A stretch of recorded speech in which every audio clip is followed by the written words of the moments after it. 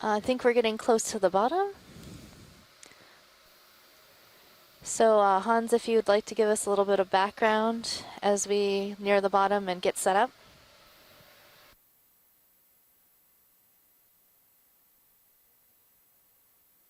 I'd be glad to. This is hopefully what we'll see is a very rare technological innovation in the Japanese Navy at the end of World War II, a Sentaka-class high-speed submarine. This was quite innovative at the time. Only 8 were laid down, only 3 were completed, and it was right at the end in 1945, so they were never fully operational during the war. But then with the conclusion of the war, they were examined, and 2 were selected to be part of a 5-submarine prize fleet brought back to Hawaii in 1946. The Sentaka type high-speed submarine was really developed in response to advancements in anti-submarine warfare, such as improvements in sonar detection and improvements in depth charge projectile systems. And so the submarine had to be able to escape the target area very quickly, stay underwater longer, and go deeper. And so certainly at the time, these were quite innovative. For instance, the Sentaka E-series E203 was ported to be able to do 19 knots submerged, which was very fast, perhaps twice as fast as other World War II submarines, the common ones. Will be, if we see the submarine, a 260-foot submarine, which is long, but the width is only 19 feet. So it's a very long, length to width ratio.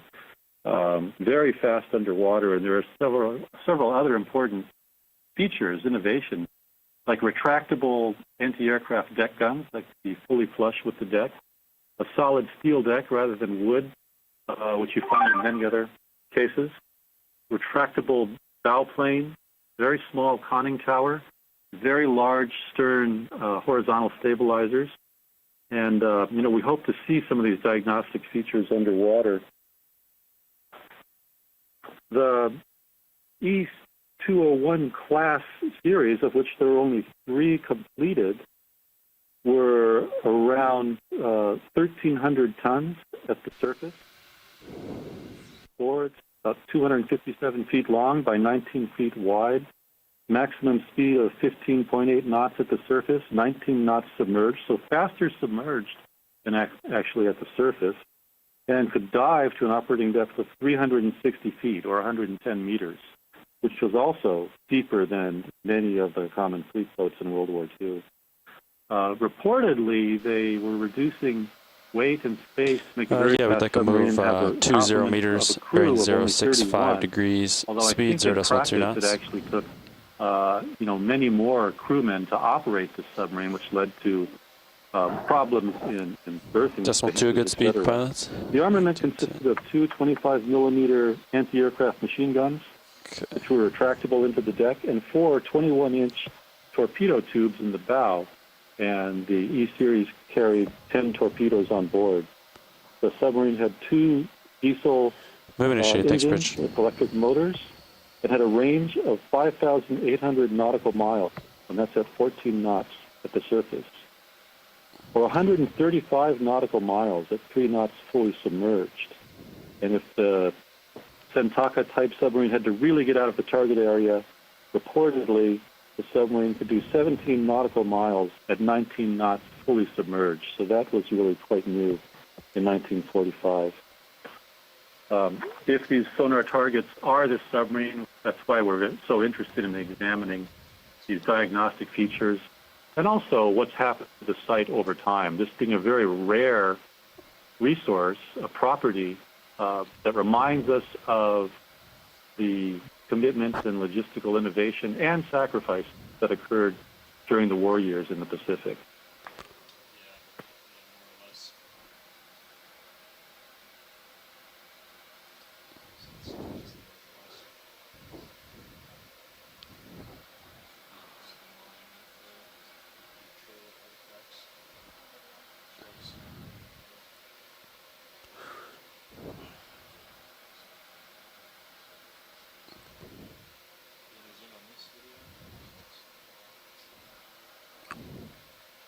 Could we get a snap zoom on that fish that's down there? I know you're looking for the archaeology, though.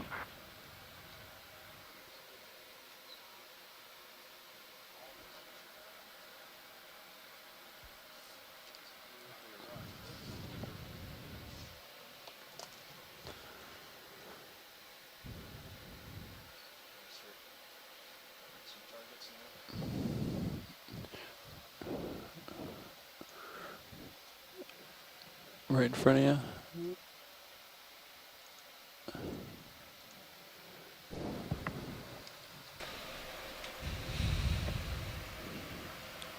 So it looks like we have some sort of machinery. Lasers on, please. When that move get called in? 2 minutes ago, 2.5 minutes ago. Copy. Does anybody know what this object is that we're looking at? This is IRC. This is Hans. We're talking about it here. We've got Rich Wills and others from DPAA. Slight tilt down. Can you switch the measurement lasers on for us, please? Want me to bring lasers on? I think they just asked for it. Pilot, are the lasers on? They are. All right, thank you. We're gonna zoom out, and they're on, and we'll just get the lasers on them. Yeah, they're on. Yep. That's correct. Can we do So a the lasers pirouette around in it? view are 10 centimeters or 4 inches apart, and this Could be some object is useful just information on over it. 10 centimeters long.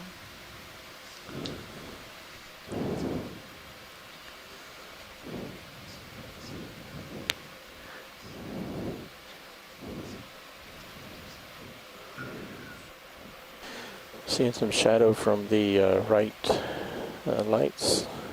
So the lower one's deployed.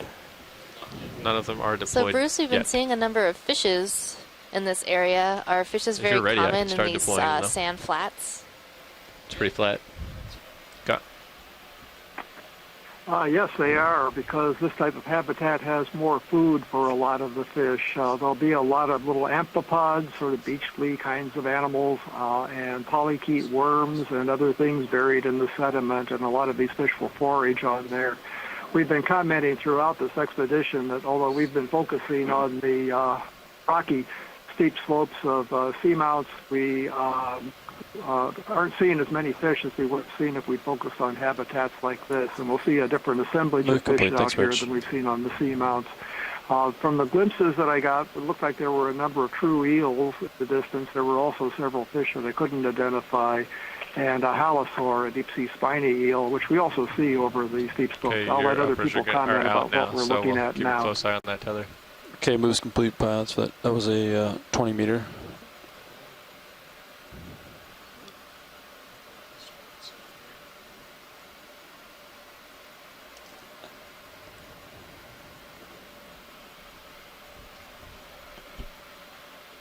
Sure, sir. I want to make you aware that on stream 3 I've added the sonar. There you The go. ROV Boom. sonar is on the lower 5.5. right-hand side. 5.5 maybe.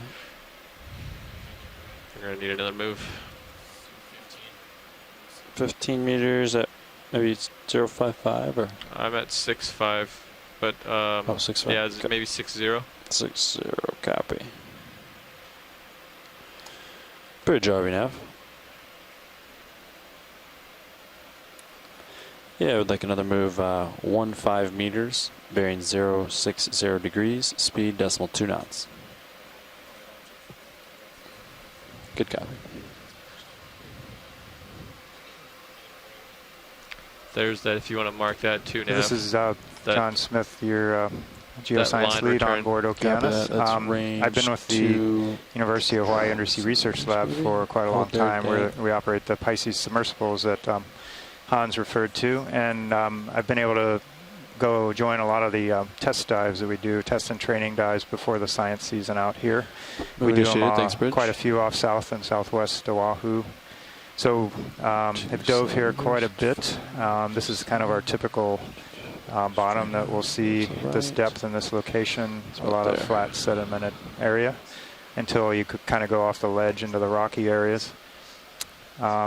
We typically see a lot of debris, man-made debris, in these areas. So you'll probably be seeing a lot of strange things. It's really strange things. It really runs the gamut of the type of debris that we see, and it also we also will often come across disposed military ordnance of various types, depending where we are. So you might be seeing things like that. That can actually range quite a bit too. And we've been involved in a number of projects to examine that material. Yeah, Dan, I can change your resolution if you'd want. It's gonna be slower, but Bruce, that fish that just dove into the sediment, was that a Neoscopolis? Yeah, it definitely looked like that. That's a relative of the lanternfish, Okay. a different family, Neoscopelidae, but they're closely related Yeah. to the myctophids If you wanna that hold your form heading a one large way, part of the sound scattering then I layer can that do migrates a up and down in the water column from day to night. high scan real quick. The bluish thing that we've been looking at for a little bit is a holothuria and a sea cucumber. There you go. Deep-sea sea cucumbers look very different from their shallow water relatives and are often much more colorful. Is that good, Carl? I'm gonna go back to low. Maybe, okay.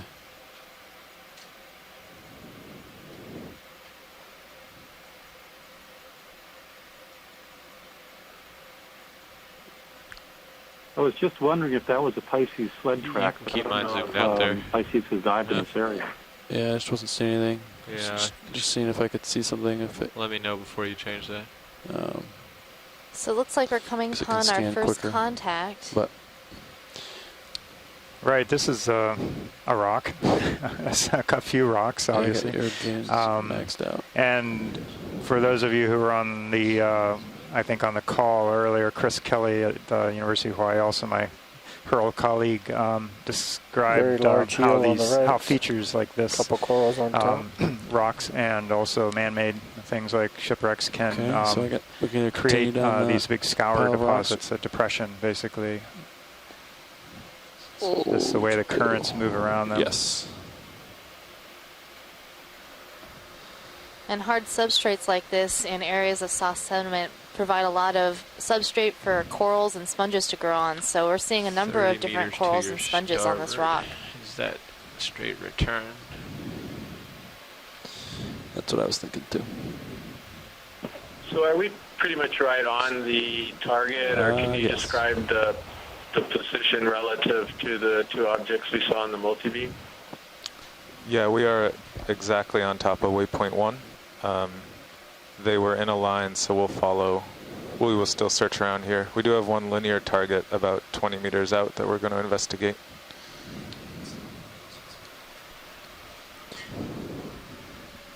Great, thank you. Might need another ship move forward too. You said the ship has stopped. Line up on. Yeah. I'll turn with you. Can we try to take the upper swing bars and This is adjust odd. them Those forward a scour little bit? areas are quite pronounced, and in some cases, they lead to some preservation issues. Pearl Okay, and, gotcha. and NOAA I'm and at Park Service in the past, Facing when we 90 studied currently. the Japanese mini sub, which was sunk off Pearl Harbor on December 7th, That's a little bit 1941, has a large I'm amount at of 9. scouring underneath I got both you the at 9, bow and the 5. stern of that small two-man submarine. Maybe. And that means got you at that 100. the submarine itself is unsupported yeah, over those I'm very ready, heavy buddy. parts, and are. it's beginning to deteriorate and break away due to the scouring action. And also, when those scours and Bridge driver now. fish are near dump sites, dredging dump sites, there Where? can be a number of bottles. Yeah, we'd like a ship move. 15 meters, 15 meters, bearing 100 degrees, speed decimal 2. Modern era Pepsi cans and bottles. Can you zoom in, Good Roland? copy. Thanks, Rich.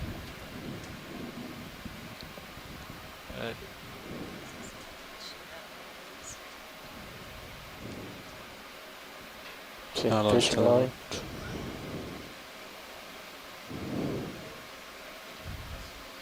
Do you want to see closer?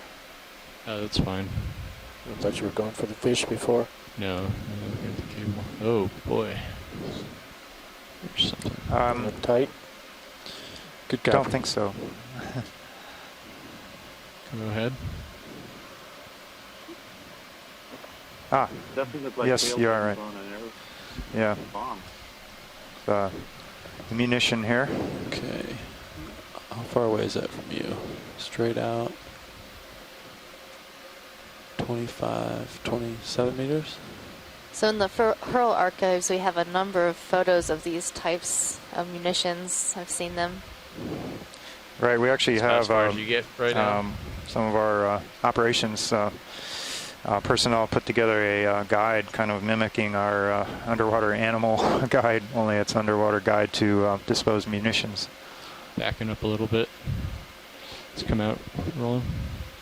And a nice eel in the background. And obviously a line of some sort. Don't know what that is. Just runs. Keeps going. See a depression straight ahead. Yeah.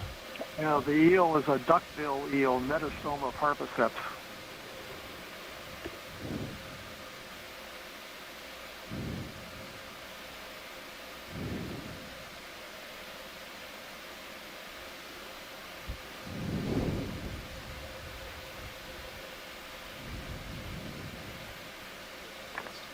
Fish floating by in the water column is a spiny eel, not a true eel. I'm wondering if it was the cable. Yeah, if it was chain and then we had a hard return because it's metal, I don't know. This is a cable, not a chain. That's the only thing I can think of right now because it should be from D2 to that return I had 16 meters away. So.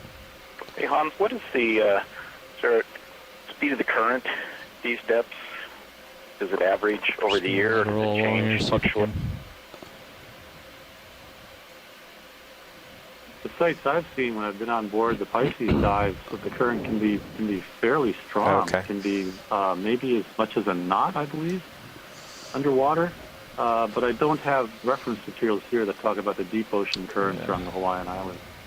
But it definitely can push things around on the bottom and create scours underneath very large on for objects. quite a ways. I don't know if the Okeanos folks can give us an indication of what the current is on site now.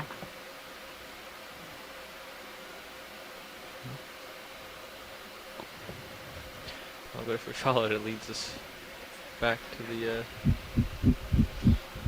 Well, it's pretty strong coming from the southwest to the northeast. Move complete. Thanks, Bridge. I don't have an estimate, but So pilot has told me that the current's pretty strong right now, coming from the southwest. Can you tell if it was like a chain or a line or? You want to zoom in, Roland? Copy that, zooming. Looks like a small line to me. That's great. That would mean that we can go pretty quickly over to the secondary target, those Looks like rocks, aircraft cable. after you guys have thoroughly confirmed that we have a series of rocks here for our primary target. Yeah, I guess that's the sonar return there. Interesting. Well, should we follow it up to the north? Does that get us kind of back to the original rock? Yeah. Back to those returns that we have. Yeah, right now Sirius is. I just wanted to peek over to the south and see if we could find the end of it, but. Notice how those lines are on the sediment. It looks like maybe this line has been scrubbing, moving around. Yeah. Okay, let's come out. That move's complete, by the way. Okay, I'm gonna saddle over here.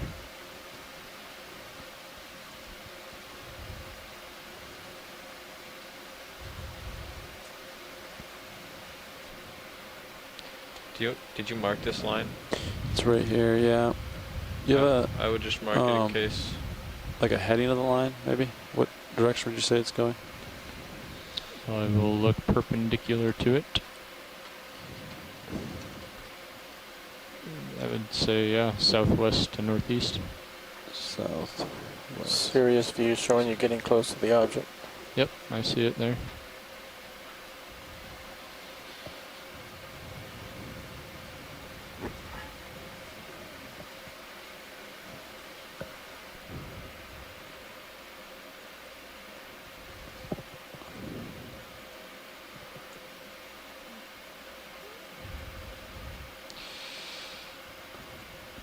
I think we'll just keep our distance from that. It's like maybe. Science did report it as a munition. Probably a good idea.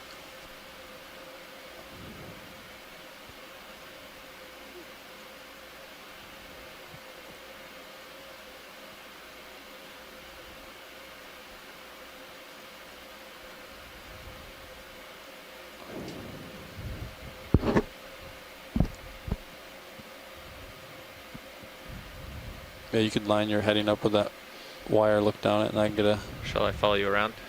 Yes. Okay. I can get a bearing of it. Okay. There's something, or there's rocks. That's the rock from earlier, yeah? That's a different Some more rock. rocks coming into view on the right side of your screen. Rather large boulders. Cirrus should be sitting over the first rock. With scour around them too. Looks like several over there, outcrops. Or a wall.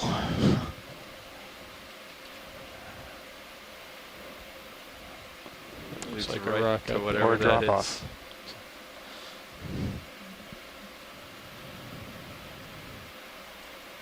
Think you've got something? You've got rocks? Chris, this is Hans. That's not picking up to be communication cable of any sort, is it? It looks like fishing line or something.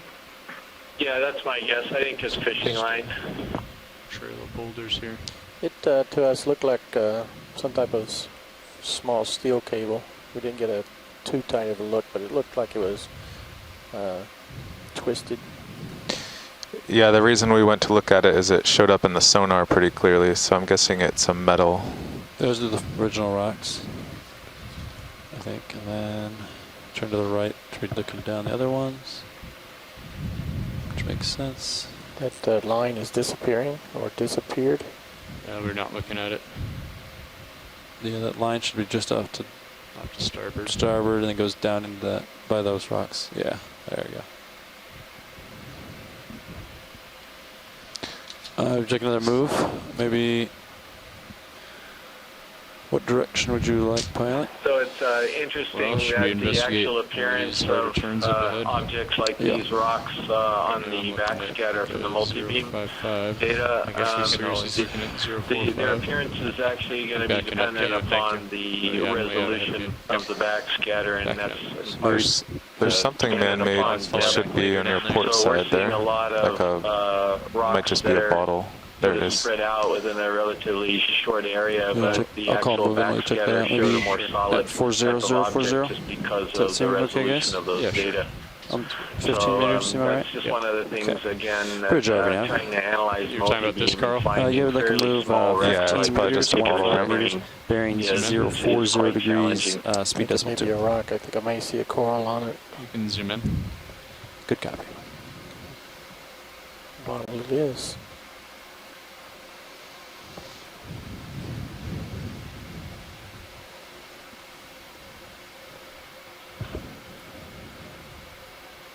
Max zoom.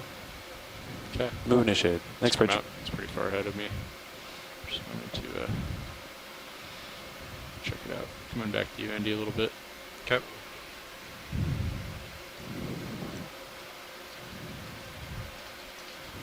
Sorry, the current's just pushing me forward.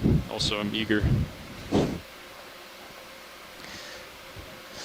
Nav, if you zoom out D2 sonar to 80, do the rocks stop? I think. Something interesting swimming up or left.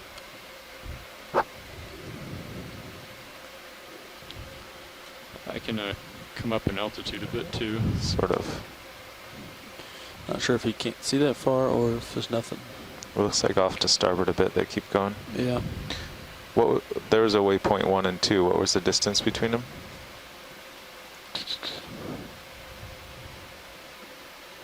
Waypoint 2's over here. Yeah, I think that's. So this might be a field of rocks that's that long. Is that 100 meters or? Yeah, so from D2 to waypoint 2, I got 100 meters. Okay. So likely we'll follow the rocks to the east.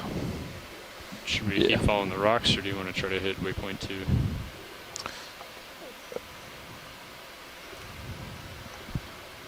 I think, well, the rocks in waypoint 2 will end up a little bit south of us. Okay. Yeah. So I'm up 5 meters right now. I don't see anything additionally. So you're looking 60 meters out from right there? Due east, yeah. So we still got rocks over here? And we're positive it's not down here. We're not sure. So we have brought D2 up in altitude to get our sonars to look as far as possible, and we can see similar round sonar targets extending about 60 meters to the east of us. Likely that's what the waypoint 2 is, the end of these targets.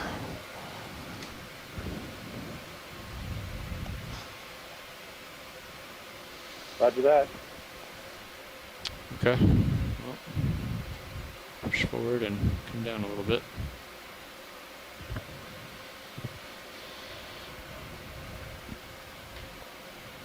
Centering you up.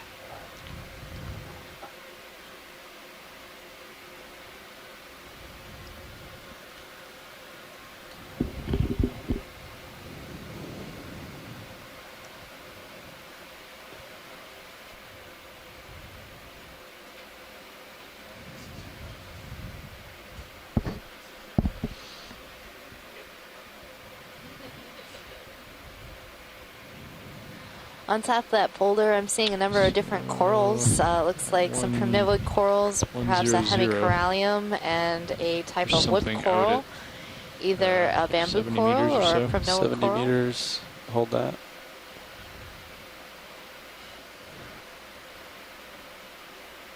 It's about here. Okay. I'm tempted. Move complete, thanks, Bridge. I'll do a sweep to the port, see what we can see those targets, but that other one is... And our definite ring coming to center. Yeah, definitely. What direction would you like? Hold on 1 second. Let's take a look. Those are almost in line. We could pass over, head northeast and then swoop back south probably. You want to do that? That's what I'm thinking. Yeah, just pass over them all. 065 and then come back to the starboard. I like that. Then we've really seen everything. Okay. Yeah. All right. Okay, 15? Yeah. Seems like a good distance. Yeah, we'll get there rolling. I'm going to do a bridge over now. out pretty far again right now. Stand by.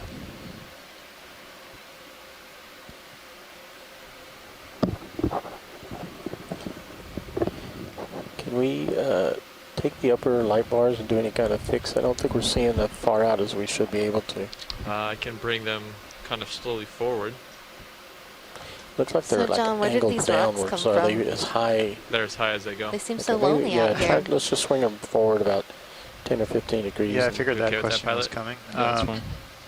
We pretty much, just for those unfamiliar with the area, we there's basically two kinds of rocks. There's volcanic rocks from the volcanic edifice from the mountains and from the underlying slope, and there's also we get carbonate blocks, and those are from fossil coral reefs, fossil drowned reefs that have broken up, and they don't really look like what you think of as a coral reef anymore. They look like big blocks. I think that might have made it and worse. sometimes it's a little hard to tell them apart unless you look in close at that stage between the volcanic and the carbonate. I think these are volcanic rocks. Yeah, it's definitely getting better as you're backing them off. Okay, that's back to where I had it. Yeah. I'll put them back. Thanks. And typically the upper we'd slope like to move will, 1.5 meters, being disintegrating over 0.065 time, degrees, landslides, earthquakes, getting a little tight. slow movement. Good copy. And basically rocks and boulders tumbling down.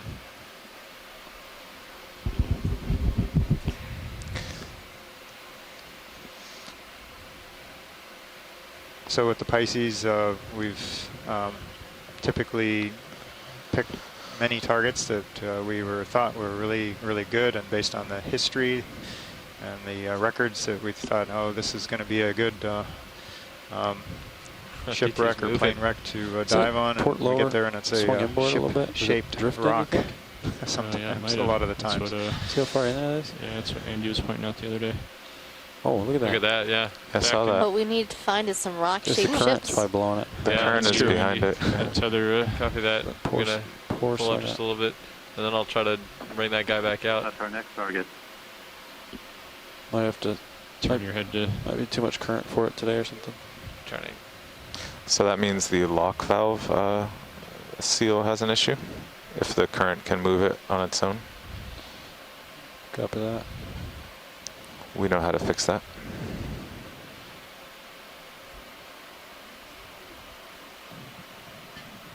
I got right all the way. Thanks. A little more comfortable. 30 degrees. That was towards 0.65. 6.5. So we got to bring your head back around. Did what happened to that flat ring? Did we already look at that? And I think it was over here to. a lot of the way we find these, eventually find the targets of interest, it is by a process of elimination over time. So USBL. it's fairly rare that you're looking for specific this has to do with the cultural projection filter, resource, the noise maritime thing? resource, I and can't actually hear find you. it the What was first that? time. The number we Usually changed go this through this morning? process That's the of threshold. diving Probably on not. targets related? such as this, Okay. rocks, other things. Sometimes we find a different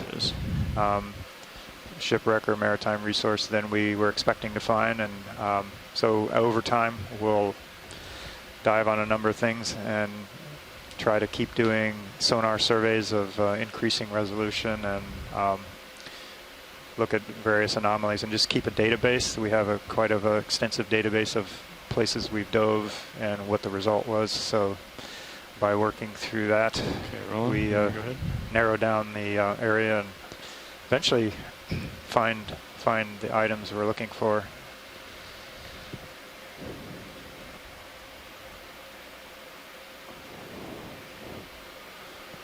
Well, we found a circle. It's very circular. Max soon. Yeah, I don't know what this is. It could be a number of different things. Maybe somebody, one of our experts on the line might have an idea. Let's come out a little bit. Right there. Really hard to say. You know, I just look at these things and think it's jetsams, things that have been randomly deposited. It doesn't look like it would have been moving in any current or anything. So there will be some items that are just kind of randomly disposed of over the oceans and happen to be in certain areas. So I'm thinking maybe we should, it looks like the largest pile of rocks is about 30 meters ahead, and then that other target is 60, so maybe we should just do 2 30-meter moves, verify there's nothing, and then we can continue on. Which was sunk a year later from our primary target. Copy that. By a U.S. submarine. And on the Because deck, I think we're pretty sure we'll be moving on to the east a soon. modern plastic wall fan from the 1970s. So there's no way that the wall fan Really is now got 0.65 again. Maru. It happened to be end up falling there that on big the deck pile of the World War II Can you turn Japanese towards auxiliary. 065 or Yeah, actually that's You can stay interesting. here. We're out in This'll the be middle better of for me. literally the middle of the ocean at Wake Island. But you find It's like something a like that. Potential metal cup. Yeah. And since we are so close to Oahu, we do find a lot of seen garbage today so far. kind of typical debris that has nothing to do with historical significance. Go ahead. Just garbage, basically. Nope, I was wrong. Move's almost done, not quite. Do you want 30? Looks like. Sure. Like this coffee mug. Yeah, these ceramic cups is an interesting thing. Often we find deposits of ceramic coffee mugs, and they go down with, I don't know, either the vessels or they get disposed of. You ready for another? They were disposed range of 30 meters, bearing 080 degrees. And we actually have decimal 2. some places that we go for pilot training to use the manipulators, and they actually go and practice picking up cups like this. So you can see they're ceramic, so they're hard but also delicate, and through clasping them with a hydraulically powered manipulator, it takes a little bit of skill to not break them.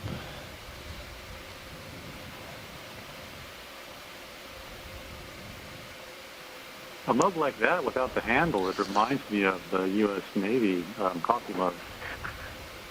Move initiated. Right, yeah, we find those types with handleless, and then also some that do have handles on. It looks like bent metal there on the left. Sounds good, Carl. Thanks. Right, those pieces to the left look like bent metal. Which ones?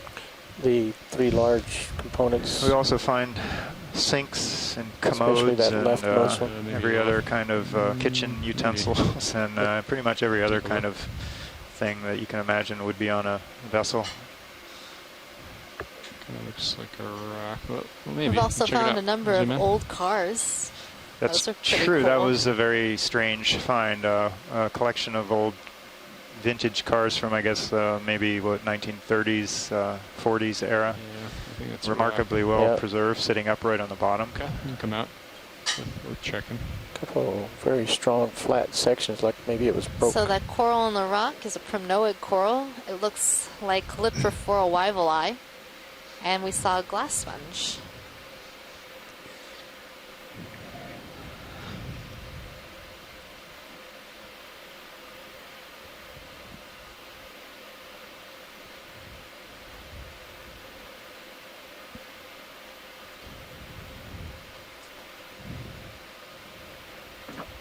The porcelain quite often shows up very well. It's very bright and clean. I always thought it was because the surface was so smooth that it was a little more difficult to be colonized by various marine critters. But yeah, what was your bearing on the last move? Porcelains and ceramics great. stand up underwater over a long time very well, and that gives a lot of the maritime heritage resources, East Asia and Southeast Asia, so much of their cultural value. You have some more tether, but not too much more. In the Hawaiian Islands, at 30 or degrees. other shipwrecks, it's kind of funny, but one of the things we often spot right away, which is a real bright white feature on the bottom amidst the debris of the shipwreck in a very high energy environment, will be the water closet toilet, because it's bright white porcelain.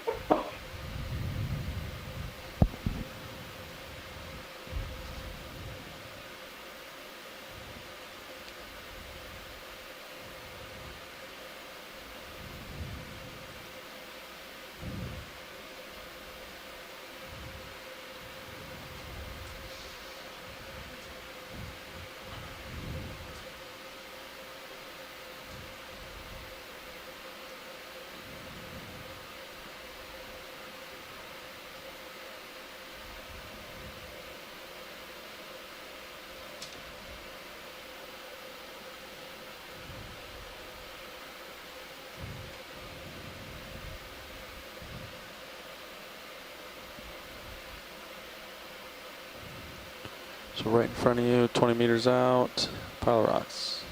Yep.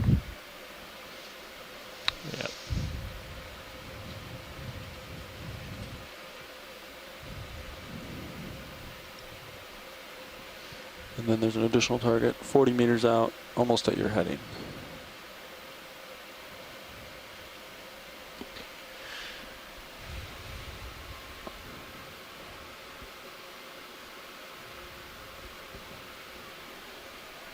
Okay, backing up a little bit.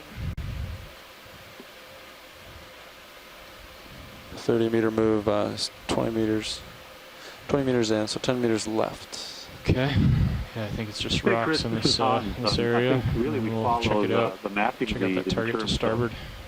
confirmation that this area is just these types of targets before we consider transit time to the second target. Does that make sense? Seems to make sense to me, hon. Roger that.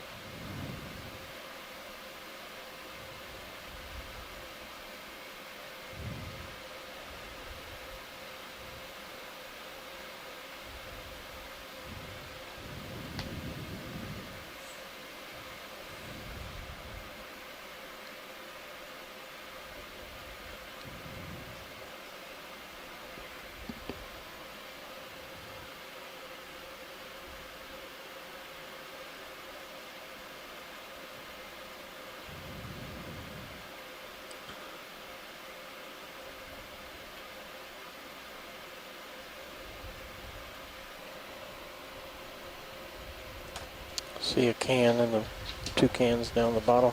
Yeah. Looks like beer cans. Do a quick zoom. Move complete. Thanks, Bridge. It's the rare Beerus Is that a canicus. monster? It is a monster. Monster. Looks like the Budweiser What flavor is species. that? Yeah, there's a Sea Monster energy drink in the other crevice over there. Oh my goodness. Nice So job. a little bit more recent, maybe, or well, potentially. I think that's a more recent product. Sorry, But, so that move is done. Yeah. it's amazing how long things Alright, last down well, here. I think we'll check out these other targets. So I'm going to saddle on over to starboard, and you can Copy. slowly follow your head as I move over. And these rocks are hosting quite a number of corals and sponges. A lot of current pushing Coming up. pretty hard laterally. I'll turn into it.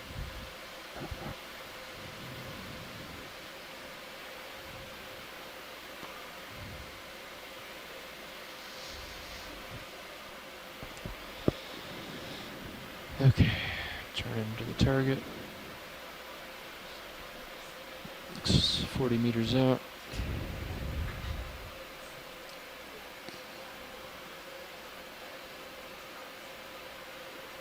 Okay, it's right at your heading now. So it was 100. 100, and he's So at. why don't you turn your head a little bit, Andy, toward 100.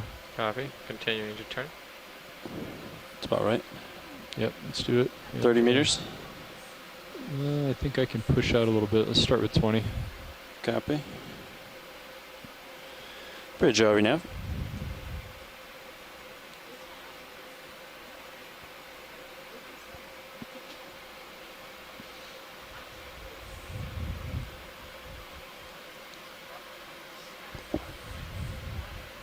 Bridge RV now. On Bob, how does the I-RE-203 compare to? Yeah, we'd like to move 20 meters, bearing 100, speed decimal 2. Good gap. Bob, this is Han. Well, this was not an Sure, aircraft 30 carrying degrees. submarine, of course, Alright. but a Can you kind bring of that out? experimental, fast, large Aaron, submarine. something in that depression. Limited range compared to the I-400, which was truly Kinda looks like impressive with rocks. a range of something like 37,000 miles. And smaller at 260 feet in overall length compared to about 400 feet for the We'll check it out. I-400 class. Okay, And let's come out. really a I'll come different back, Andy. objective, Copy. a different goal for this No submarine. issue. Thanks, Bridge. To be able to quickly escape an attack Yep. area, There's but some have garbage the below me. torpedoes in the bow, whereas the I-400 is meant to, much larger, much slower, meant to surface green and copper launch tent? 3 Sayran aircraft and recover them. Yeah, you want to zoom in? So quite different, I'd say.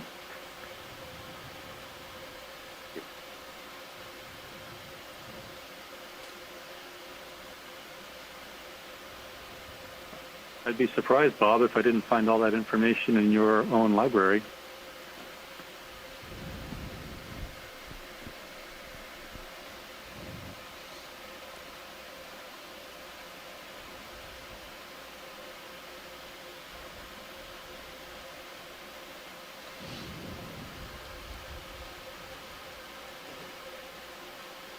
All right, let's come out.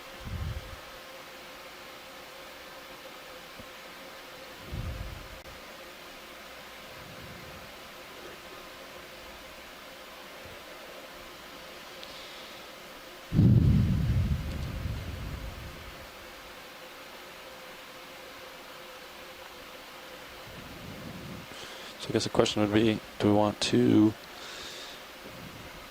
continue survey for an additional 50 meters past those targets, or back up? I think we go to waypoint 2. Okay. Then we'll have crossed this whole multi-beam target. And then if we want, maybe we could, well, that line could just be garbage fishing line, you know? Okay. Or it could lead to something. Well, it did appear to be an ordnance, didn't it? But it could be, I didn't see any targets. could be unrelated. Pretty yeah. quick, pretty far Yeah. out there. There's ordnances all over the place, I think.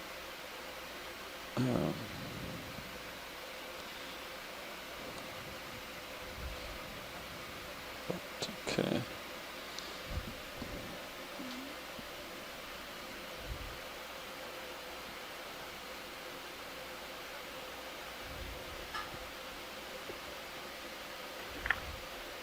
Hey Hans, do you know if we are on the main cluster of rocks here? So 20 meters out from you. For the mapping lead? Yeah, so we are, this is John on Okeanos. We are in there? between waypoint 1 and waypoint 2. I think about halfway. I don't have the full nav screen available. But we are in between the two waypoints of interest. Tiny Pepsi and, fish. Oh, wow. Obviously, we've just come upon another set of rocks. So that waypoint 2 is roughly, what, 110? All right, thank you. From ROV to waypoint Roger 2. that, so we're going from waypoint 1 to waypoint 2 of the primary target. 110 now.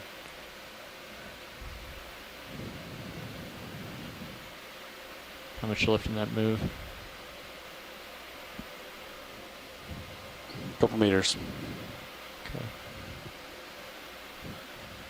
All right, you want to bring out that outcrop rolling? I'll push forward a little bit. Make sure there's nothing else in there.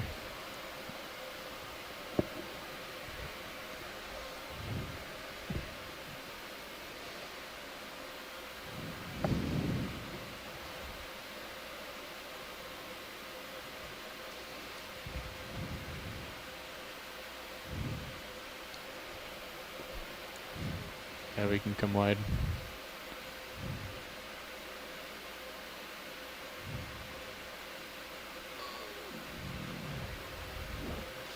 Lots of rocks.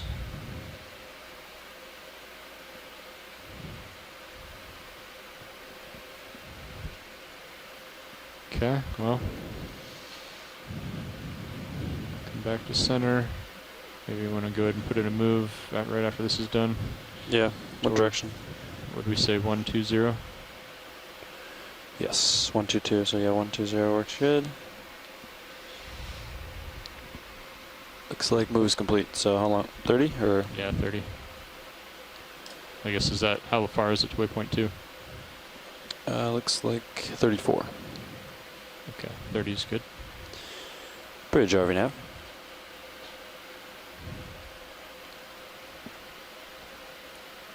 Yeah, we'd like to move 30 meters, bearing 120 degrees, speed decimal 2. Big crab between those two rocks we passed over. Oh yeah.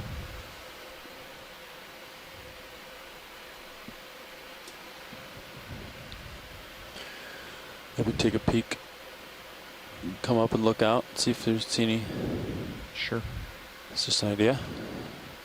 Just to verify there's no sonar returns. Good copy. Come up.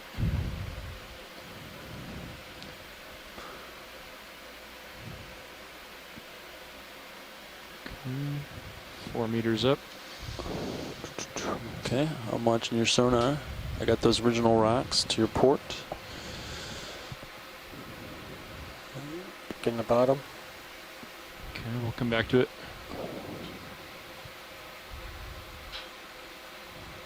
Another linear return. Way out to port. Yeah, we'll see if it's there in this next update. Nope. Is that in the same direction as that cable was running before? So if nothing else, it's these isolated piles of rock are a good example of these, how these they form a little oases of life in the deep sea, or relatively deep sea. Starboard. Coral sponges and anemones. There were a couple crabs there. A lot of fish surrounding it, though a lot of the fish prefer to be out in the open sedimented areas as well, but move in and out of the rock areas depending on their needs so or their species. Going to start with the old rocks, is that what that was? Yeah. Okay. Great. Yeah, what was the distance out to those targets? Is that like 50 meters? From D2 to that wire was 50? Yeah, okay. That's what that was then. Okay, great.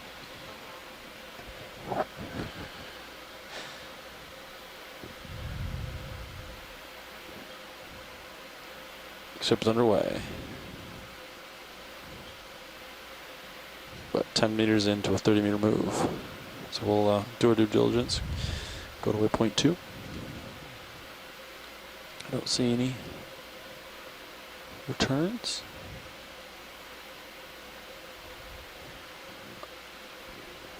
Okay, Roland, go ahead.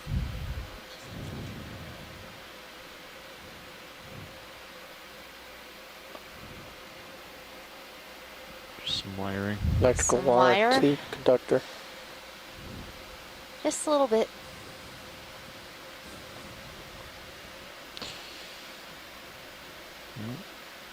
Okay. Coming down, pushing ahead. Big crab there. Yeah, it looks like we have a crab on the move.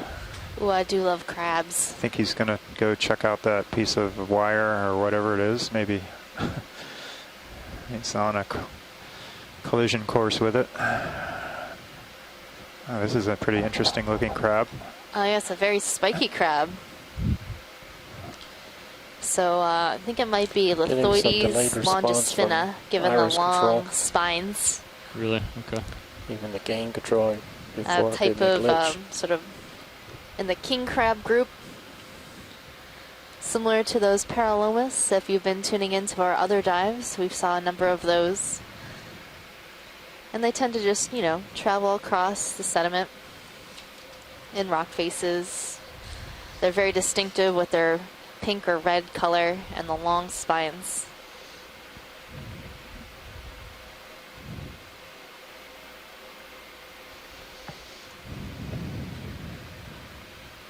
He probably feels a little more confident being out in the open and not subject to being predated upon with those spines.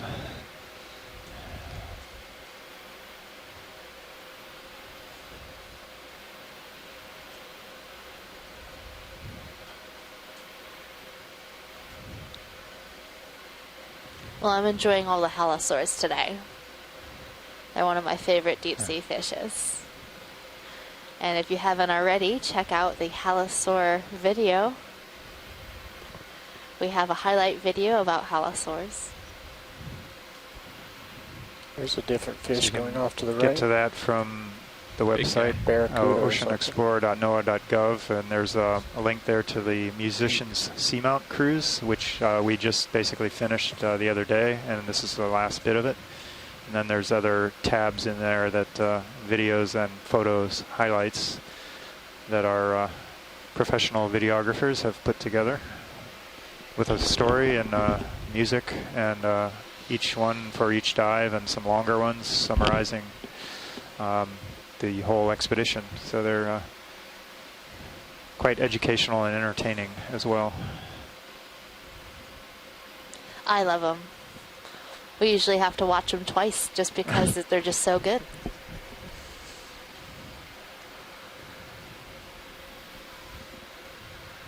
Also, there are mission logs from crew members and science teams and different people who are participating from shore. So if you want to learn a little bit more about certain subjects, check out the mission logs as well.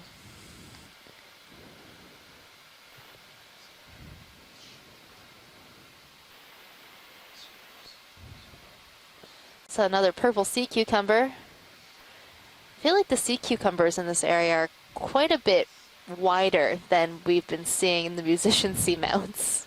Well, we are closer to an island instead of so there's, I guess, more terrestrial debris and sources of food. As you can tell, the water's cloudier than where we were. It was very clear up in the musician seamounts.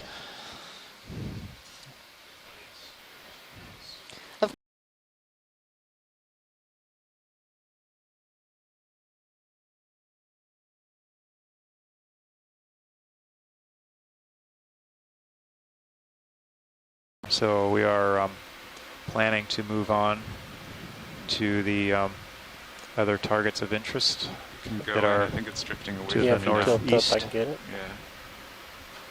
There you go.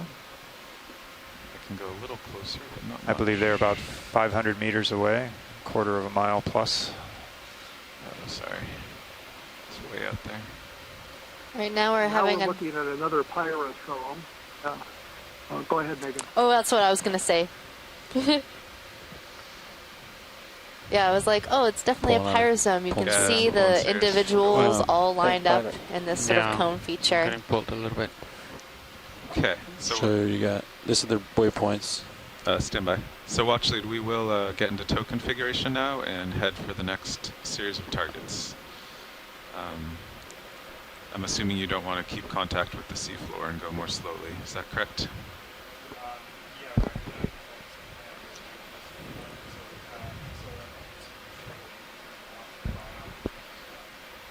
Yeah, we'll just go to an altitude of about 100 meters and yeah, tow along at half a knot probably.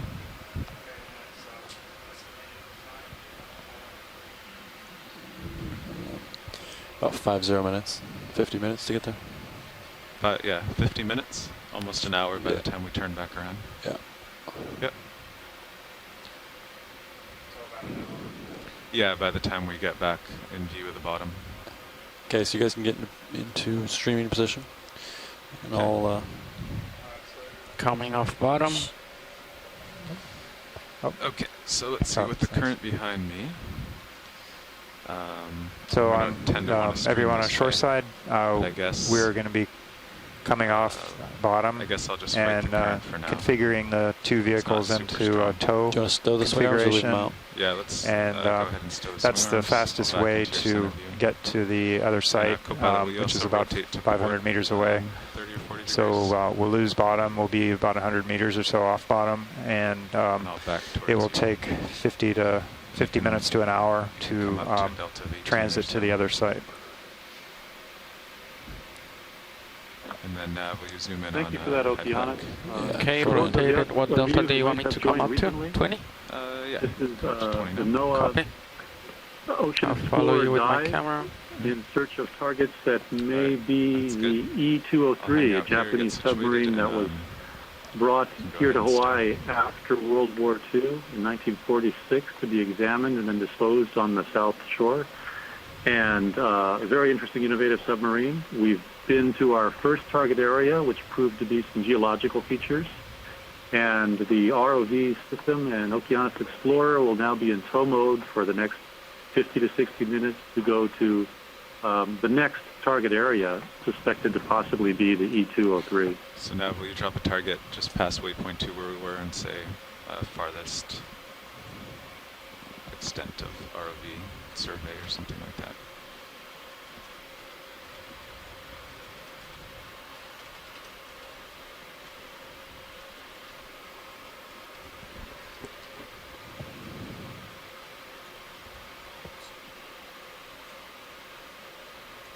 Yeah, because they have the track too, the whole ROV track the whole time too. So yeah, that's good.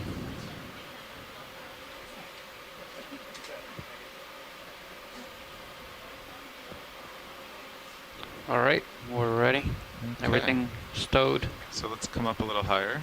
If you come up maybe 5 more meters, I'll get my altitude up so I'm comfortable just driving around. I know there are rocks down here. And I'll also start backing towards you. All right, delta 25. Okay, we're coming up.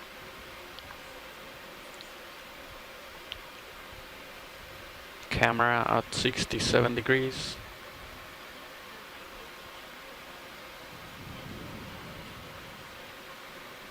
Perfect. Get my altitude to 10 and lock in depth.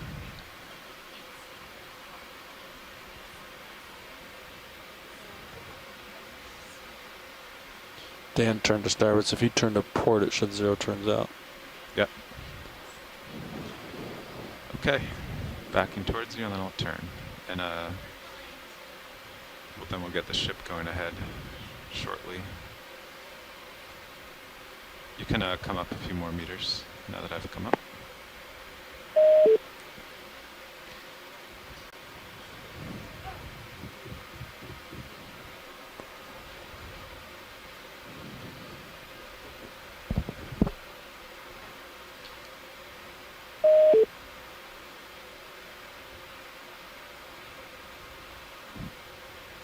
All right, I have in my PTZ as well. Excellent. Still backing. Turning. Camera at 90 degrees. Excellent.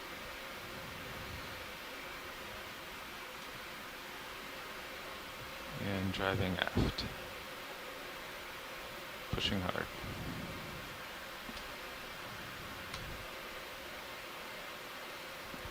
So the top number of turns is on the tether and the lower number is the 6/8? Yeah. Okay, I thought it was backwards. It didn't make sense for a second right there.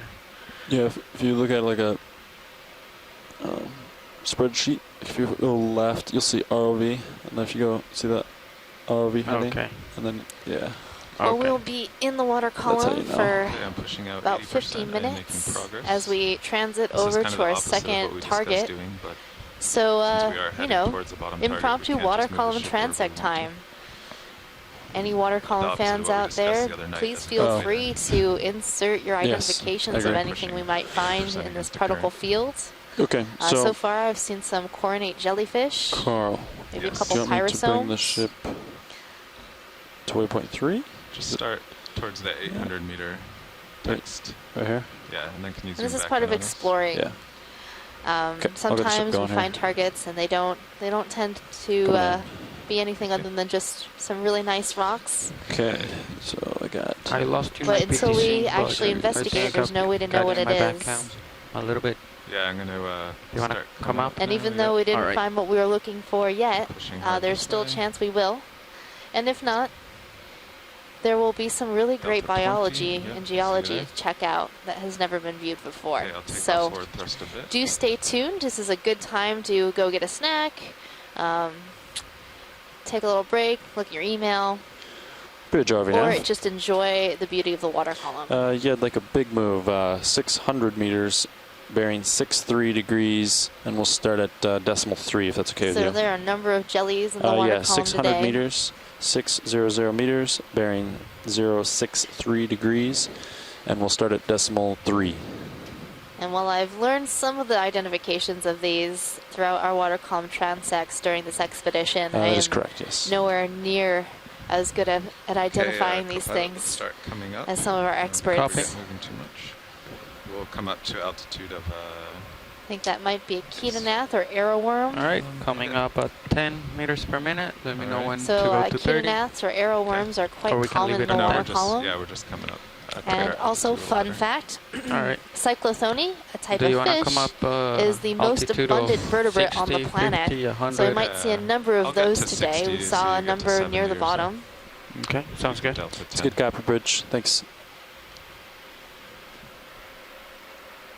What was the speed of that move now? Let's start at This is point some 3. interesting Just water gonna let 'em column get time. that going and then speed it up. Seeing a lot more Sorry, here Bridge. than we did out And in the then speed it up musician's 0.5. seamounts, but That's a that's to be couple of- expected given our Delta's 10, location my really altitude's close 40. to land. Everything's looking good. Oh, Copilot, you can come out of auto hit. Yeah, More- well, Yeah, more food at the surface means more food for the midwater animals. And more food means more life. So do you appreciate the midwater more now that you As far as ran a number of those Nav, could we do surveys a up in the ascent? 'Cause you guys musicians? came up a couple meters. Might as Yeah, well I stay on definitely bottom, do. I think. There's so, a yeah. lot And then of we'll just do a ascent when we just come up at the end of the life day. down here that I well, never that's a knew question. about, and no, there's leave it so at much bottom beauty. until And we are have quite a gonna recover. number of highlight videos Yeah. to check As out of on now, the website we're using those bottom and of ascent some of the buttons. amazing for water the column finds nighttime that we've made. playlist. So we So saw if you press it just before a we're vast coming array up, of jellyfish they're gonna have and like siphonophores. they're not gonna have the whole footage for Oh, their Right. playlist One is thing. called So The we're video. gonna- Wonderful Video. World of Yeah, Water, so- if you're looking at the site. us- So that was a or- siphonophore that just so when we're passed gonna by. recover, just press Or WOW ascent. is the Wow. acronym. So Yeah.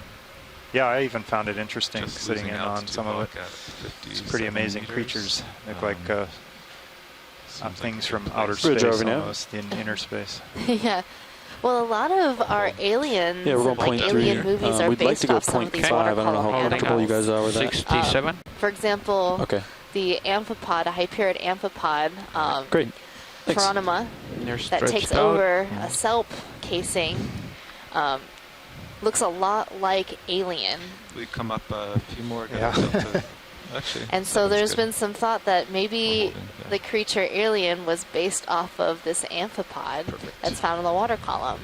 And if Right. it was, you know, Delta human-sized, it would be 30, pretty scary. 9. But this little amphipod is less than a centimeter Increasing the long. sonar gains. But it has this Right about really interesting, complex compound eye that takes up like a vast So we amount of should its spin head. So around it looks to like it line has up a with the really ship. large brain, but it's actually all eye. And then it has these All right, so once secondary we're comfortable, eyes we lower can, down on the zoom in head. over.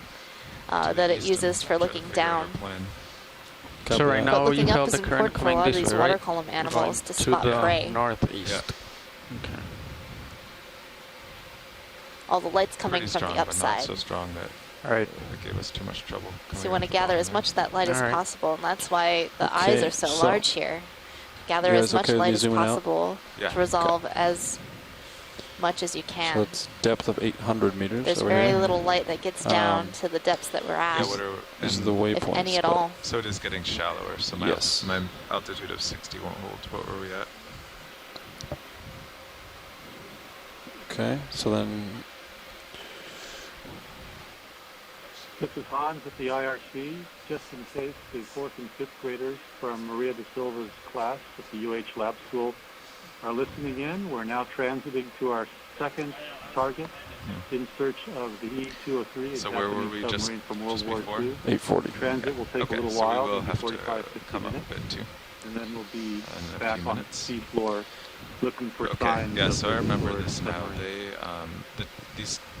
The two targets kind of near the 800 meter, they just looked like, well, they're holes, obviously. Yes, fear not. This they is just not look like the maybe blue screen of bad pings that death were on down your below. computer. Because this is totally This is just the if water you clean column. it, it's likely to clean up the Okay. shipwrecks.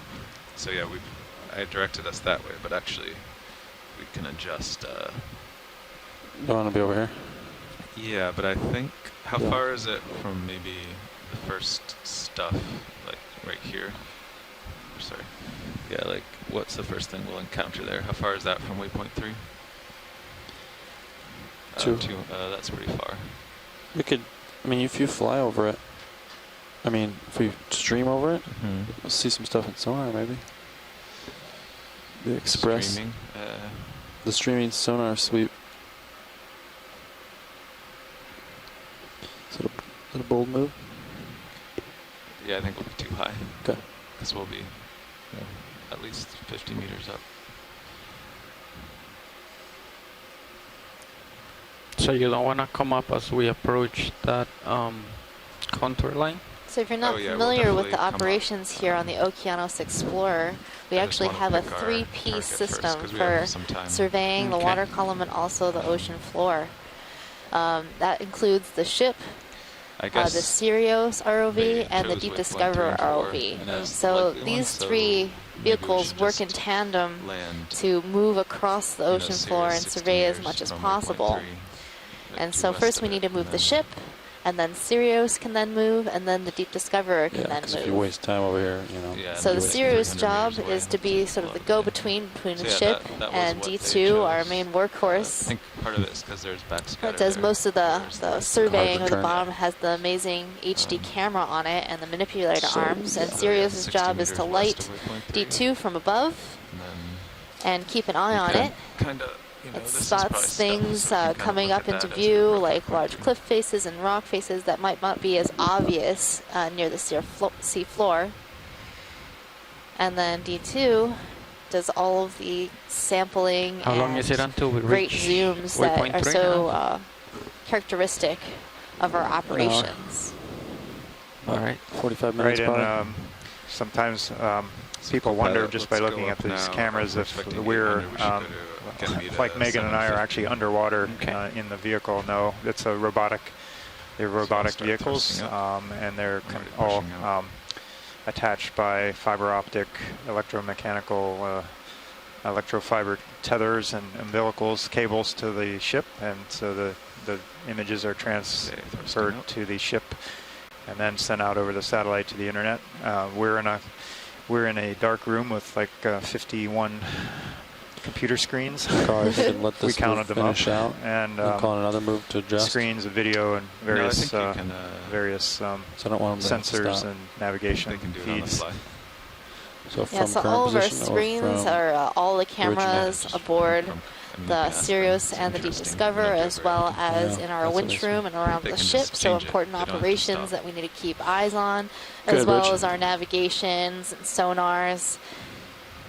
And then our personal computers are Perfect. here too Great. to help chat Thanks, with Rich. you on our chat log and answer any questions via Yeah, email. I would, got some time Yeah, to cast and, them the best way.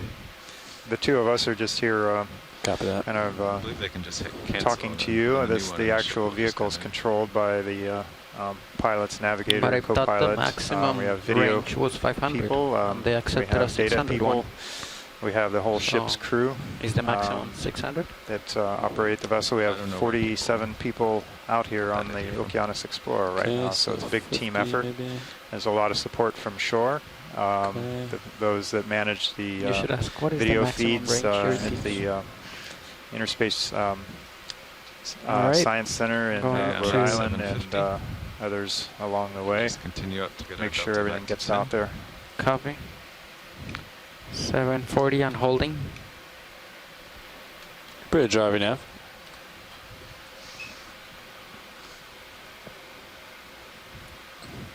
Yeah, what's the best way to change a ship move when it's underway? Do you guys typically come to a stop and then call on a new move, or? Well, it's a lot more Yeah. comfortable in here than it is in a submarine, right, John? You can move around, but it's Okay. it's pretty much as Let's do cold. that. I know, right? Thanks, Bridge. Actually, I think it might have been warmer in the sub. So do Depends you on want the to push depth a you're little in. bit harder, or do you want to lateral? Yeah, or they what's the best thing? all these I think computers it'll be and over. screens generate a lot of heat, Okay. so they chill it down pretty good in Still here. pushing out. You can push out a little more. They pretty much wear the same amount of clothing almost as Yeah, being Bridge, I in got the the next submersible move at a ready moderately deep when you're dive. ready. Yep, this is definitely the same outfit I was wearing before. Had my hoodie and my fuzzy socks.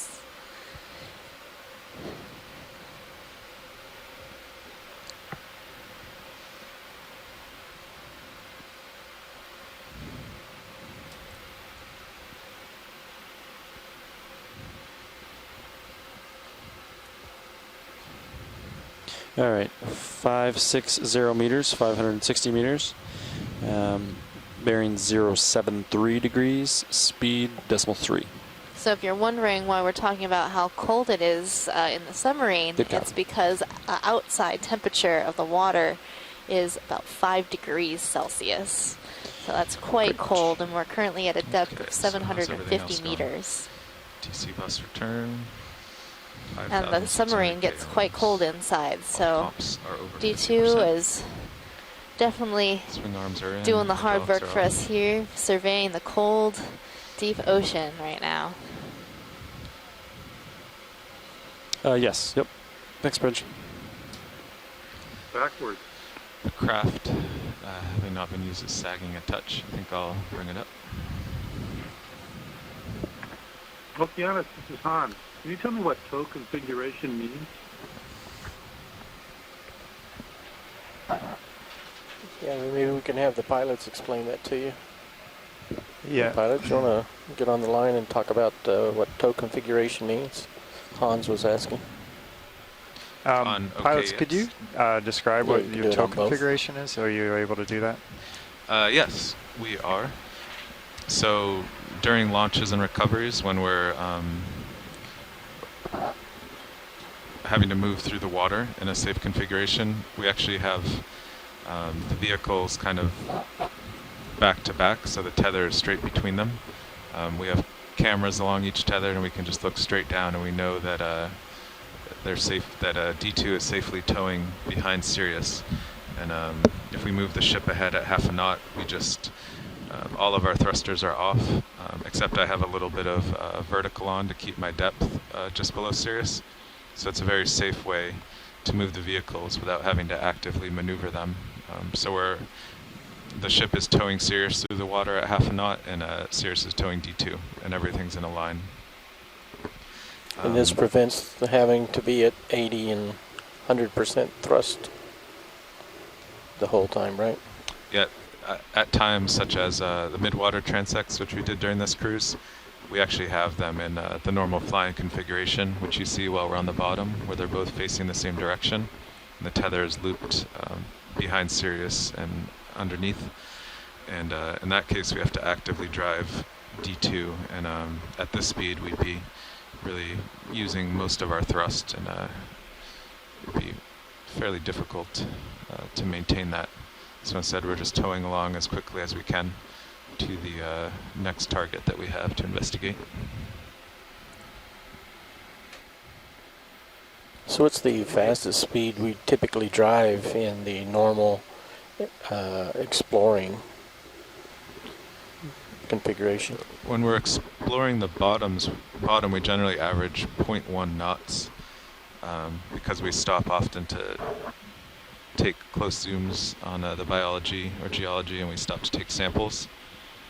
If we were to drive along without taking any good zooms with the video or any samples, we can go along at 0.3 knots fairly safely. That gives D2 some room to navigate around rocks and up small cliffs or small overhangs.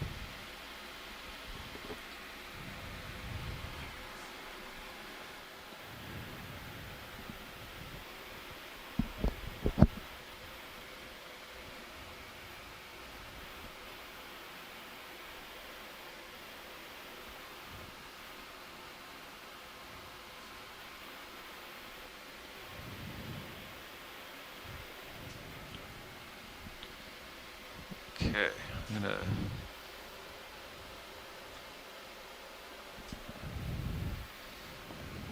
play with the craft for a moment. Since we're not taking samples today, the craft has been not used, and as we change pressure and depth and temperature, the oil inside of it moves around a bit and it can sag. So I'm just going to turn it on and lift it up.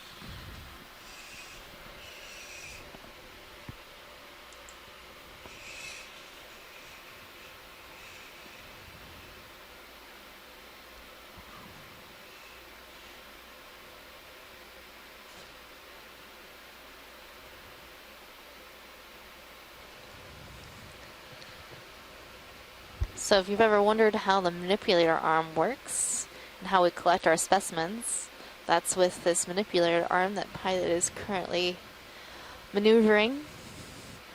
So if we found something on the seafloor that we'd like to grab, this arm is has specific settings for picking up different types of objects like rocks and corals, which we can cut with a cutter inside the claw, and also pick up quite delicate organisms and soft sediment with the shovel feature that's located just to the right of the screen. You can see the little knob there. So the arm will come and pick up that knob, and then it's like a little dustpan that can scoop up anything in soft sediment.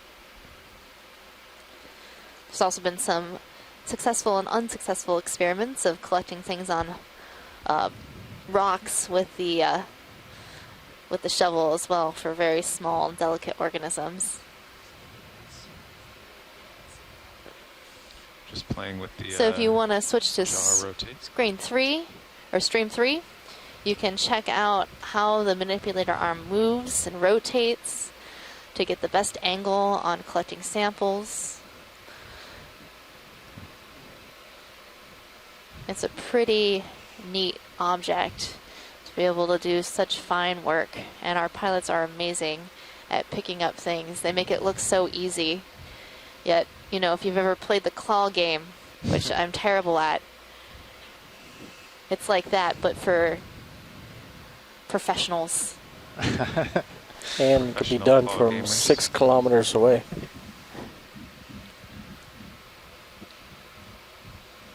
Yeah, and this arm has force feedback, so when it actually touches, when the claws close in on something, they can feel some resistance. So much like when you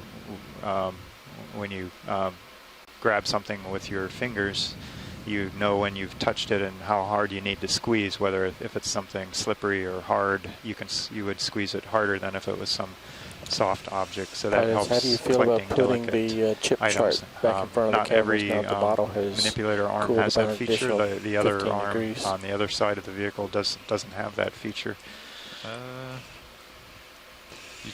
30 minutes. We have 30 minutes. Actually, we increased speed, so. Yeah, how long do we have now? Standby 1.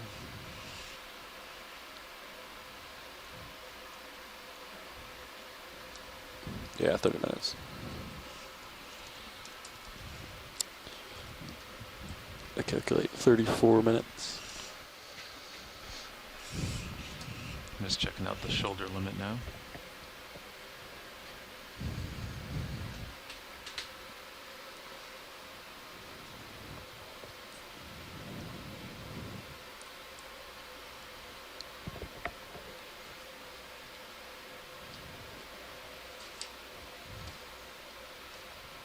So it is about perpendicular.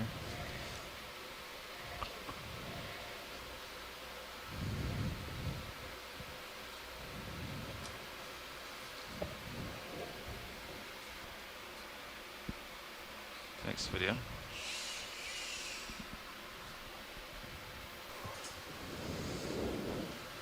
Okay, the arm is all stowed. U2 survey 2. Big smile, there you go.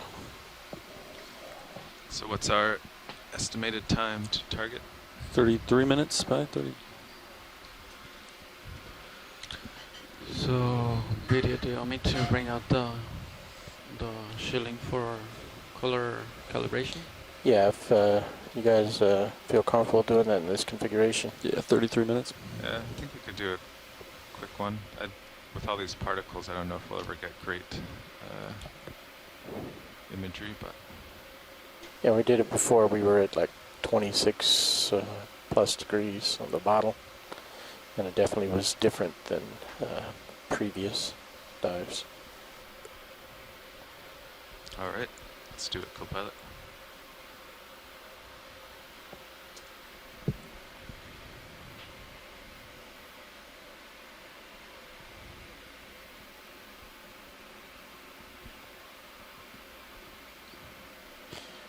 Are those wings all the way out? Or is the drawer all the way in? Just curious. I'll check right now.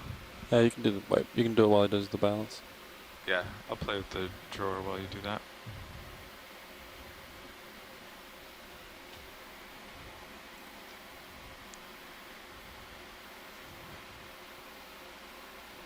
There you go. So now if you happen to be watching stream 3, modified the quad split or setup I use for color correction. In the lower left you see what we call a waveform and vector scope. That allows me to see the various, all the signals that make up the actual video signal. There's many different adjustments to get the colors exactly right. And we want to have it so that when you see it back home, it's sort of as if you were to see these same objects at the surface under sunlight.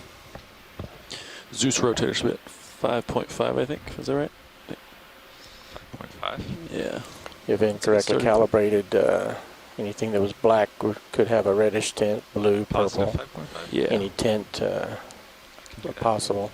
Similar with all objects, they could have different shadings to them. We're trying to most accurately represent the true nature of the image. Copy. Does one of the swing arms come in? Created this custom Starboard lower?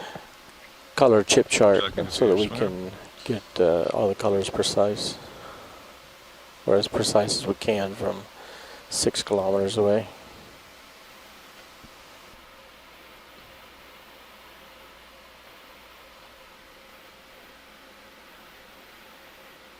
There you go.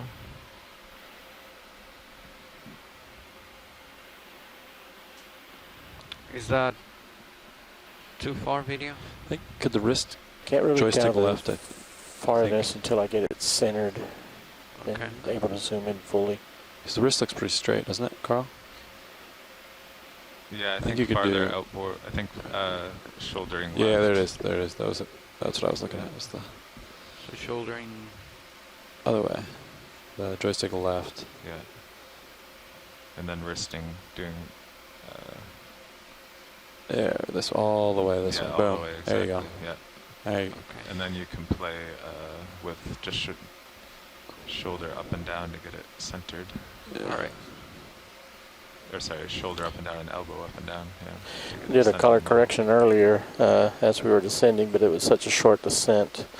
The camera didn't have full time to get to the same average operating temperatures on the bottom, and that makes the image sensors pick up differently. So right away I can see in this image already that both the blues and the reds are shifted in color. There you go. That's nice. Is it sagging? He's moving it. On the waveform vector scope, you see in the lower left that mostly straight line with all those star shapes. Control. The center part should have a nice straight up and down line. Do you want to come in, video? And if everything was perfect, those dots would go exactly to those little measurements you see around the screen. There you go. Nice. It's pretty good. What'd you say? How's everything else going? How are the sonars? I got them. Got Sirius Max sensitivity. Gonna cap the camera and check the blacks. Down a little. Is that a good position? That's good. That is good. Okay. Capping the camera. Black balancing. Everything else looks good. Comp levels, Delta 10, streaming. So now I'm adjusting the blacks to make sure that everything is centered. As I adjust the increase, everything is staying perfectly centered where I want it. Yeah, I agree. I'll open the iris back up. Adjust the black levels appropriately. See on that left X pattern on the left, there's sort of 3 overlapping patterns, and that's the red, the blue, and the green being the center one. So now I adjust those until those are centered. I'm actually going to do that with a different control.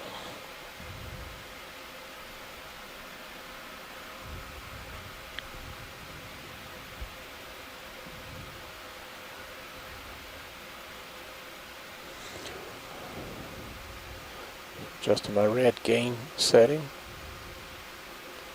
It's looking much better. Blue gain.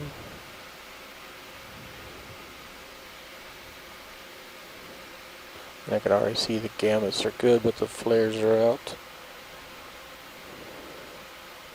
Flares are that center of that straight line you see on the right.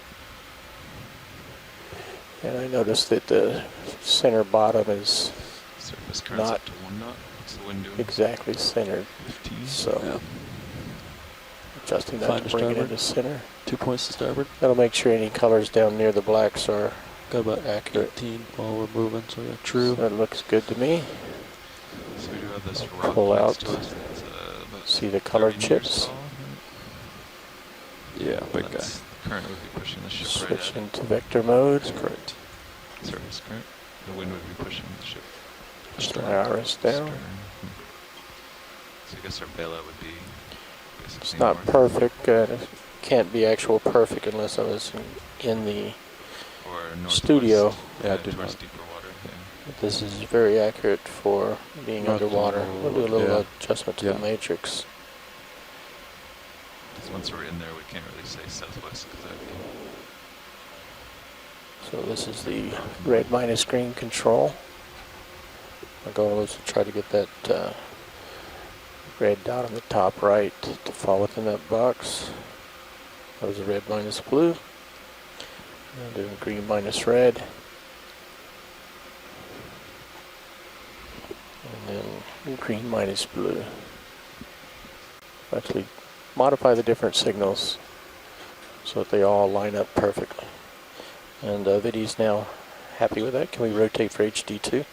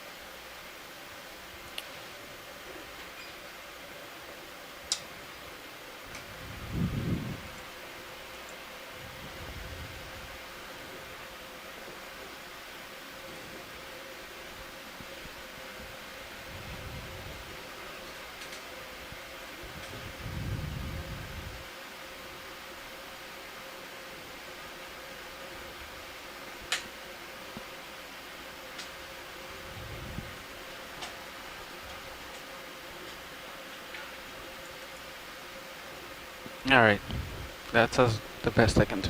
That's pretty good. I'll take that. Our HD camera doesn't have quite the level of adjustments as I do on the primary HD.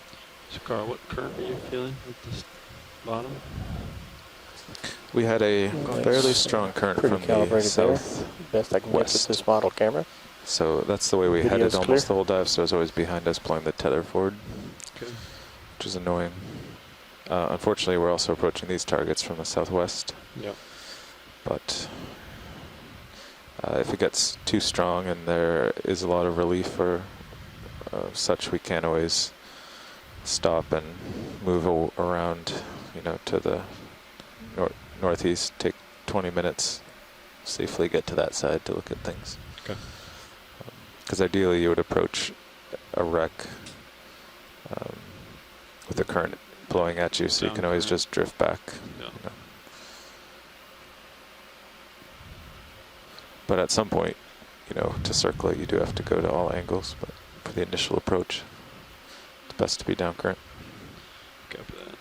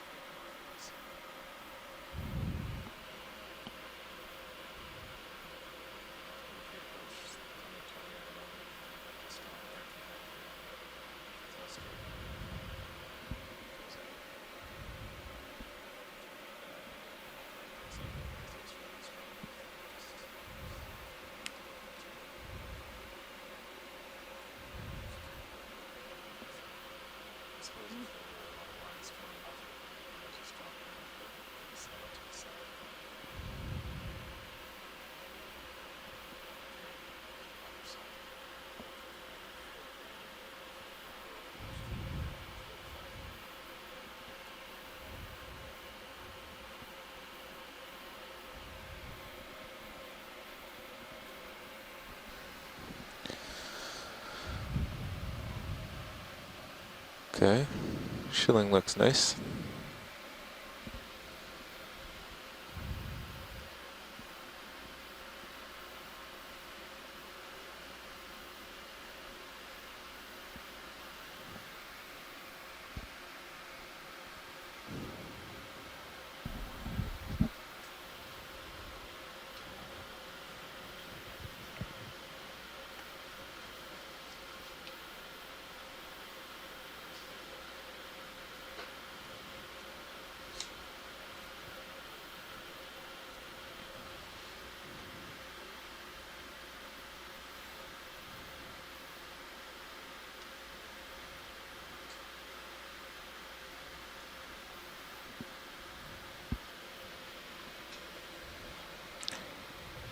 Pilot, did you make the move so the stern of the ship would end right on? Yes. Got measured from, yeah, A-frame to that waypoint. You can ask the bridge how range left. That'll tell you too, I think. I see.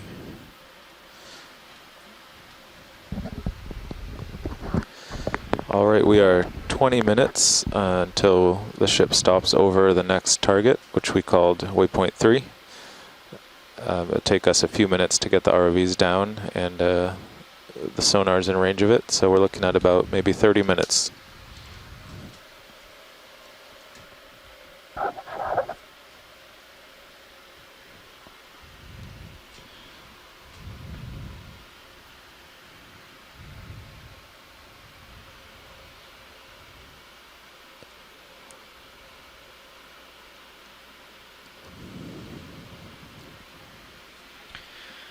All right.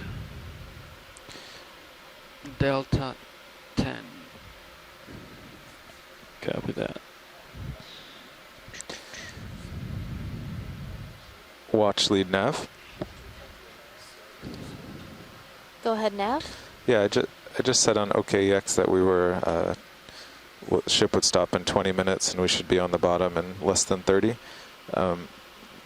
Maybe it'd be worth having a talk now with the archaeologists about exactly what they saw at these waypoints 3 and 4 and what approach they'd like to take to it. It looks like in the multi-beam it's that there's a lot going on over here.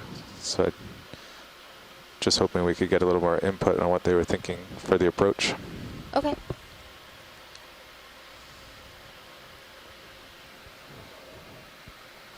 All right, for everyone on the line right now, it looks like we will be on bottom again in about half an hour. So for the archaeologists who are participating today, could you tell us a little bit more about what you expect to find over here and what to expect for the ROV to look for these targets at waypoints 3 and 4?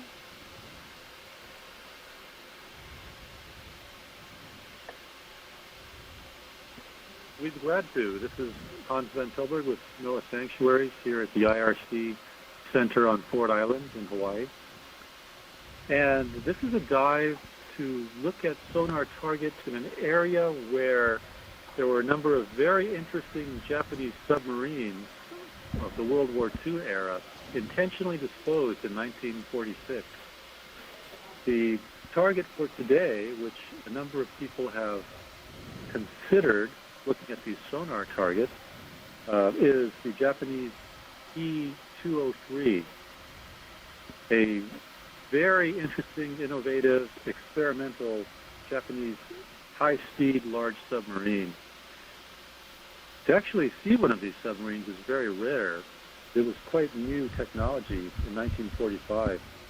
There were only 8 that were initially started construction, that were laid down, and only 3 were completed. And it was so late in the war that none of them were operational in the end. But with the ending of hostilities in 1945, a number of these different types of submarines were examined in Japan by the U.S. Navy, and then a small prize fleet of examples of these innovations were brought over to Pearl Harbor, 5 submarines specifically. The prize fleet in 1946 contained the I-400 and I-401, the very large Japanese aircraft carrying submarines. These were the largest submarines at the time, 400 feet long and capable of carrying 3 attack aircraft, Seiran aircraft, in a watertight hangar on the deck of the submarine itself. Very large, slow, long-range submarines that were essentially aircraft carriers. The prize fleet also contained the I-14, a smaller version of a Japanese aircraft carrier submarine, and the prize fleet contained the E201 and E203, the innovative Sentaka-type fast, large submarines, of which only 3 were completed. Years ago, the Hawaii Undersea Research Lab discovered 4 of the 5 of this prize fleet, and we had a chance at NOAA to collaborate with them in the investigation of some of those submarines and look at the E201 as an example of these fast submarines at the end of the war.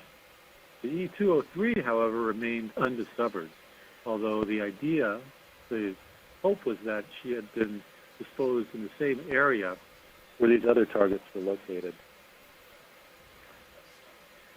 This Sentaka-type E203 submarine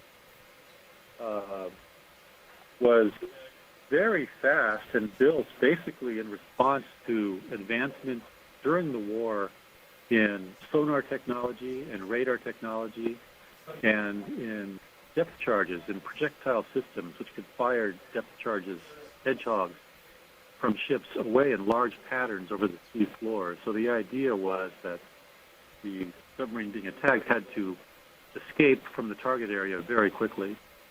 And so that led to this type of innovation. And these were quite new at the time. This may be one of the 2 or 3 fastest submarines in 1945. These Sentaka-type submarines were about 1,300 tons at the surface. They were 257 feet long by only 19 feet wide, so that's a very large length to width ratio, extremely fast. Their maximum speed at the surface was reported to be 15.8 knots. However, submerged, they were reported to do 19 knots underwater. Faster underwater than at the surface, and that's the exact opposite of most submarines during World War II, which were more submersible craft, which were usually faster at the surface and slower underwater. So in that sense, the Sentaka was a true submarine. They were able to dive to 360 feet operational depth, and that's deeper than many of the submarines in World War II. They were designed to have a smaller complement or crew of only about 30 or 31 sailors, and that was very different from typical craft at the time, which would have at least 50. Although reportedly, it still took more crew to operate the Sentaka types, and they had to put more people on board, which led to birthing an operational problem. They had several distinct diagnostic features designed for silent operation and for fast, speedy operation underwater, such as the deck guns, the 25 millimeter deck guns, of which they carried two, were completely retractable and would go flush with the upper deck, the steel deck. The upper deck itself was not wood for traction like many of the other submarines, but steel, so much more like modern submarines of today. Even the bits, the mooring bits for tying the lines to the sub when it was alongside the dock were retractable into the hull, reportedly. And there are very large horizontal stabilizers or fins towards the stern for stability. So if we find the E203 at the next sonar target site, it'll be very interesting to take a look at some of these innovations. These are very rare. We've only seen them underwater once before with the E201. Thanks, Hans, for that good description. Once we arrive as we're arriving now, actually, to waypoint 3, do you have an idea how you would like to begin the search? There's quite a few targets around to look at.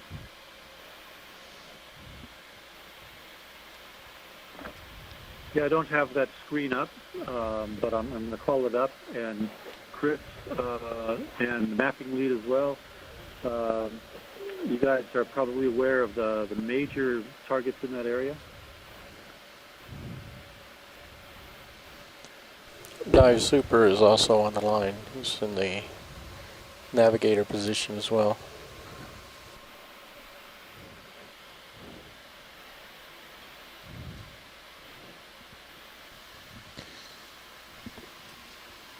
Yes, this is Carl, currently sitting navigator. Thanks for that overview of the submarine. So I know this was kind of our secondary target, and I believe we're not sharing our mapping screen now because of the location. But there was basically this large rock about 40 meters tall, and to the north of it, just a collection of scattering of targets. So our idea is to just stop at the westernmost one, the first one we'll encounter, and then move to the east along them, just continually driving D2 all the way north and south and using the scanning sonar to see what we can find. And the total length we'll travel is about 150 meters between the first targets in the multi-beam to the last. So hopefully we'll find something.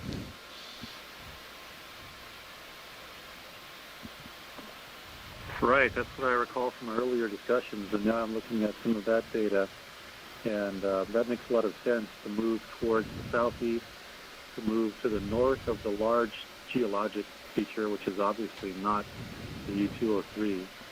Get some of the smaller targets, cruise over them, make sure it's not in that area, and then turn towards, moving towards the northeast, and then turn towards the southeast, and look at some of those smaller targets.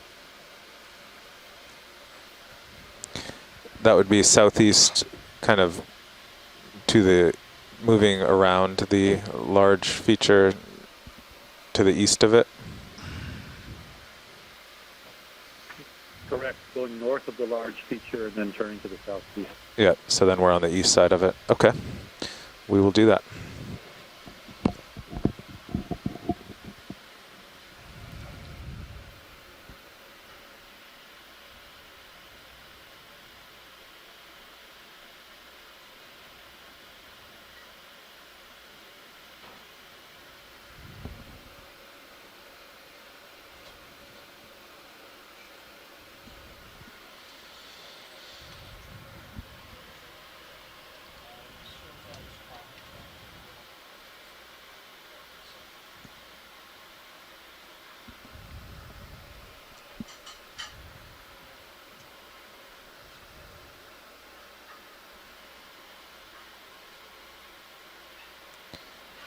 Oh, that's okay. I think they have it up too.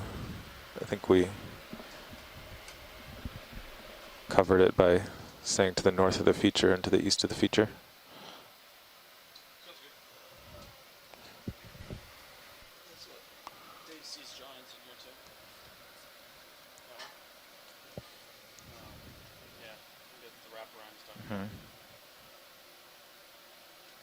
Just as an example of how soon the war ended and how late these submarines came into commission, E203 was commissioned and came into service at the end of May 1945. And of course, the formal surrender is announced on the 2nd of September 1945. So that's about 3 months. So that was never operational. There is a book out there that I have not read yet, but it's by Paul Schratz, who was the submarine commander, the United States submarine commander. Could we show this, slow this move to 0.3 knots in preparation for stopping in a bit? Submarine Commander, A Story of World War II and Korea, published by the University Press of Kentucky in 2000. All right, the ship is starting to slow down. Get rid of some of this layback. 10-4.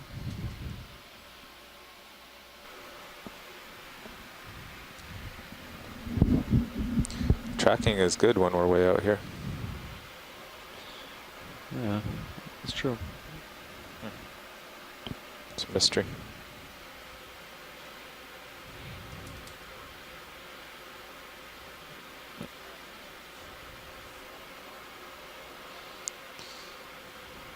Copy that, bridge.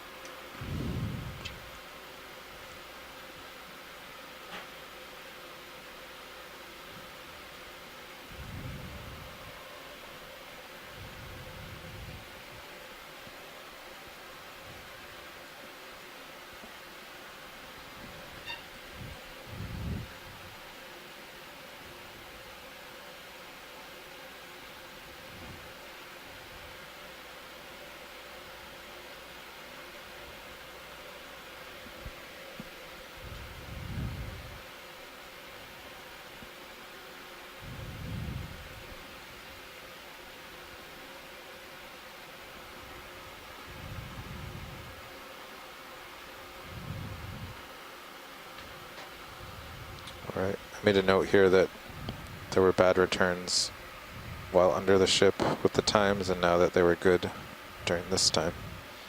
As I say that, we get a bad one. I know. Although it's different, it's not the standard. It's not the perpendicular. Yeah. We've had a couple bad returns today, in addition to the port ones. Yeah. It's a little frustrating because at this depth it's usually really nice.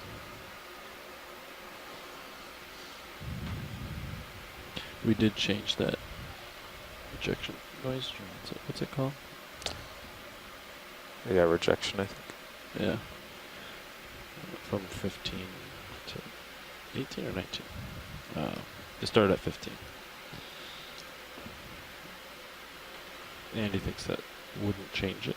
But how's your altitude doing? It's at 50? Yeah. All right. I think sonars are set pretty well, both out to 80. Copy.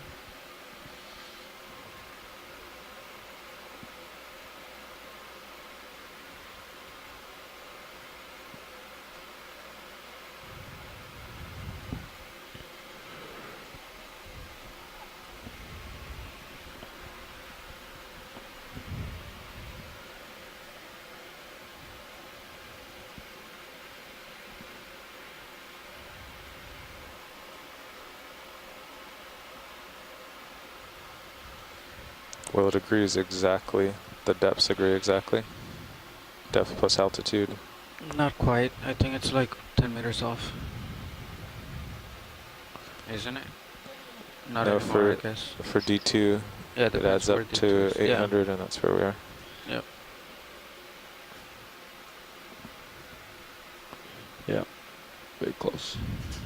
It's good.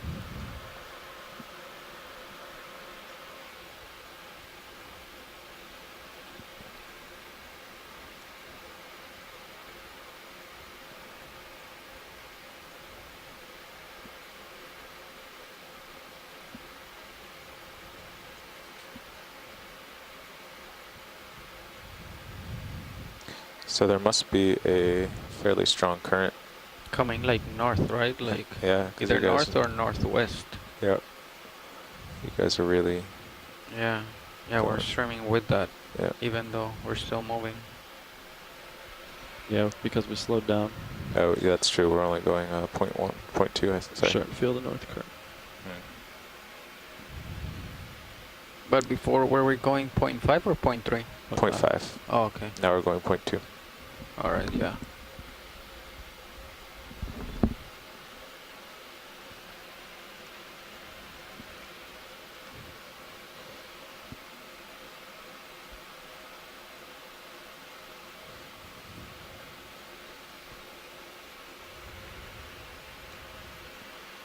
That's true. So it could only be 0.3 knots to the north or something like that. Yeah.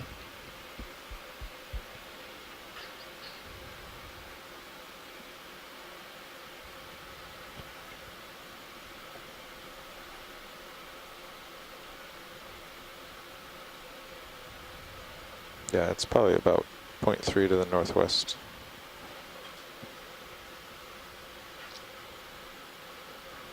Copy that.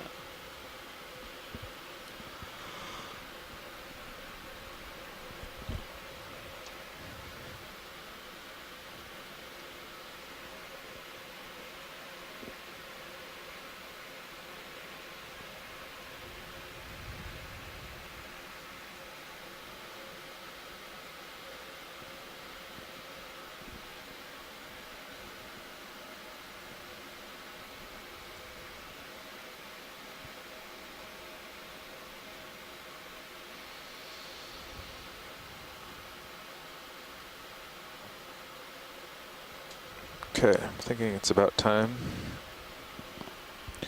to have the ship come to a stop. Sounds good. Then we'll, because we can move fairly quickly along the bottom if there's nothing there. Yeah. Do a nice survey. Okay. That sound good? Yeah. Bridge nav.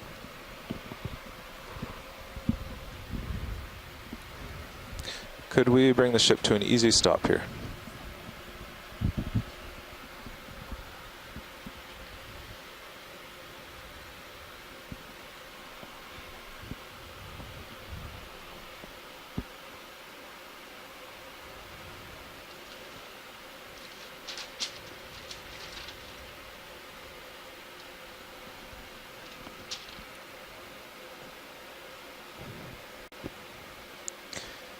Copy that, bridge. Thank you.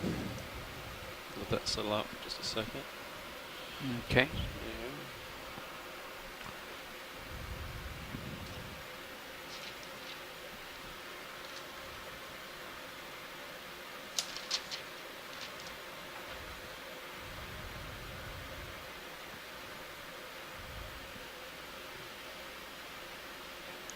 Yeah, as it settles out, it should give you an idea of the real current. Yeah, it seems to be coming from the southeast. Headings aren't changing too much.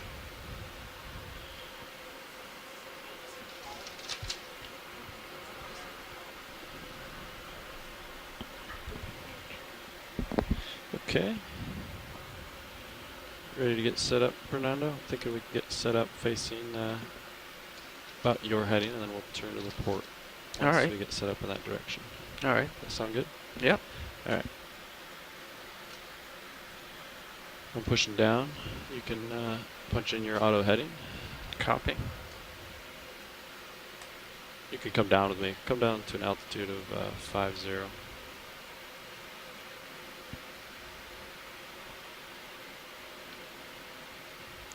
Wow, the tracking's going really crazy.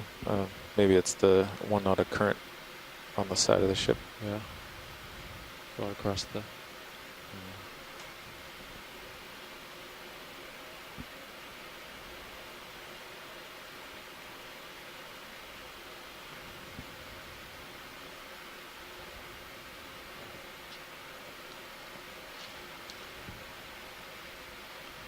All right, holding altitude 50. Perfect. I'm at auto depth, 18 delta. Punch my auto heading in just for good measure. I am thrusting astern. Come to you. Copy. If you're just joining us, this is the My rotator Okeanos is Explorer 93. ROV dive survey. I see you in my PTZ. We're going to a sonar target that may be the location of a Japanese submarine, the E203 from World War II. And right now the ROV system is in tow to the next sonar target site, and we'll be there shortly.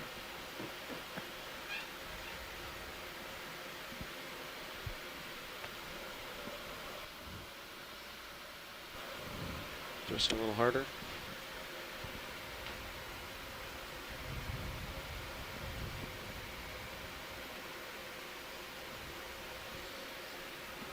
That's quite a bit of thrust.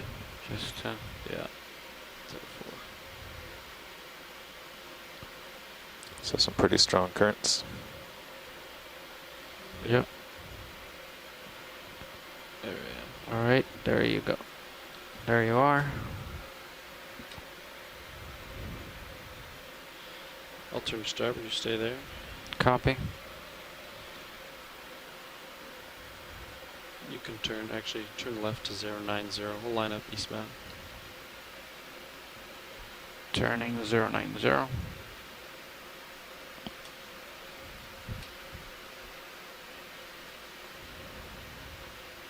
Push it forward, you can rotate her up with me.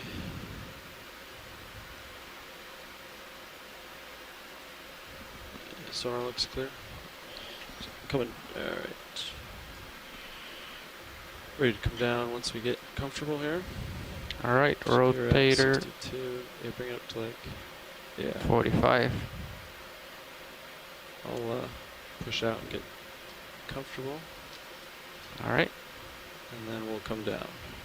copy. Alright. Coming down. You can come down with me. All right, coming down.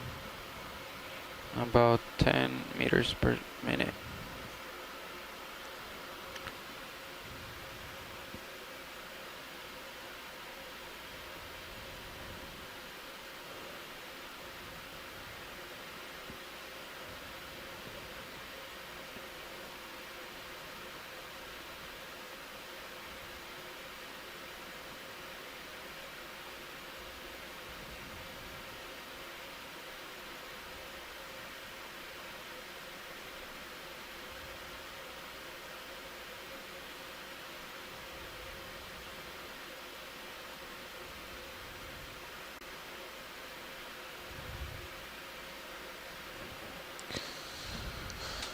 Let's see, not much in sonar yet. Right there, there's the bottom. Copy Oh. that. Yep, it's just coming in as a flat bottom all around you. Bottoms in sight. So we're back to the bottom. So if you're just tuning in, Okay, I got my auto depth we there. are coming to you live from the Okeanos Explorer. This is your All right, science lead, letting Megan the Hutz. tether come down a little bit. And your geology lead, John Smith. We're both from the University of Hawaii. 2, 3, I'll come down just a We little bit. are looking for a Japanese fast attack sub, the I-203 today. So we explored a couple targets earlier in the dive, and we have transited to 500 meters over to another site, which might also be a location of that sub. Direction here. We only found some rocks at that first Co-pilot, site, can you but follow the it's hard tether to around tell to see why it's going what's up so on the high? bottom until you I think with the actually current interface see it should be. using an Oh no, ROV that's right. or The current submarine or an is AUV. yeah on our starboard side, so it's probably just So blown that's why straight we're over. exploring today. So this is an exploration, not a, absolute finding. So don't be disappointed if we don't find it, but we are hoping to find it. But there's also a lot of really great Okay, stuff down looking here east. besides You'd like to move a neat little bit north of east? archaeological findings. Let's have you We've got a number of fishes in the area. bring your as well altitude. as Actually, altitude 2 is good. shrimps. Just turn And, maybe if 20 we do degrees, get to the or turn 90 to port, and rock I'll out put it to front, fine. you'll see other things like deep We sea can scan coral north and south. pans, sponges, The tether looks fine. anemones. Don't see anything bad with it. Yeah, it's just being Maybe it's swept not over. a collection of other Yeah, it's life not as low as usually, but that use them as a I can see it on my PTC. PTC all the way to the back. And then you said you're gonna turn to port 90 degrees. Right. So I'm looking. That was a great northbound quote we right had the now. other day from the All right. Okeanos. Who was And it we'll that look at said our that's why they sonar. call it exploration, Yeah. not finding? Oh, that's All right, all clear there. That's That was probably clear Mike. as- Okay. You don't see anything there, Fernando? Nope. All right. All right. Try the other way. Oh wow, that USBL went crazy. Yeah, I think it's the knot of current on the side. So Mike White is our mapping lead. He's There's been helping something us ahead, which find is good. targets Right throughout there. this entire There's a expedition return. and mapping We'll at look night south while now. we transit to our different dive locations. So we definitely couldn't do without him. He has found us some amazing deep sea coral we can almost start habitats south and here. helped us locate these sites that we're exploring today. Not much there. I guess you can think of us as a live exploration reality show. Okay. I'm gonna That's exactly pour what we are, John. sonar target now. Turning back. Science with a twist. Yeah. Hopefully better behaved than most. Reality shows, probably. I mean, the worst we have are some really bad puns. Okay. That's true. By really bad, I mean Right awesome. there, that's the only return. So it's actually a little bit southeast. Yeah. You still want to go? Let's see. That's the least we could do. Try to line up on that for you. Wow. Is it possible to zoom on the large fish in the center? That Yeah, video you can zoom as we do sonar.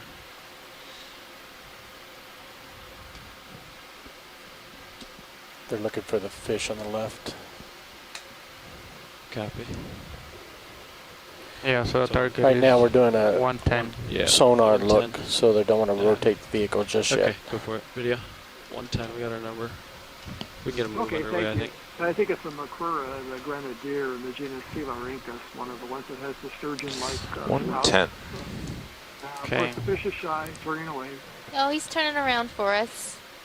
Think you're right, Bruce. And it is 50 meters out.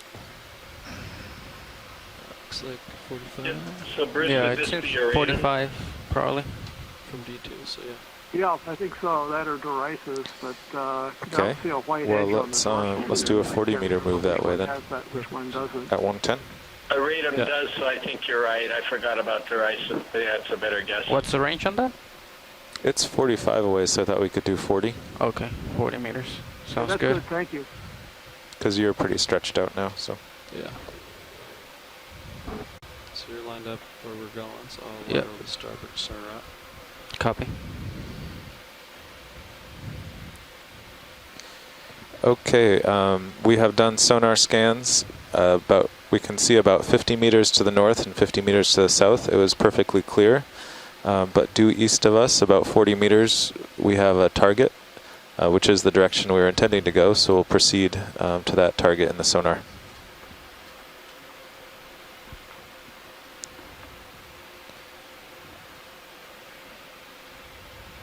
That sounded promising, right? I think it's, I think that's it. Bridge nav. Because negativity works. No, we're not going to find it. It's not going to be it. Can we have a ship move? 40 meters, bearing 110 degrees, speed 0.2 knots.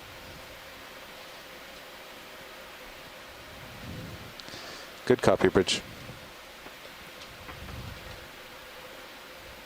Video, let's zoom while we wait for the ship to move here. Just curious. Just take a stick. Copy that, Bridge. It's a really nice stick. I like it. Looks like a habitat. Well, it's the great thing about different pieces of debris in the deep ocean is they often host a number of animals. So here we have a Video's stick, clear. and Yeah, it you can wide. is definitely covered with life.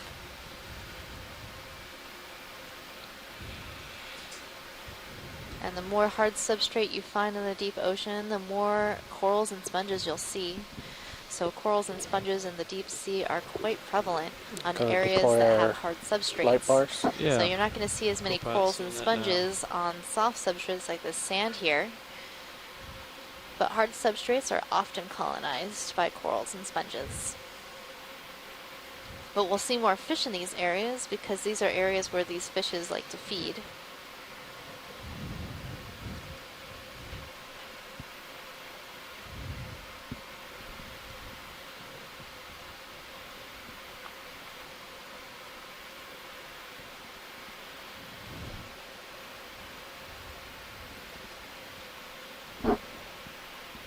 I'll put your sonar back to We've been talking earlier about this low until we get closer, then we can do a nice scan. As a prize fleet after the war.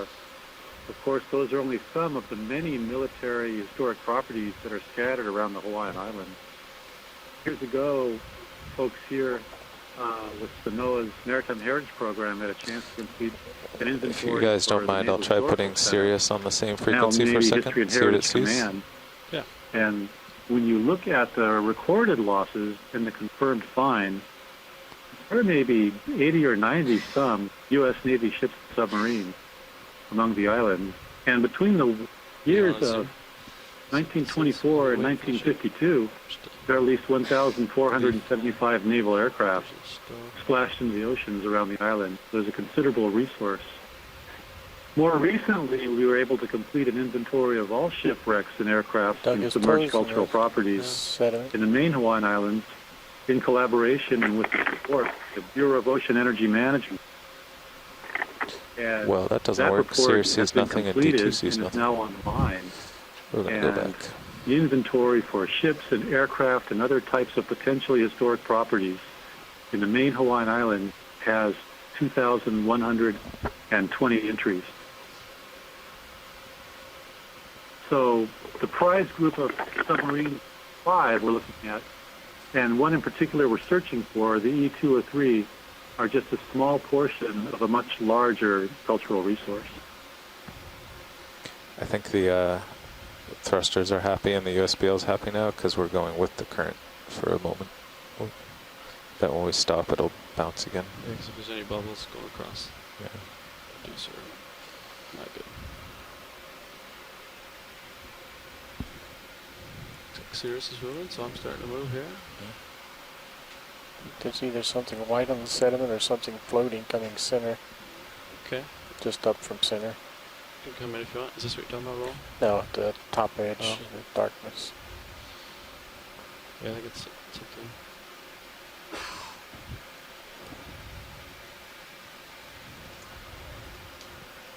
Sponge. Yeah, it looks like a stacked sponge here. That looks like a sponge. We're headed that way. Oh yeah. Oh yeah, it's sponging time. Scoot side to side and just survey as we go. Maybe you find some unknown mystery. Stereocolophus? Could be. Not sure.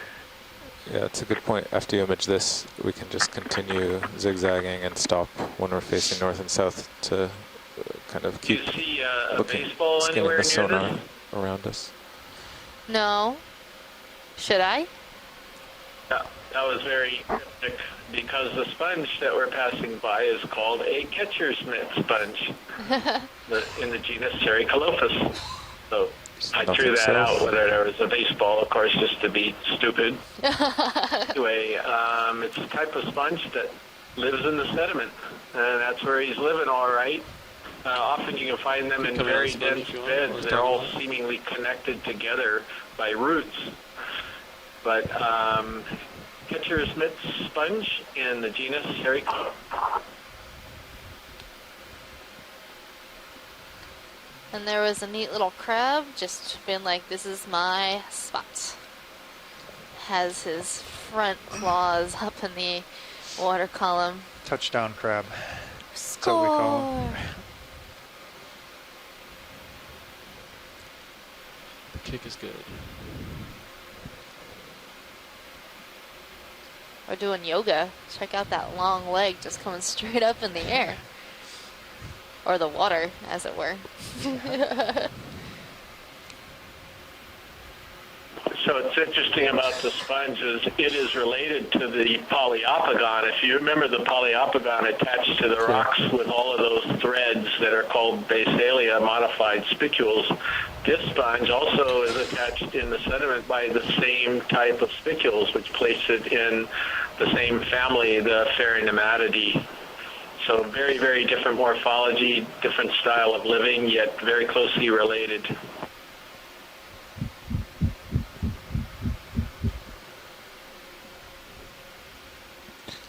Okay, you want to scan around to the north? Yeah. About 1 meter off the ground. Okay, looking to the north. Don't see much. Tina 4 Nope. coming into your lens. That looks clear. North is clear. And spinning to starboard. So you should be able to approach. Actually, the next thing, once you line this one up, I can turn it to high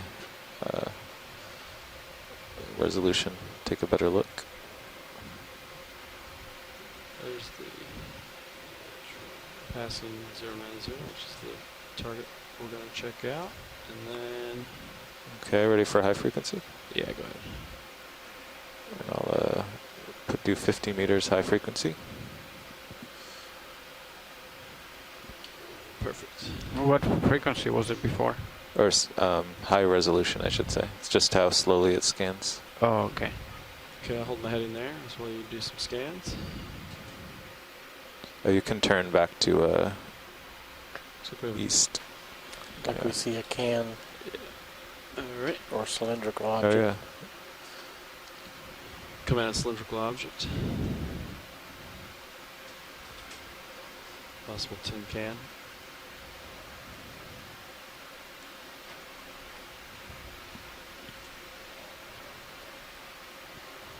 And mechanical part. I'm trying to laterally around to see the side of it.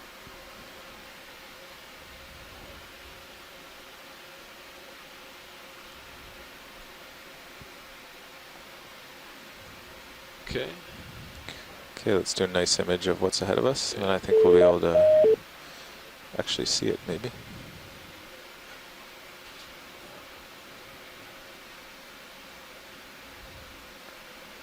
See a structure. I'm going to zoom and light it up. Sensing a rock in the distance. Disturbance in the force. All right, we got a good sonar image. I'll put it back to low.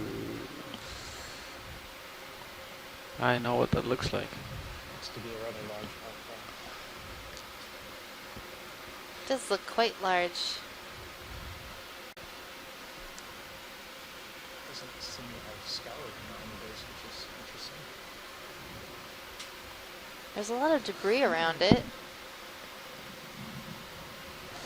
So watch lead nav. Go ahead, Nav. Yeah, you can pass on. This isn't waypoint 3. We're approaching waypoint 3, but we're still about 50 meters away. So this is just a rock on the way to waypoint 3. Okay. So this is just a rock on the way to waypoint 3 that we're viewing right now. Is that move complete? What a curious rock it is. Are we almost there? The move looks like it's complete, yeah. I do see off in the sediment to your port side, there is a nice little Well, you'll often object all see along. different types of animals on these hard substrates here. Copy. Rocks often host anemones and other things that like to live on something a little more solid than this sand Yeah, I'll that we're zoom you looking in. at. Actually, you can see it there. Yeah, it's about 20 meters away. We are at a video come in. 800 meters, 801 Oh, it's meters just another now. rock.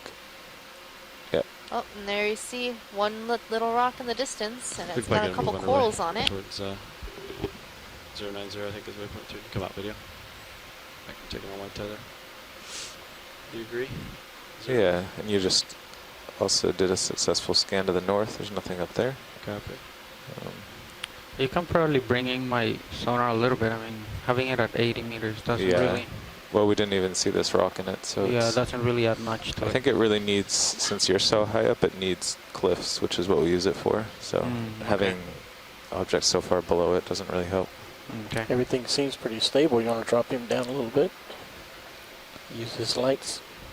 This rock almost looks pillow-like. Well, yeah, it looks like it's in place formation rather than earlier we saw good, right? boulders or large. Yeah, we could do that, but there's not rocks much to that image broken here. apart Yeah. that seemingly move down slope. This one looks like Ready? it's actually in place. All right, It means coming that back. was formed Last move was in this location. 110, I think. So And coming back to it 110. has the traits of a Which, lava you want to just get volcanic serious to this origin. rock? Yeah. Sure, Or there's which bases. way is waypoint 3? What bearing is waypoint 3? Basically and a darker east. color. Okay. I'm sure there's no entanglements or anything. Yeah, well, why don't we step Yeah, they Sirius do 20 look, meters this way? A little lava-like, or And then we can even, get you past the rock to look around. some lava tube All right, or sounds good. lobate rounded formations. So this is still 110?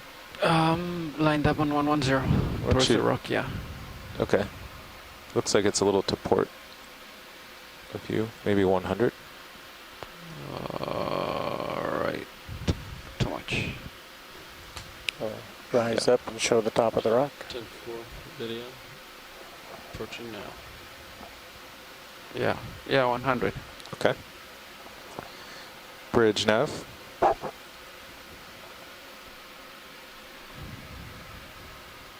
Seems like quite a tall feature. Could we have a move? 20 meters, bearing 100 degrees It does look at pretty 0.2 big. knots. This would be then the main feature of this waypoint. I Good imagine, copy, is Bridge. One structure, yeah.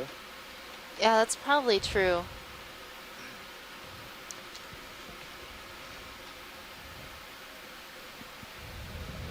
It's a tall rock. Yes, we knew there was going to be a large rock formation here, but there were smaller objects around this rock that was they were worth checking out. So this is a good sort of reference point for where we Copy are, that, Bridge. obviously. Roger that. But this is not the bigger structure that would be moving north Yeah, around. this is not the This is massive just a rock. very large rock This is just a big one. near that bigger structure, correct? I'd like to get closer That's on correct. the model leash. I'm not sure. Wonder if you Copy guys know on the ship. Yeah, so we're just passing by this structure. We are not at waypoint 3 yet. All right, got it. Thank you. You got to move underway. So he's going to put him on this rock. Yeah, the ship is moving another 20 meters. Okay. But yeah, I don't think this is the... it's not quite a rock that we're talking about. The one to the south of us is more of a little... Small mountain. Not a little hill, because it's 125 meters across and 40 meters tall. And it should be 160 meters to the south of us. Hans, by what means was the E203 scuttled? But this is quite an exceptional little Well, I've got that right spire. here, Bob. Glad you asked. Probably go directly up and over it. Is that where the telling The you get USS Cayman, Yeah. Below-class United States submarine, sank the E-203 on May 21st, 1946. The E-203 was a target ship for the operational test of a Mark 9 torpedo exploder, and she was sunk by a Mark How come I 18-2 don't see that in electric my torpedo. I don't understand. Like, am I too low? I I believe think you're, one shot. no, I think you're too high. You could... If the pilot's okay, you could try But we coming usually down. should see this kind of thing in the sonar. frequencies are at? But you might still I be think above all it. that occurred right around this large rock. Yeah. Try coming down like 5 meters if the pilot's okay. Tether's okay. Yeah, you can do that. You're starting to see it there, I think. Okay. See, you just got D2. Yeah. If you come down a couple more meters, you'll see the rock. Yeah. I think normally we're on a hill, so it's always rising, and ahead of you is actually above okay. you. Yeah, it's not ideal though. If we were always searching flat bottoms, we'd probably want to do something with the Sirius sonar to tilt it or change it.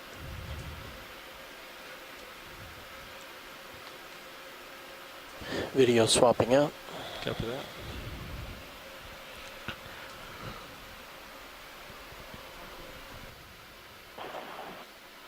So, Megan, I don't know what you think about these. I think these sponges could be Fariads. but I'm not positive. This could be the How tall would you say Korea this is? Oka, the 5 more meters up bushy now? Yeah. shaped version Like of that 8 very meter leafy spire. lettucey-like.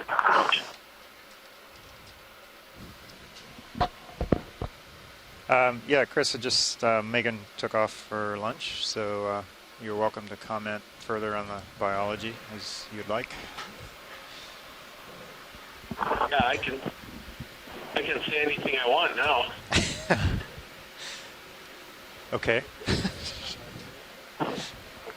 If we're just cruising I'll zoom around, in I your wonder sonar if we could since do a you're quick here. zoom on the gold coral, but again, this is an archaeology dive, so it's really whether or not we've got time for a snap zoom.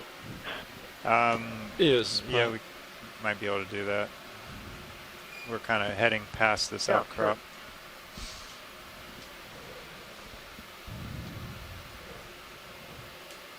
So just to confirm, this is a large rock. All right, Bob, we to can the do a quick north zoom on this of gold the coral as geologic we feature, and there are a scooch by number of this smaller rock. targets in this area.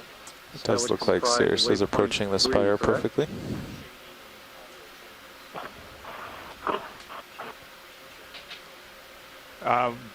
We're actually It's weird. Look at your sonar currently and to actually the Sirius view. It's not a. we are to the southwest. It's not a round of rock. It actually has waypoint a 3 this time. like knife edge on top. Yeah, it does. Yeah, come wide video. Got it. Thank you. Feel free to come up, Fernando. Probably get some cool images of it.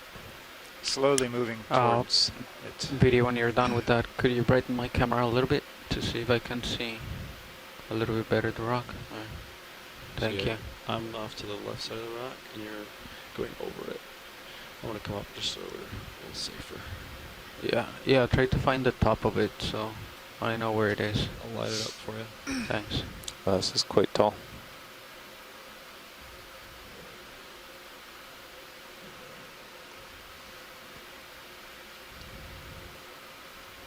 I'm going to have to relabel it 10 meter tall spire.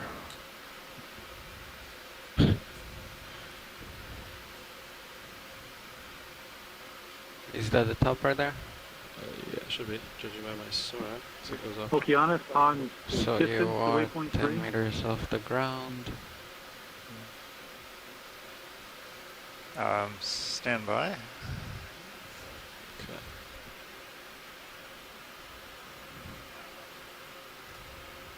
Go ahead, watch 2.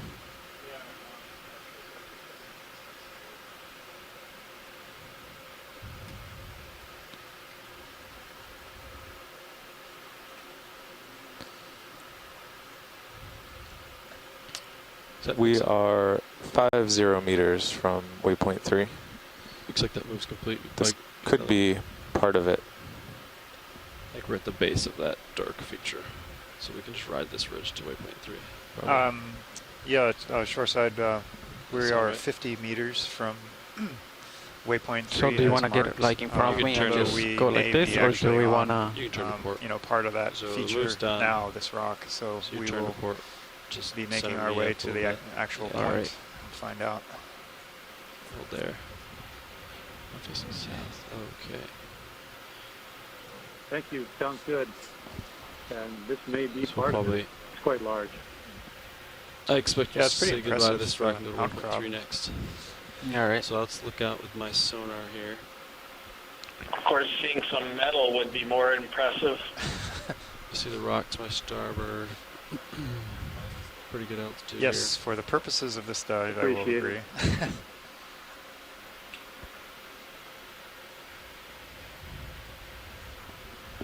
Okay, and I'm looking directly east, so it's pretty clear. All I got is.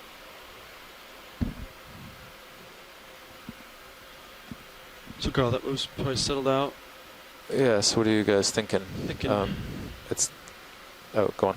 Keep moving towards waypoint 3, probably. It's looking like, though, we came upon, it's not a spire, it's actually part of this. Yeah.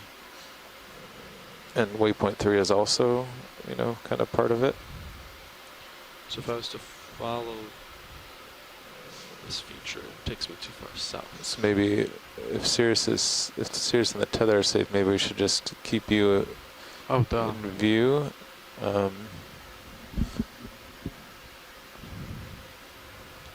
I think that's the top there. So Or it just keeps rising, huh?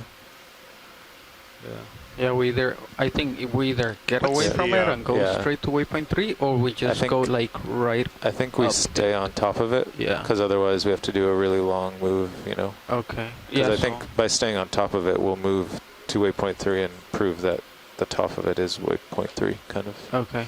And then we can, you know, move to the north off of it and make a new plan. So, if you want to, you know, just like normal hill climb, get centered on Sirius and make sure the hill's ahead of us. Copy that. Just, seems like we're tending pretty far south, but. Yeah, I think you're pulling on Sirius now as you turn. Copy. I'm lateraling to starboard to get closer to him. Yeah, it just seems like this hill turns to the south pretty far. Pilots, what do you measure for the height of this outcrop based on the altimeter? Say again? What do you measure the height of this feature based on the altimeter? Did you get a clear shot of that? Yeah, it's 10 meters. About 10 meters tall. Okay, thanks. Yep.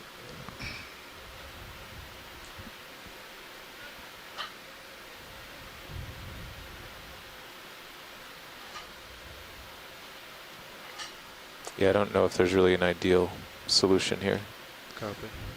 Yeah, I don't even know what is the middle of the rock, because I can't see anything on this side. I don't know if that's just flat bottom and this is the peak right here. Yeah, we don't know. So as long as we keep it in sight and above it, then you know, once we have to start going downhill, that's when we can jump off out to the flat to the north and continue.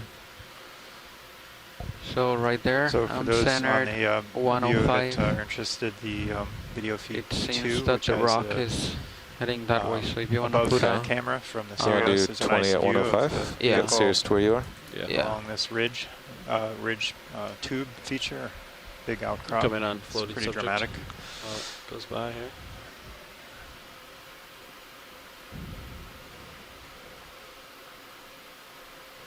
Kill lasers.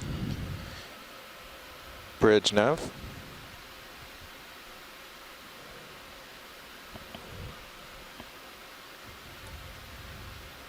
Could we have a ship move 20 meters, bearing 105 degrees at 0.2 knots?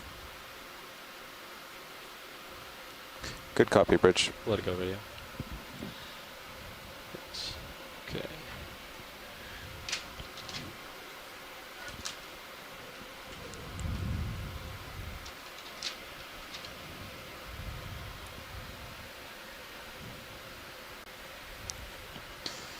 Copy that, Bridge. Could we also change our bailout direction to be to the northwest?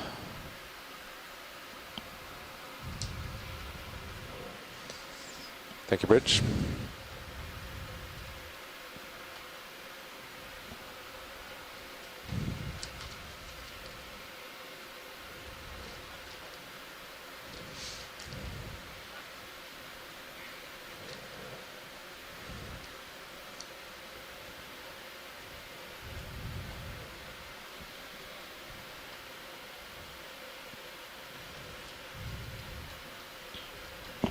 Judging by my sonar range.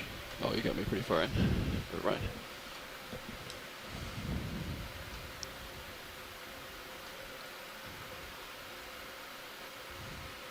Very impressive. Standing by for waypoint 3. Thank you. Watch lead nav.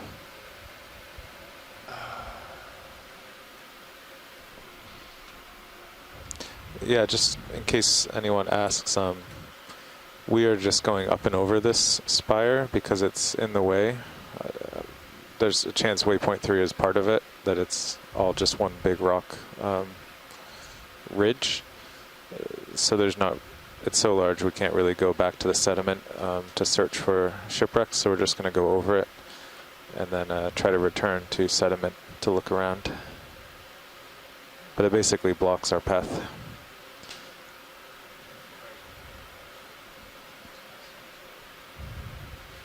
Good geology. It's quite the rock here. Can range my sonar out just a bit. Oh yeah.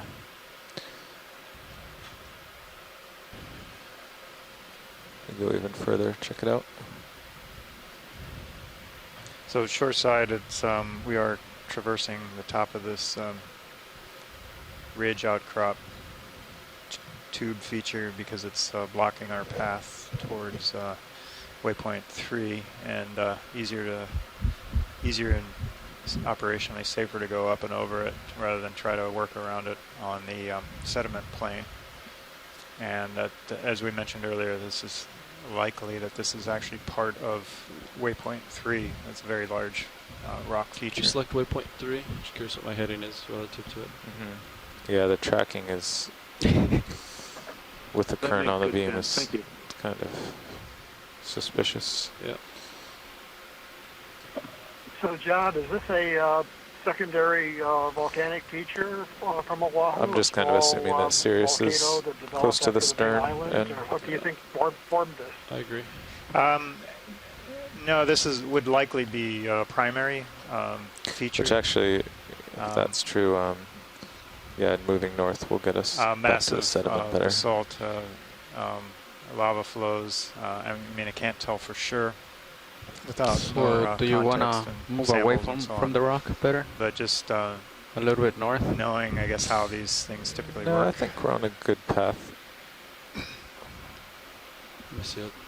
It might have been from a satellite going up cone though, huh? offset from the center or the caldera of the main volcano, the Waianae. You know, as we volcano. progress this way and we're turning farther and farther south, more basically downrift. It is looking this like looks we're like just a entering big, this actually supply part of the zone, plumbing system so down a rift or a we're on lava top, tube my sonar feeding sees system, over and it. it kind of build up So from I'm the trying base to over port time to a to higher see. elevation. So I think maybe we should Jump over to that. basically a big actually pipe of completely hop off. lava. I agree. And then it eventually cooled off and Directly north. formed this outcrop that may have been covered and eroded away around it since then.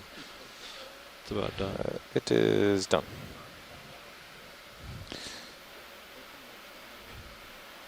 Oh, Yeah. Thank you. So if we just kind of hop like 20 meters north and then descend, Yeah. we might find the sediment again. Let's do that. Okay.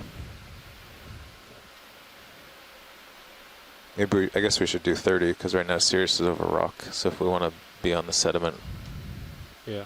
we can get D2 further. Sounds good. I'll do like 010. Sounds great.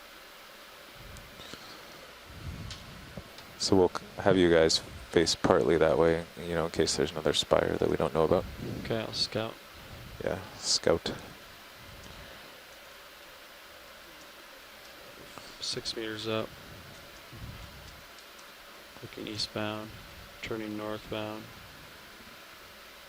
I got just that rockward turn. Okay. 25, 30 meters away. Just to starboard, so it's kind of continuing that spine, if you will. Quick turn to the north. There's 45. Still wide open.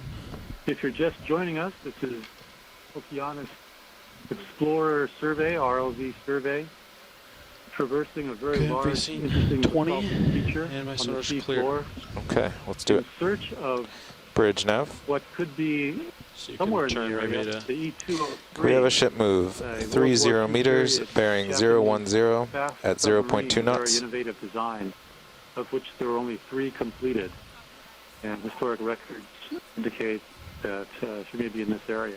Good copy, Bridge. All right, let's get you away from that rock.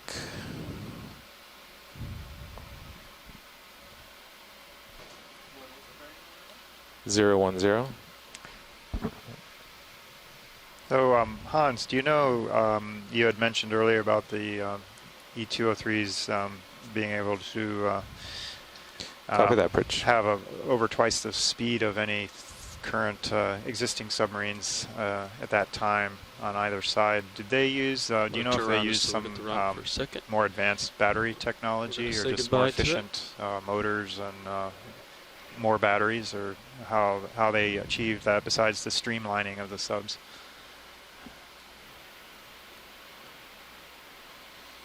That's a great question. And Well, 19 knots it's a little submerged awkward, was but very we are fast at doing the a good time, job characterizing. 1945. Probably twice Kind as of fast define as the what was common. extent of of now, that 19 knots ridge, which submerged agrees with HIPAC. maybe seems slow to us. Unfortunately, I do have a feeling that these are part of it too. But But we'll come around here. to achieve that speed underwater in response to much better anti-submarine warfare technology, it was, I The believe, a tracking matter of is just terrible, a lot so- more although the battery current's cells. dying. I What'd you think see for the submarines at the time tides? would have Did you? 100 or 200 battery I didn't cells get a good for operations profile. underwater. Limited Should be in the operations first tab underwater. of that very But top. the Sentaka type fast submarines had over 4,000 First tab. battery cells on board. Yeah, So I'm sure it's right. it's a I lot was having more. trouble loading it earlier today. Make sure. Yeah, that would make a difference. Would they be basically the same size as the ones that just had 100 or 200 cells, or Yeah. that's quite a jump in number. Throttle into starboard, stay in or to port to stay in your view nicely. Let's find them and I'll let you know.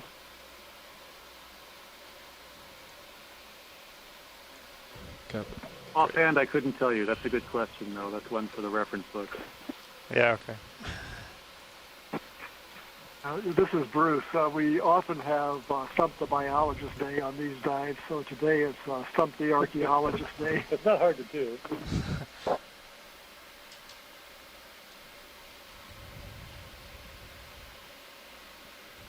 Yeah, our last dive a couple days ago on Middle Bank was, I think, Stump the Geologist Day. So we had this confusing mix of alternating episodes of carbonate and volcanic material from a secondary eruptive cone that spewed ash that became hardened, and also lava and then carbonate. So we have alternating periods, and they basically, the surfaces look pretty much the same. So it's kind of tell by color and the way things formed or dissolved over time. So yeah, we all have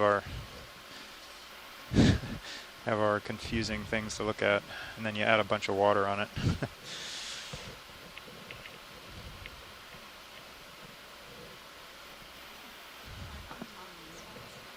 The survey of the EX1708, which was discovered years ago by the Hawaii Undersea Research Lab, revealed that the bow had broken off, and so there were some things we could see there, but the battery compartments, there were no breaches in the hull.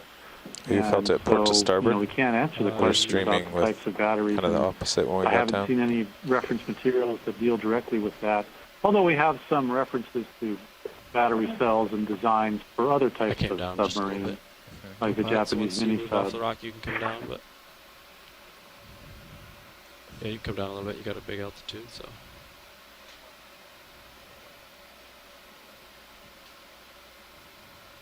Rock looks like it's behind you now, judging by your sonar. Looks like the ship has moved pretty far. So how far behind you is the rock now?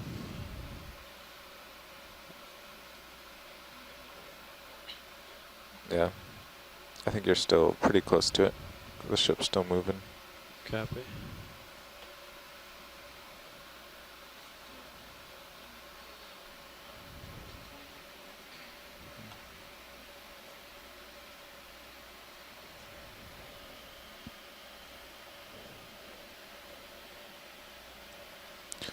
So you have one target, 25 meters to starboard. I think we can guess what it is.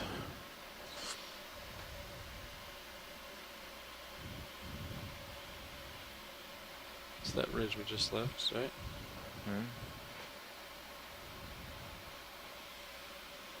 Okay, so can you select waypoint 3? I think I'm looking right at it, right? Maybe. Okay, D2, bearing 72.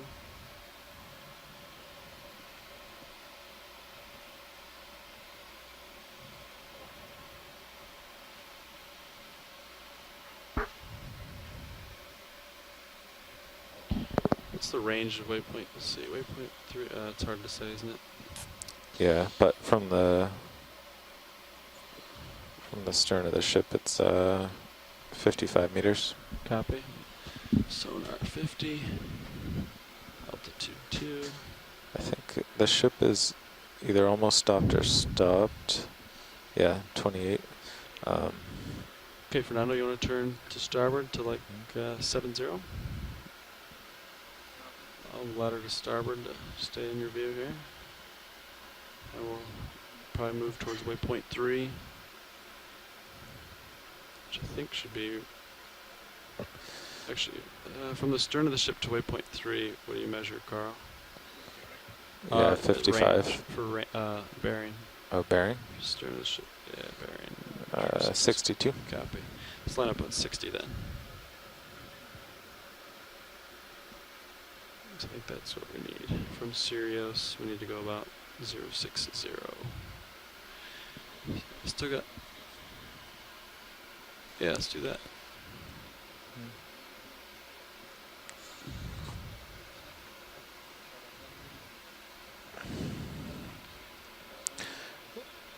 Watch lead nav. Go ahead, Nav. So while you were gone, we found a 10-meter tall ridge. It wasn't a spire as we first thought.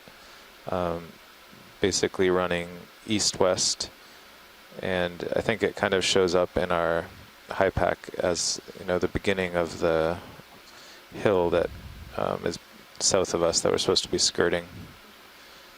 So we're pretty sure we found, I don't know, are you looking at high pack now? Yes, I am. Yeah. So I'm pretty sure we found the edge of this hill to the south of us. Okay. We need some kind of dramatic music here, you know, like we're leading up to something really big. So we probably gotta move in, Carl, maybe 20. Yeah. 60. Hopefully we'll find something here, but again, this is, as we've already mentioned, this is part of trying to find shipwrecks often where directly towards have a bunch of misses before you get a hit. I think it's gonna be okay, option. Chris. We're lined up on it. We'll have artwork on that. Bridge nav. Could we have a ship move 20 meters? What type of interpretive dance bearing would you do for this 060 particular degrees. I'm Speed not 0.2 knots. Might have to do some like come in video if you want. Sort of Good Tai copy, Chi moves, you know. You gotta do some, you know, moving the chi to center to find the locations. Like, you know, you're pretending like you're doing sonar. Maybe like some sweeping arm motions. Pilot, I'll range you out to 80. See what's out there.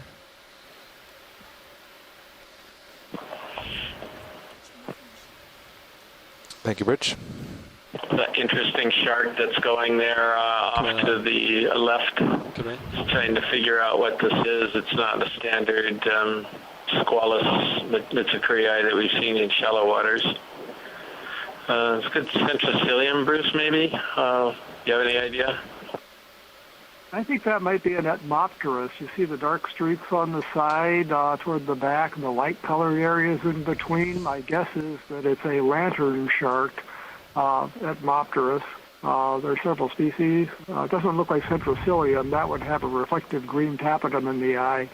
I could be wrong. I'm not good at sharks, but that color pattern indicates that. You also can see it's got spines on the front of each of the fins on the back, which puts it in that group. It looks like it's trying to get some food there.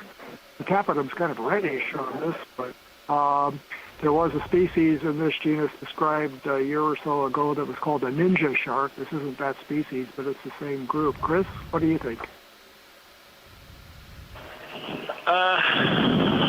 Well, I don't know, because I don't know the Etmopterids very well either. I always default to centrocilium because it's kind of a small shark with that type of proportions.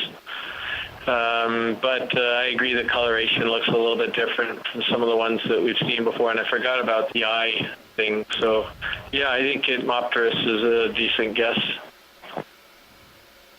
And there are at least a couple of species in Hawaiian waters, but you know, I need to consult with a shark expert about this one. Got great video, though.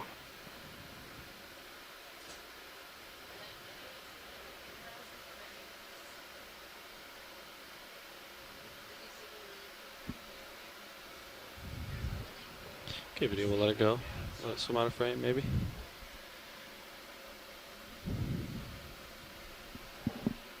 Hey, Mike, this is Han. Okay, well, that was We're a not good survey seeing much to the on north. the scanning sonar here on our Nothing out camera there. 3. Are you seeing anything? All right. Looking towards waypoint 3 now. I'll hold that heading.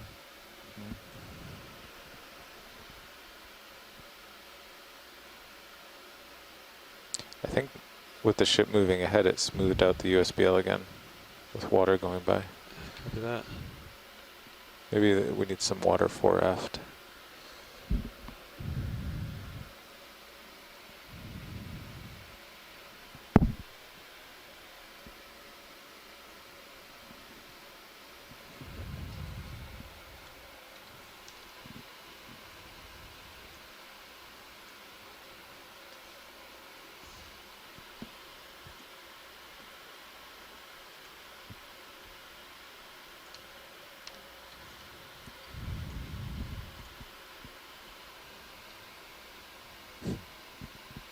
There it is, it's perfect.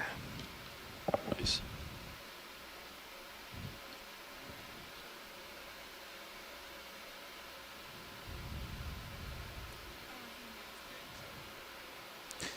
Go ahead, Bridge. Copy that, Bridge. On range mount So exploring in this way is sort of like wandering around in the dark with a flashlight. Yeah. We have some idea of what might be down here, and we have our technologies that are helping us find hard targets, but it's still, you know, us in the dark with a flashlight, moving around, trying to find something that may or may not be here. So this is really exciting. So don't get frustrated if you're not seeing what you'd expect. This is what exploration is. And when we don't find stuff, we do find at least the knowledge that, well, it's not here. And those presence and absences do another just you to him. Are really important for discovering new things. Maybe 6-0.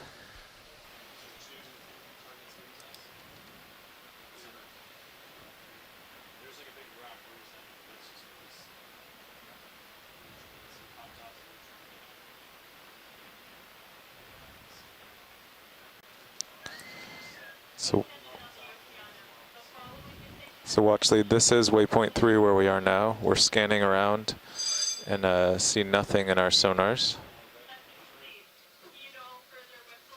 And we can continue on to waypoint 4. So we are currently at waypoint 3 and we're not seeing anything in our sonars. So we're going to continue on to waypoint 4 and see what's there. Sometimes there are anomalies in our data that might actually be things, and sometimes they're just noise in the data. So that's why we do these types of explorations. We have a ship move 20 meters, bearing 060 degrees at 0.2 knots. Roger, that sounds good. Yeah, I just had a quick question about the ROV sonar. So I'm not quite understanding what that gap is over there on the starboard side. Is that normal, or there's something going on there? The gap is normal. That's the craft manipulator. It shadows the sonar a little bit. Okay, thank you. Thank you.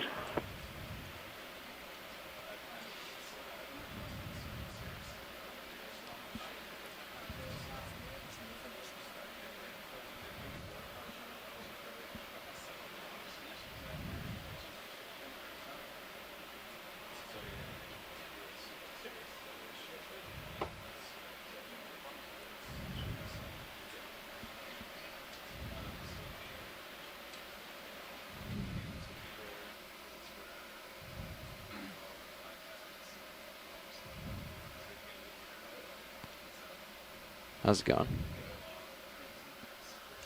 Not too bad.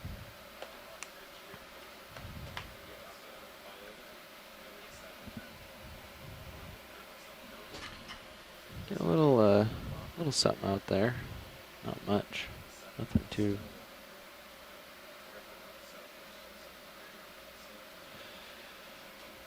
Solid.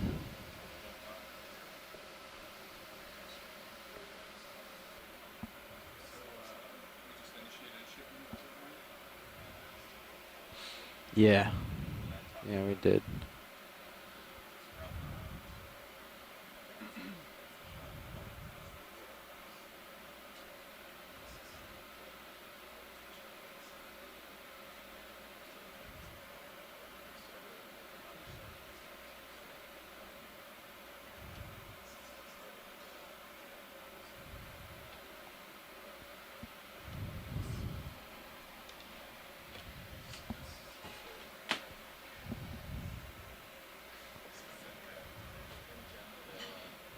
Can you zoom in on high pack?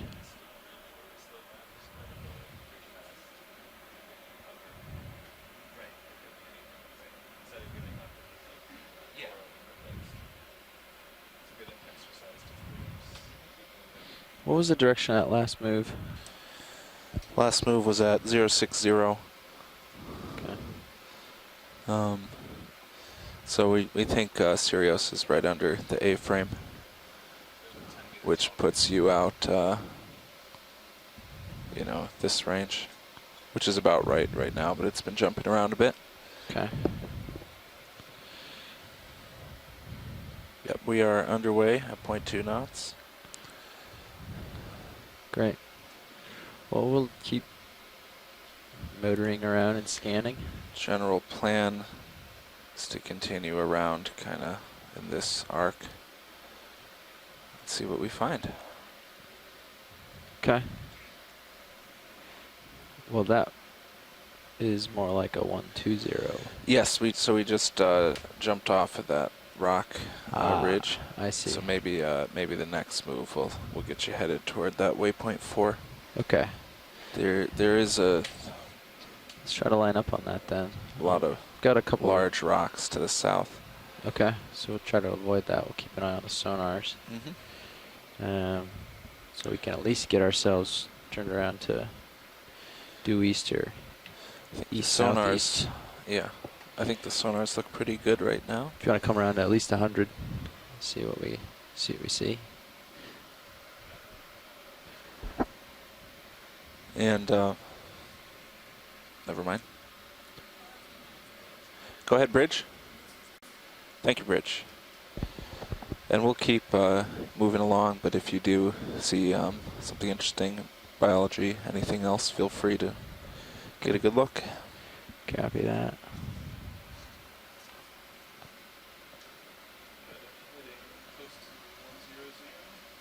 Awesome.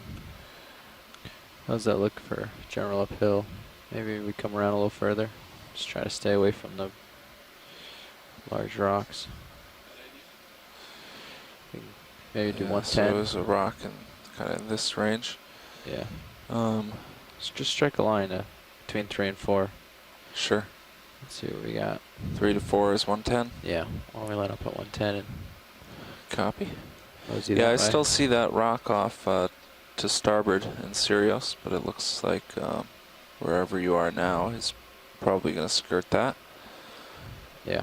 Okay. Yeah. Awesome. We can mosey out in 110. I'll try to keep the sonar scanning around for. All right. And we are still pretty close to that rock, so maybe only 20 meters for now. Sure.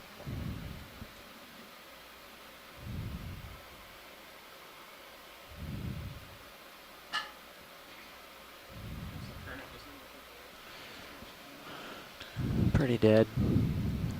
Yeah, there's quite a bit on the surface, but it looks like they're splitting it nicely with the wind. Oh, I think we're doing all right up here. All right, I'll call on that move. I'm gonna pick up every once in a while. Let my sonar reach out a little further. Bridge, nav.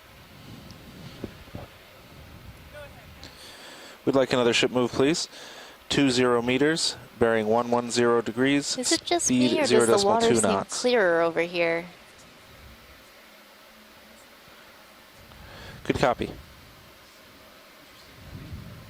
It doesn't seem that there are as many particles in the water, or at least larger particles. I'm seeing a lot of finer ones than we saw earlier. Say again?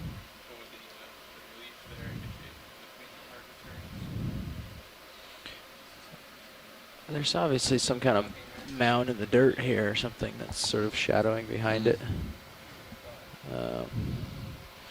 It's about 15 meters out, so we won't be able to acquire just yet. There's definitely something out there.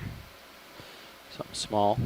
Probably by the time we get there that will dissipate, the shadow will go away and it will be nothing. Yeah, it could be. That'd be interesting.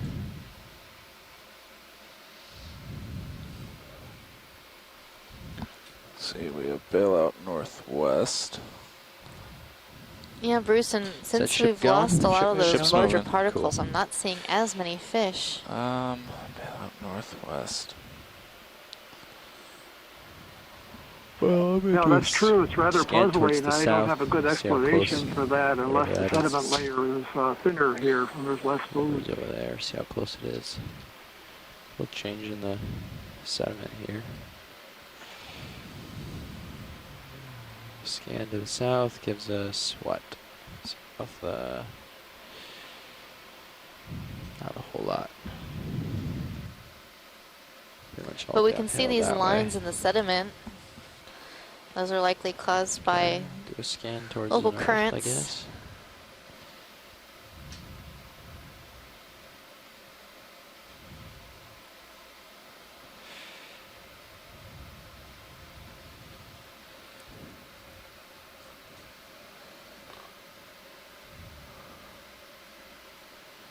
Passing through east.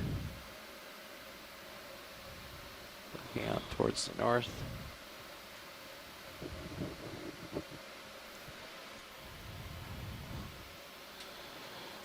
Let's see a scan or two. Whole lot of nothing there, which we expect.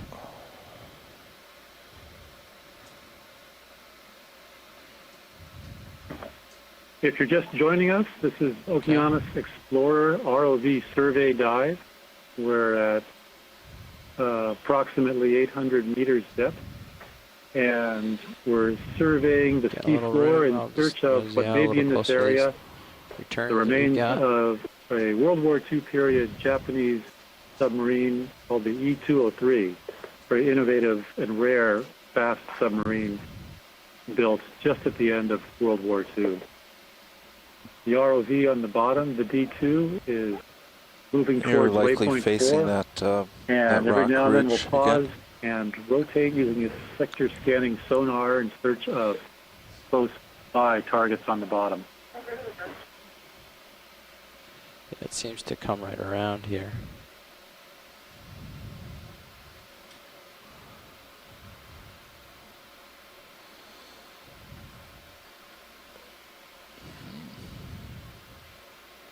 Yeah, they thought it was turning north, so something like that. But I'm not really sure. It's hard to tell. Well, it looks like more rocks and outcrops and everything, and then Yeah, here's a couple of those. These are pretty steep sediment it is. ridges. These are cool. There's not a lot of flow right now, but they must get some flow at some point in the day. Oh yeah, those are serious sand waves. Yeah. So we're missing the tidal current at the moment, luckily, but definitely get something that makes these ridges.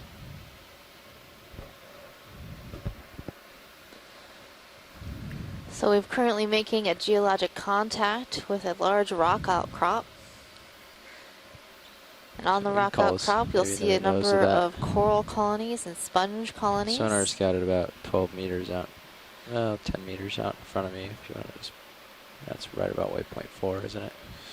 Yeah, just about. So the corals on this See rock here, might I be think- in the family Corallidae and Primnoidae. And I you're think more I'm like over spotting here. a farreid The sponge, assumption is a that glass there's an sponge offset in on the the family USBL Farreidae. putting Sirius underneath.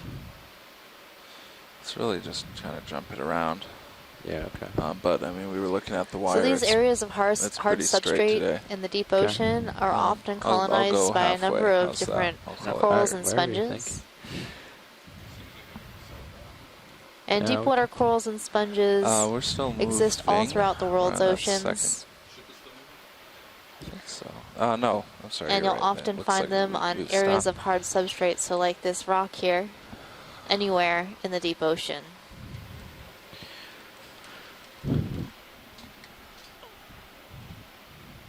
We can get another one at 110 just to get them over here. Okay. Maybe another 20 meters. Sure. Seems well clear. Bruce, did you see that little water Bridge column now. animal? Was that a pteropod or something? We have another Do you move? think? 20 meters, bearing 110, speed decimal 2. I saw one that had a long extension coming out, and it was Good swimming copy. with the I'll extension lose this for a second. going Go look. towards what looked like the back Give of a the area scan where of it was the swimming. Is that sonar what you're out. talking about? Yeah, that thing. It just looked like it was, I don't know, had like little twirling action going on. It's pretty good sized.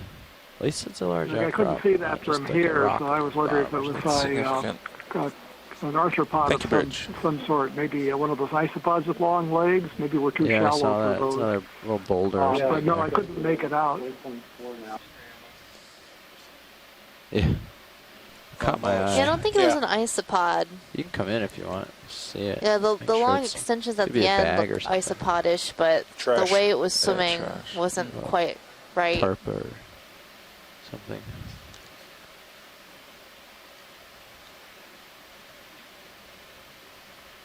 Yeah, so now we've got some litter on the bottom. Looks like a piece of cloth. Okay.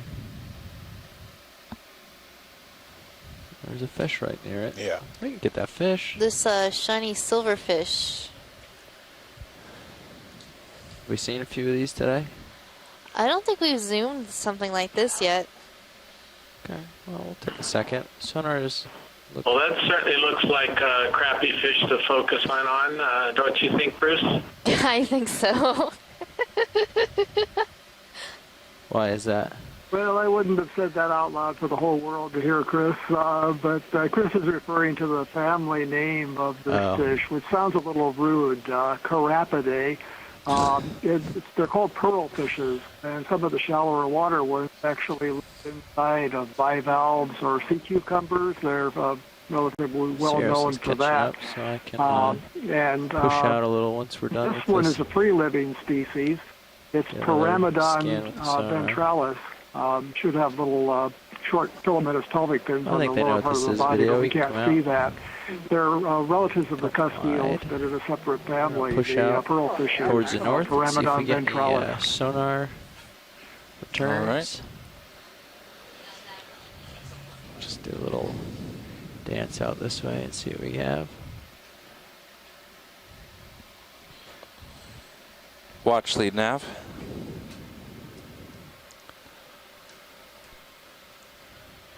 Just FYI, we are continuing to move the ship along and continue our search. We just thought, why not take a few zooms while we're waiting for the ship to catch up. I figured. Well, not getting anything So out we are here. continuing on with our search. We just needed to wait for the ship to move. So we have a three-piece operation here. We have the ship, the Sirius ROV, and the Deep Discoverer ROV. And these three vehicles have to move separately yet together in a very exciting underwater dance.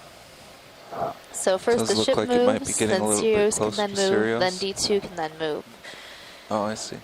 It's in the camera. So we're going to continue on with our search around our waypoints here and see what there is to see. Hopefully we'll be able to find something a little more exciting than this beautiful rock covered with coral. Submarine behind it.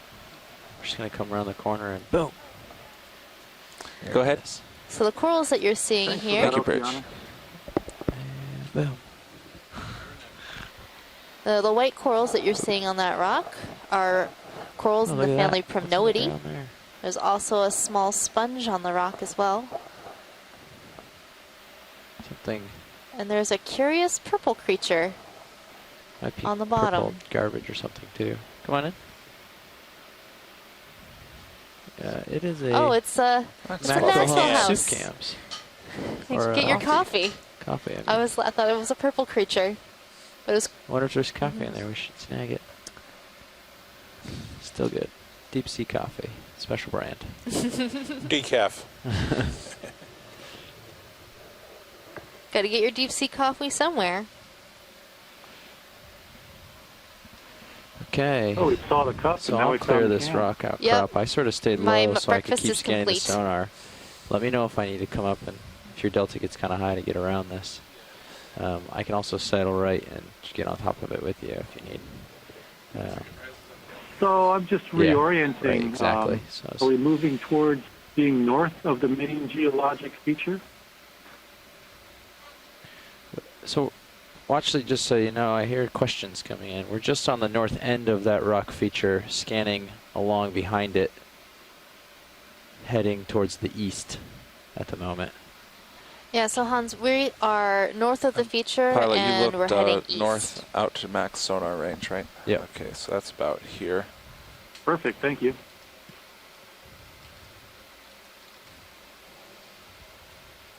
I think I've spotted another Coeluricus. You want to hear a little story about the discovery of the I-401 here? Oh yes, Chris, please go ahead. The I-401 was one of the, probably the only wreck. Picking up. Well, I guess there's a couple of them that Hurl found more by chance or from a historic location rather than getting mapping data. Keep going, and we had a square where the I-401 was likely to be based on historic documents, and so we did a dive in that square. And we ran out of time. This was on a test dive, and I was in a submersible with Max Kramer, the backup pilot. And I think we left the bottom last, if I remember correctly. Anyway, so we finished up, we found some debris, but that was all there was. And then the next day, Terry Kirby and whoever was in the sub with them started off exactly where Max and I had left off.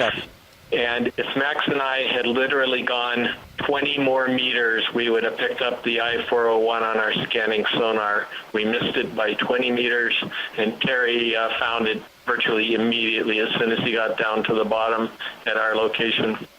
Anyway, you just never know, and as we're cruising around on these rocks here, that I-203 could be lurking right on the other side. Pilots, we're moving. Thanks, Nav.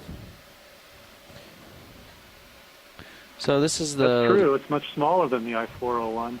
Chris, what year was that, discovery of the I-401? Oh, boy. Let's see. Early 2000s. 2005, I think. I honestly don't remember, but it was before we mapped. Yeah, so I'm maybe sort it of was top of it now. 2000 you got a good even, or delta. 2001. On top of me, and I'll keep going. I think it was 2005, Chris. And now, once you're well clear and your altimeter clears out, we can drop you back down. Okay. Oh, by that, I honestly don't remember.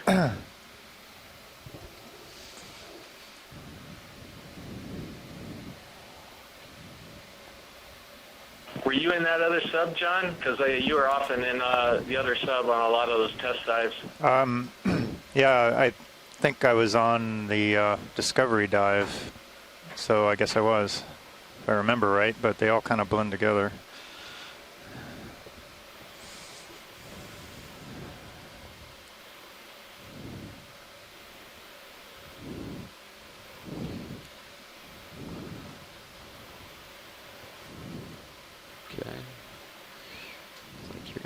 Clear this, so I'm going to scan out this way. Got some rubble, and the sonar sort of lines up with that rubble here. So all that noise is sort of just rocks. But I can push out, continue on. And so pilots, if we do I was just looking at our position, website. So we found it in if we do start to lose I-401 in March position, we're likely going to move toward the rocks. We're going to have to go, up and over. But midget submarine we found in August 2002. What do you have the bailout at right now? I-400, August 2013. It's northwest, but that sounds good to me. I think right now it is. As soon as we I clear think we these found rocks, I want most of those to get other it back west. or E-boats in 2005 as well. Kind of tucked in behind them right now. On subsequent dives. Either that or shortly after.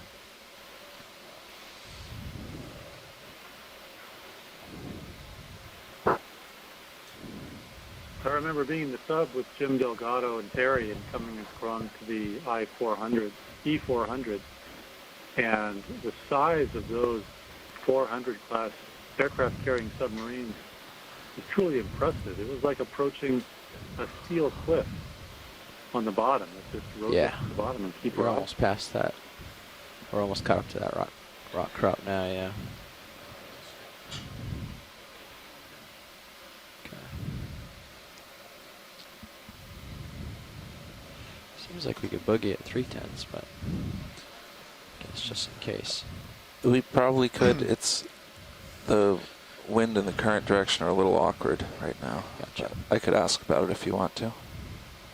No. If we do succeed in finding the E203 on this survey, it would be at least the sixth Okeanos Explorer ROV high-definition survey of these types of historic shipwrecks in the Pacific Ocean.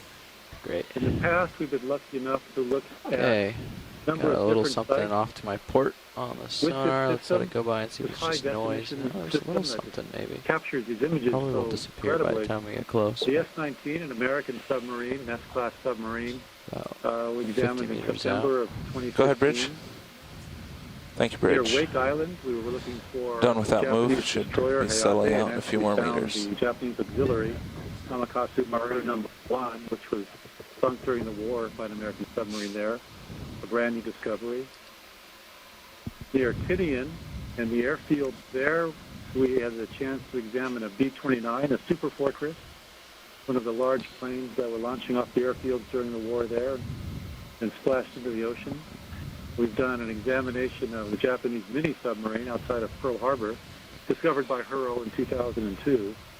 We conducted our examination, our ROV live dive on December 7, 2016, and also came across a surprise target called the Royal Taipan, which I believe was the former USS Swan, Where's a naval vessel off of Oahu 5 in December km 2016. generally located.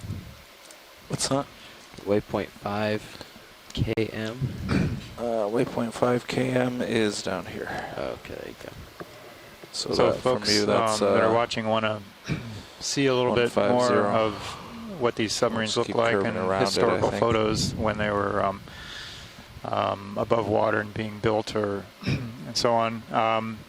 If you that's real out there? put in your web browser Pearl, HURL for Not sure Hawaii yet. Undersea Research Lab and choose the link to that Something that comes out up. there, but I don't know if it's just a wave. That's our or a website, rock and on the left there's a maritime heritage it's lingered and link, gotten closer and then appropriately as I was from that you snuck can in, but navigate to it might these just probably something. submarines, just and there's disappear. photos, there's write-ups, Well, it's and not nothing.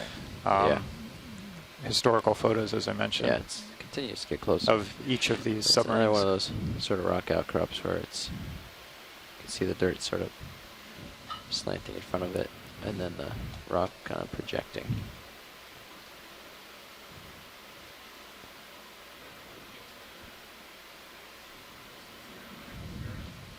Copy. All right. You should have been settled out by now. Whenever, can you reach this, or do you want to move in its direction before we head down to? We can do another short move that way for me to reach it. Out toward you. Yeah. All And right. then we can start heading south. So maybe 075 range, or even further north. He's got me centered up at 090 right now, right? And let me turn my head around. If you want to push north. Do we want to push north? I meant to that. Okay. There's 3 Yeah, turns. 090 is probably about right. Another 20 there. Where's the? Guess it's. Yeah, I mean, as long as you It's, just get him to me, I right. can push out. Exactly. Thanks. Copy that.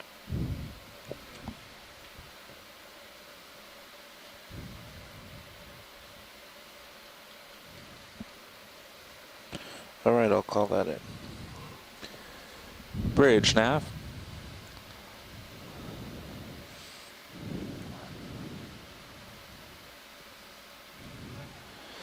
we have another move, please? 20 meters, bearing 090, speed decimal 2.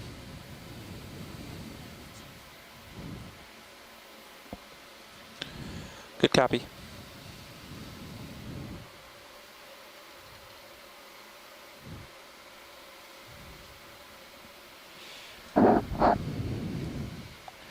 Got another couple returns, nothing very large in our sonar, so we're going to go investigate, and then we'll probably spin around towards the south and head that way maybe, towards Carl's.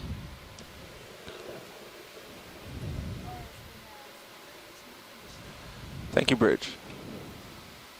Pilots, we're moving. Roger that.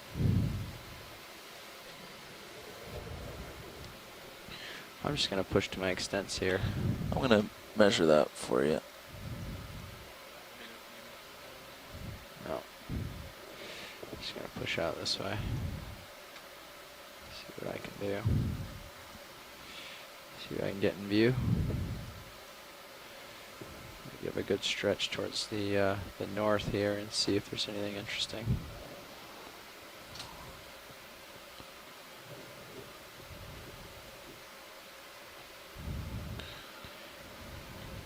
That outcrop still is on my left. Looks clear north to 50 meters. Would you agree? Yeah, I mean, I'm pushing out a little more just to make sure. So I just got an email from Dr. David Ebert at Moss Landing Marine Laboratory about the small shark that we saw earlier. He's an expert on keep this your head group. so I don't He thinks that it is certainly in the genus Ethnopterus. He doesn't think so that it's centrocilium. He says that there are 3 known species in the genus Ethnopterus from the Hawaiian Islands, but that this one doesn't look quite like any of those 3. I'll come back around. He's got a general species group that it resembles, but he says he's going to have to do some more work on it. So we have another ichthyological mystery from the Okeanos Explorer dives and a puzzle to be solved. That's the target you were seeing is about 30 meters away still. Great. That's really exciting. Yeah, we'll go out for that in a second. If anything, we found a really cool shark today. Might as well not do nothing.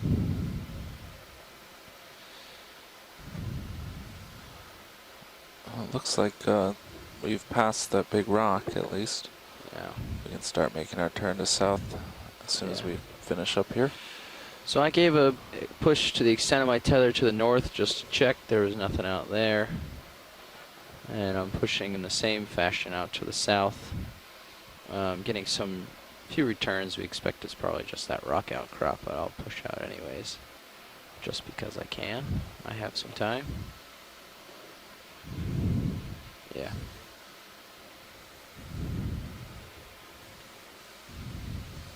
Sort of pebbly. It's not like a flat return like you'd expect. Yeah, that should be consistent with that rock that we were over a couple minutes ago. Yeah.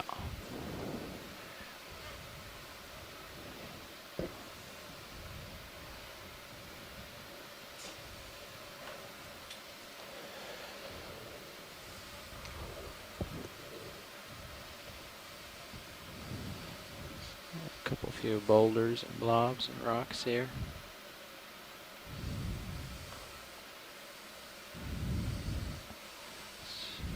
As far south as I want to go, I think. A couple little things in sonar, but we'll head that way soon, so. It mostly looks like rock and debris.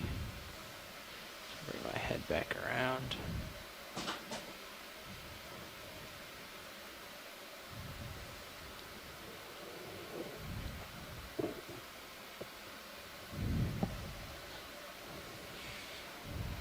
Up those returns again in this general direction. Push out to them. I'll sidle port as I go so that not to stretch out too much on the tether.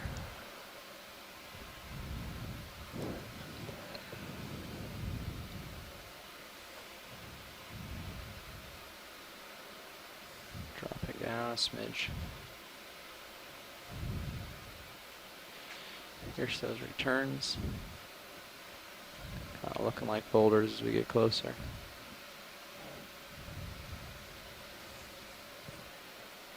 Something interesting on the floor there, maybe. Unless it's just a long, flat rock. What do we have here? Is that a ladder? Yeah. Kind of looks like a ladder. Kind of looks like a ladder to me as well. Yes, looks like a ladder.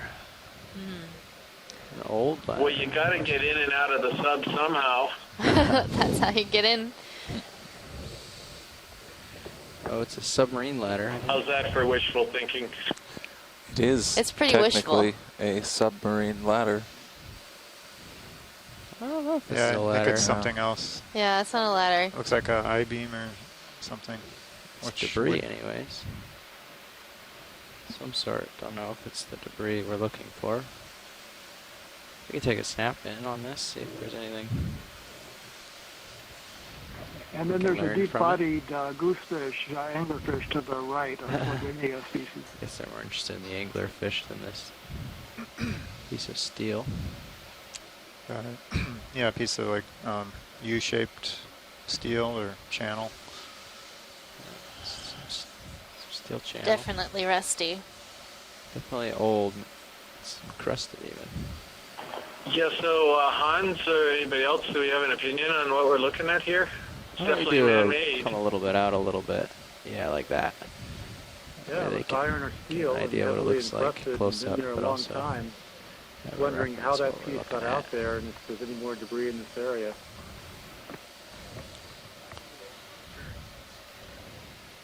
Okay. Might head this way a little bit longer and just see, make sure we can clear up what this is. Could be unrelated, could be the beginnings. You never know. Could. Made in Japan.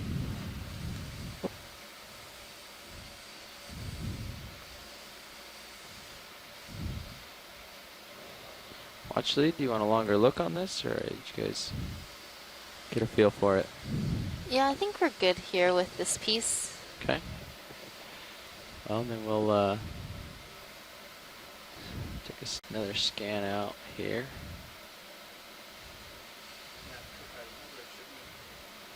Should be about done.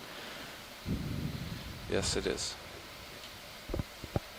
Well, lots of little pockets of sonar returns, but I don't see. So Hans, would we expect to find some of a debris fields along our way? Ooh.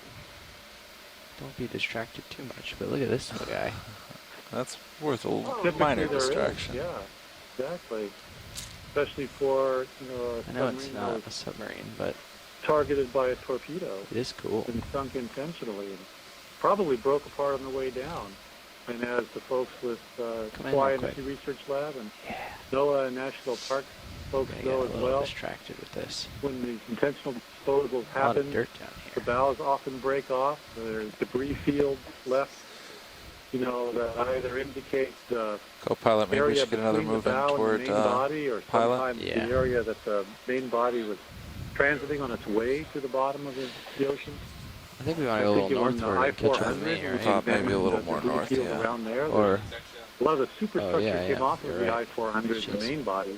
I thought I head off. on the way I thought down, we headed off at scattered 065. behind the main body. So Did I there go are to? discrete That's pieces correct. all around. Well, yeah. And you were looking at targets up in the Usually there is 060 a range. field. Yeah. You find one piece, get very curious, but we need Well, maybe several I missed more in those. the Maybe area. those Push out I that wanna way push just out that real way quick, and and then we'll move. Yeah. Well, let me look around over this way and see what we missed. Target's definitely mostly south of the next waypoint, but Yeah. certainly worth checking it out while we're here. Yeah. Is that debris at the base of that rock there? I think I see something right to the left of the sponge or whatever it is. Maybe it's clothing or something, but it could be some debris in there. Take a snap in, just frame the base of this rock, see if it's anything but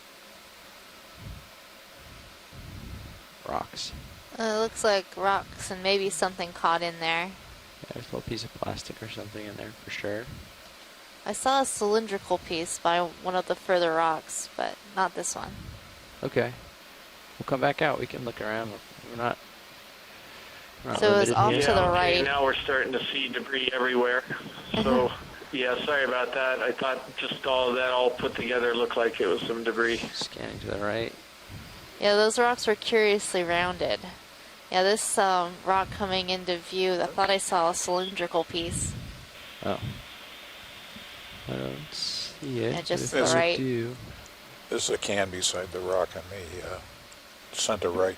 It happens all the time, Chris. A can on the right. Shipwrecks To in the shallow center water right. and Gotcha. coral reef environments, and all kinds of strange corals that look very odd, and often the iron pieces We are. got a few returns out completely to the port impressive. here, so we're going to go look and Coral, see coral and algae. what So we there can get are odd shapes from in that. corals sometimes that do cover artifacts, and the only way to know is detect the iron inside the coral and incrustation, the calcium carbonate incrustation, and you can do that with a metal detector, a magnetometer, or even if you sometimes just have a diver's compass on your wrist. with the You hold your sonar. compass near the piece of coral. Starting to get little see if the blips needle of starts to something. swing around.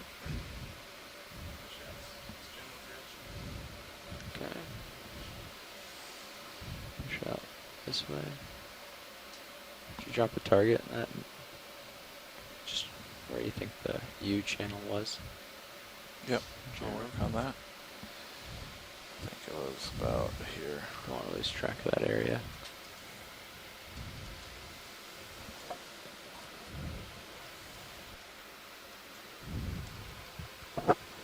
Been getting some returns over here.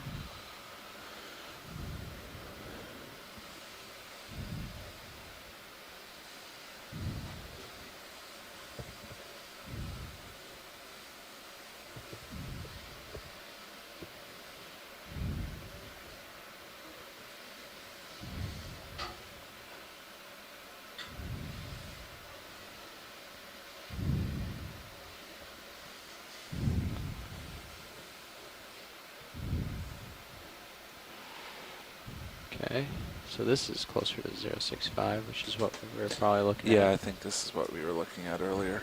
There you go. I agree.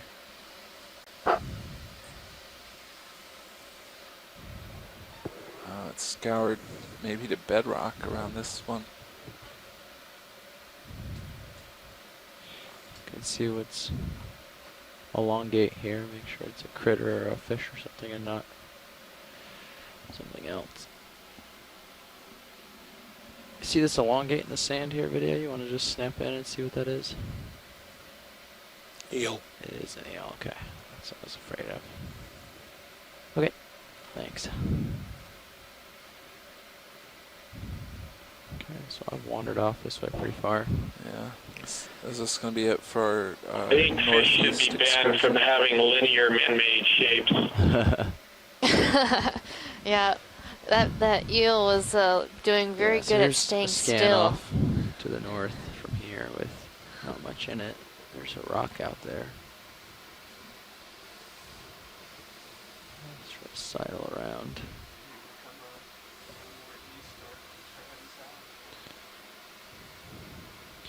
I wouldn't mind pushing past that U channel a little bit, see if there's anything behind it that's somewhere east. Yeah, I can go back out to the where that was. Still got one target, 25 meters to the northeast. To the northeast. On your sonar. Yeah, I thought that was that. I thought we could see that. Hold on. I guess it's 25 meters. You're not really gonna see it. Well, what do you want to do? Do you want to push out to that, or do you want to push out to the past that U channel? Maybe past the U channel and then swing south. Okay.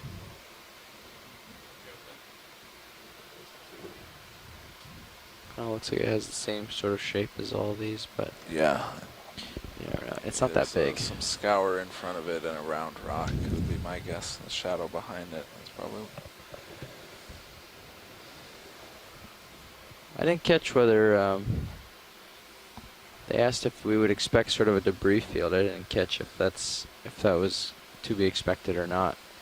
Yes, pilot. We would expect a little bit of a debris field. Okay. Yeah. Okay. Looks like another interesting shark on the left. Yeah, I saw that, Bruce. So do you guys want to get lined up on east? That one looked a little bit different than the first one we saw. Maybe more dogfish-like. Yeah, I'm stretched out. All right.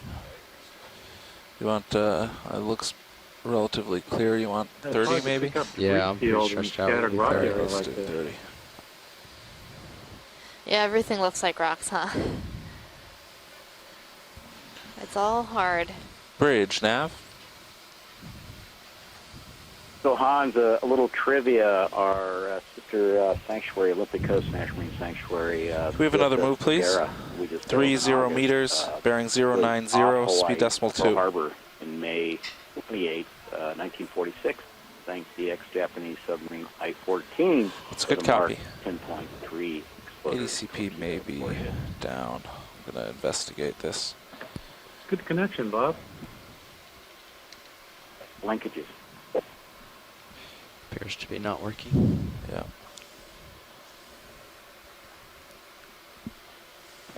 The Bagara dive was a tough dive for different purpose. It was off of Washington State and low visibility. Correct, yeah. Thank you, Bridge. West Coast here is has its challenges with this kind of visibility. And love diving, Hawaii, northwestern Hawaiian Island chain.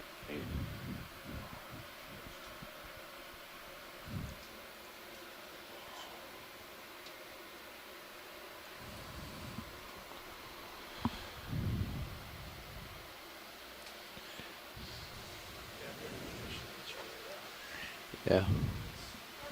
Look at this jelly. I could just mention as well that Joe Hoyt and some other NOAA archaeologists on the East Coast have been looking at historic submarines as well, but in their case, of course, off of the Grand Banks, the East Coast, near the Monitor Sanctuary, they're looking at German submarines from World War II.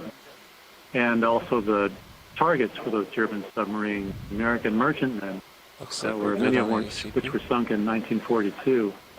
And they're doing some very interesting photogrammetry work on those sites. And if we find a submarine today, we're planning on doing our survey and also making sure we got data for photogrammetry from the E203. We're still looking. Yeah, Hans, okay, and we're moving. Joe, we've had a lot of really good success with the photogrammetry. It's basically what photogrammetry is.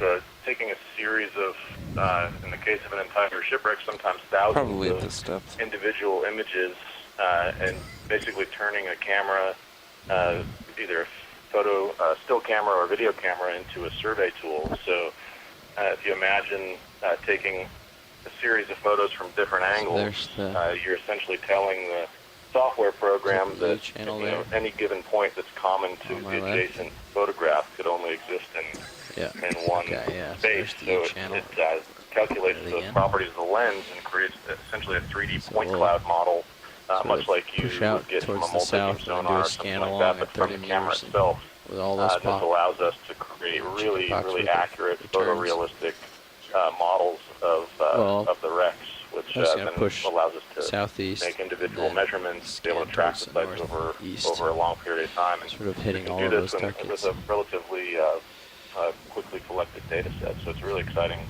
new tool that we're using. Great. I'll start pushing out. So far, we've had 0 requests from the geologists to do photogrammetry on these rocks. It could be done.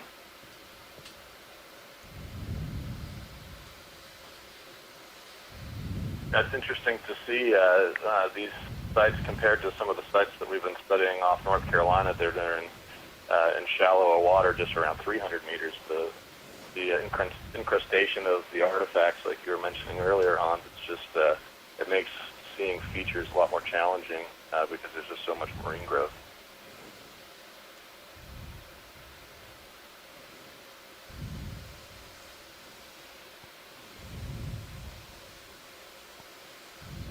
Wasn't there just an article a few days ago about the recent discovery of another World War I submarine in the Mediterranean somewhere? It was a World War One sub with the it was found just a few weeks ago. Yeah. Very shallow water, divable water. Yep. Yeah, I can't remember the number off the top. Yeah, it's amazing. I mean, between World War I and especially in World War II, the number of submarines that have been deposited on the world's oceans is pretty staggering. I think just German subs alone, it's over 700 that are known to have lost.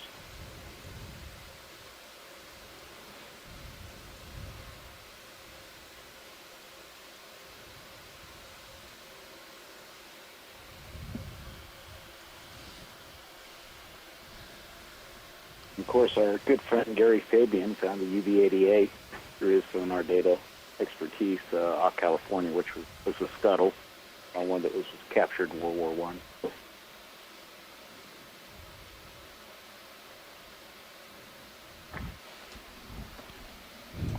Believe it or not, one of the entries to our inventory now that we've completed with support of Bureau of Ocean Energy Management, the BOEM study, is a German World War I submarine, possibly somewhere in Hawaiian waters. That makes for a big guy. And the story is it came about, it was being towed somewhere. Where do you have it at? Yeah, years 25 following meters. the war and broke its toe. What and was bearing last per day? sighted west of Oahu. Relative so no to him, real it's, position, but possibly yeah, somewhere around that's here. right. Okay. Push out towards that.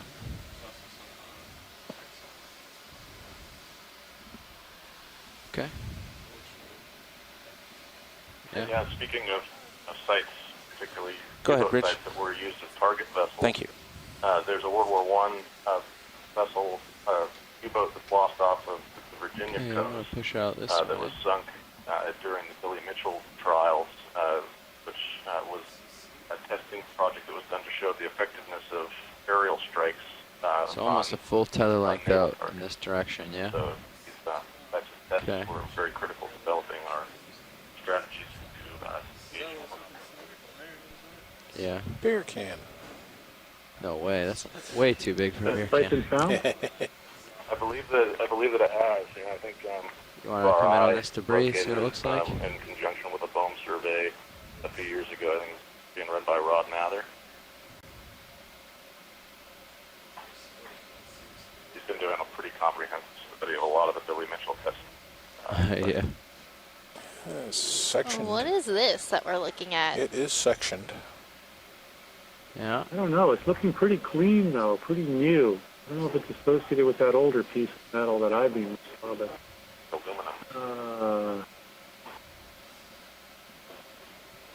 part of a stack or a blower or a vent. Let's get some lasers on it. Yeah, sure. Yeah. Someone's magnetometer. We can look down into the hole here. We can sidle around. Yeah, 6 or 7 There's inches a across. goosefish looking at us, too. Yeah. What are you guys doing out there?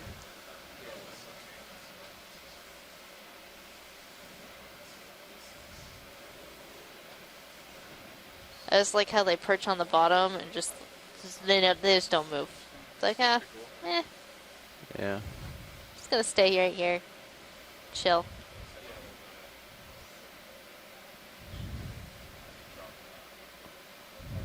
Well, whatever it is, it's cylindrical in nature, and it is About split if we into go in 4 from this side. compartments. Sure. Very interesting.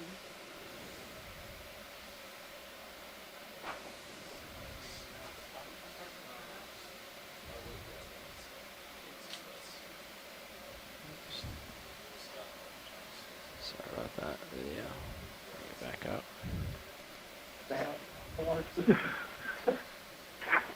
Folks here said that looks like a bead of silicon on the inside of what could possibly be a vent or a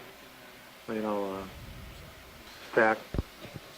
You Whenever I should see be something about cylindrical like stationary, that in a scour area that's co-pilot. dropped into a little Do I think we want or a to hole, push further east? it just makes me think this could possibly have been rolling across the bottom of the ocean for quite a while until it found a resting spot.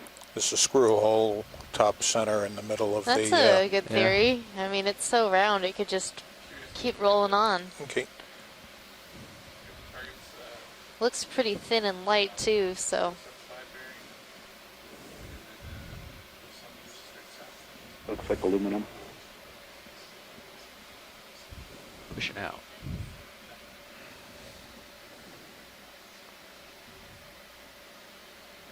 I thought that was a section of like a tail of a helicopter or a plane or something. The cross was just support rather than actually sectioning it off. But more rocks.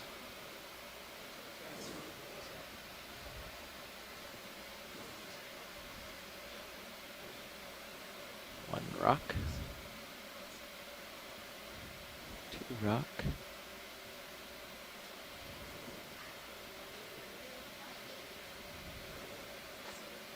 Tree rock. What's four. growing on the left of that rock?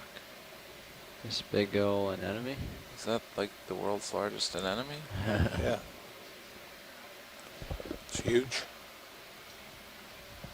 3 rocks, 3 sonar returns.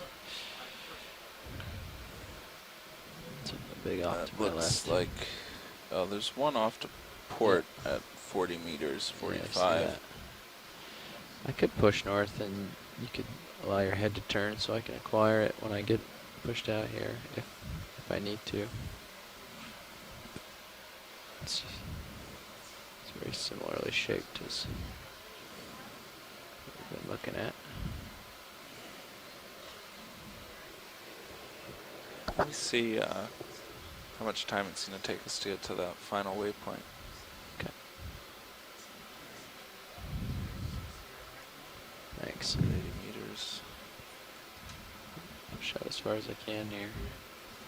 See if we can get a glimpse. Well, we still have on the order of 3 hours on the bottom. Okay. More rocks.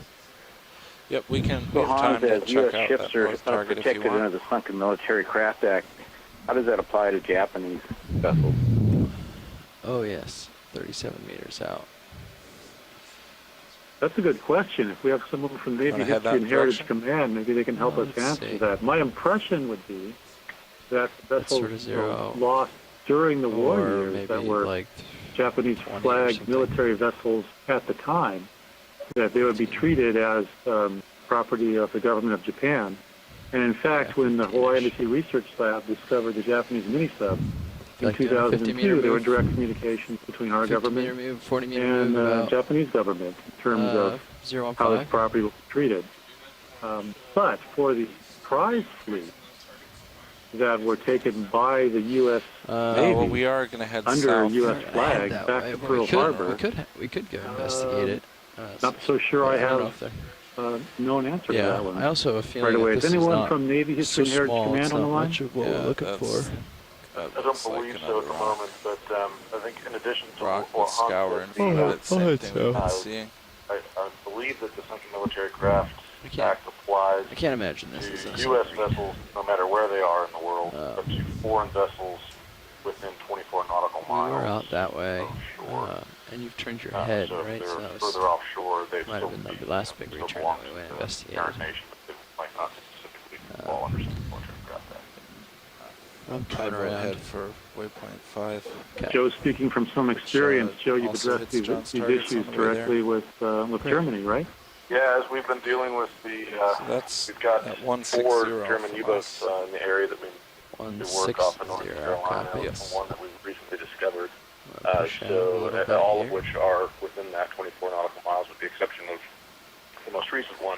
But we've coordinated very closely with both the Navy and the German Embassy with all the work that we've done on those sites. So even if they don't fall under some Military Craft Act, they would fall under things like foreign sovereign immunities or other applicable laws that recognize state flagged ships as sovereign property. But yeah, it can be a complicated landscape. Scan a couple. How are those night courses going in maritime 160. law, Joe? As I go by, we can line up on that 160-ish and see what's out that way. But it is interesting. It's interesting the way that we, the various groups and entities interact with our heritage and how we approach management and protection. So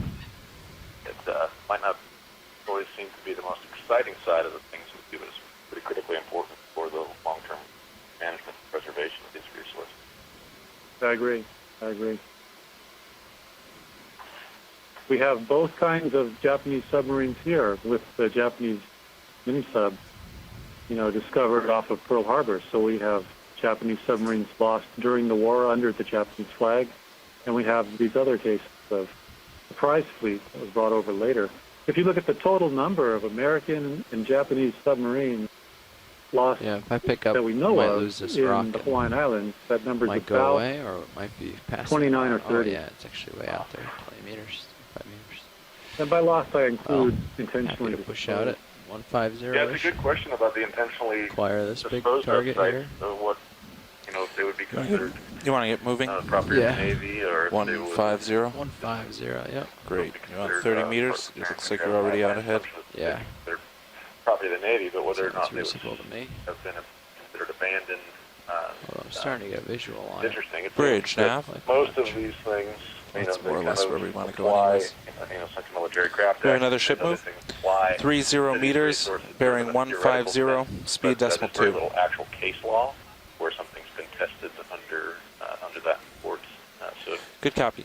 It ends up being kind of a case-by-case thing as it goes 150. to, admiralty or some type of litigation. Bearing. Great. Heading's up to you.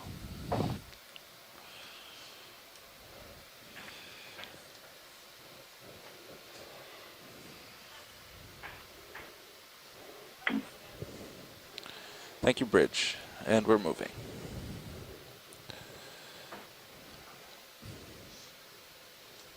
Stretched here.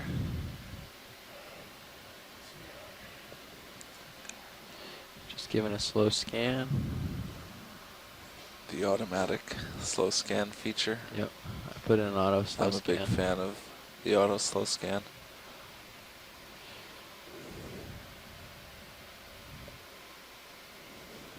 Let's face towards the south. I particularly like the auto follow for floating animals.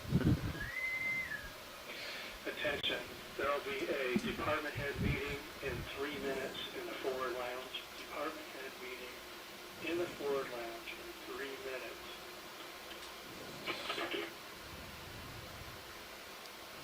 Megan and John, can you remind me what the off-bottom time is today? I just want to make sure because we're going to have a class with about 20 people coming in, and when they come in is a little bit flexible. I want to make sure that we're still on the bottom when they come in. Yeah, we're off bottom at 4 o'clock today. It's a good scan to the south. Oh, great. That's fine. That's perfect. Thank you. Not a problem.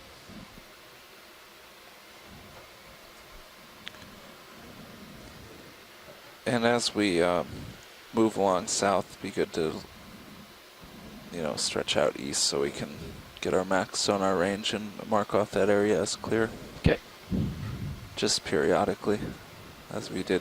East back towards the rocks? East away from the rocks. West is toward the... Oh, okay. Yeah, I'm thinking that big ridge, but these ones are... Yep. Which so we have the scattering of small rocks in this range, and the large one over here, and even large one over here.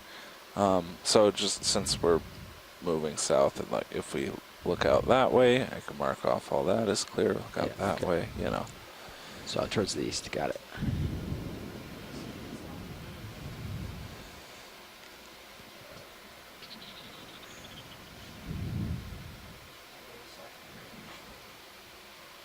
Awesome. Well, I did a scan north and south here, sort of facing east at these returns as he comes down.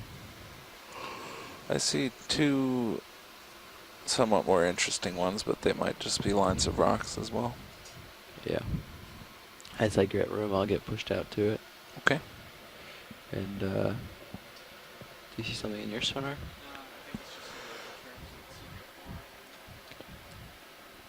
I can come back and look if you want.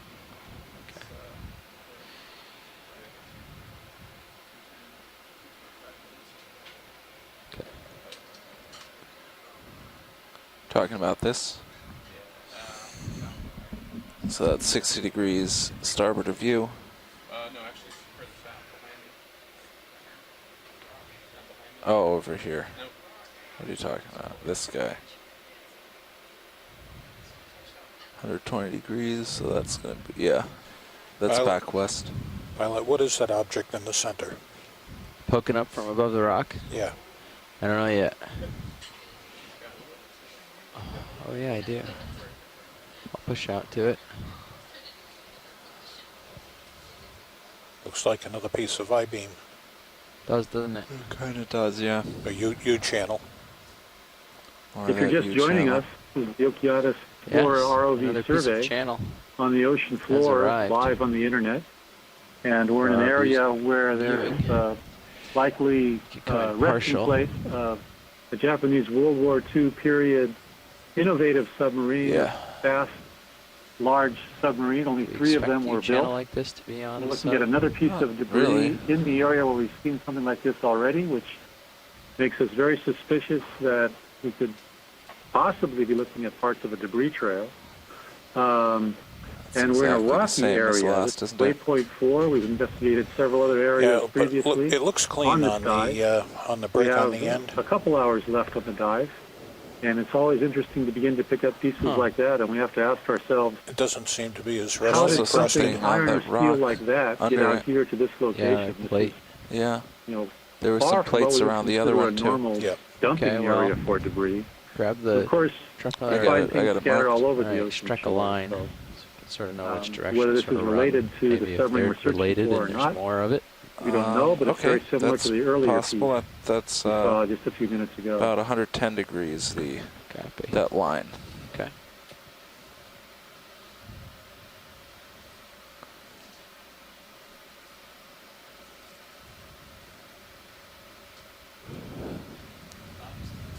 This piece looks suspiciously close to the same age Go ahead, as Bridge. the other piece that we were looking at earlier. Thank you, Bridge. In a very Pilots were done similar moving. shape, too. And that piece was broken off in a sort of odd angle, and this one is too. Very curious indeed.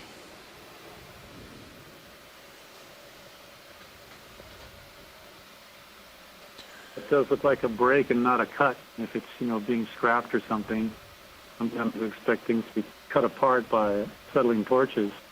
That looks broken.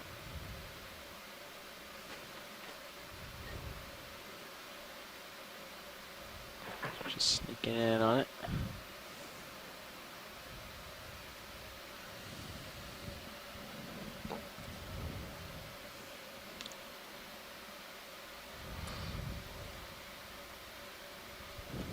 So the sub that we're looking If you for think this is a sunk promising by lead, we torpedo, can so we continue would along that trail. Things to be broken versus cut. No, we correct? don't have that waypoint 5 is not a hard target.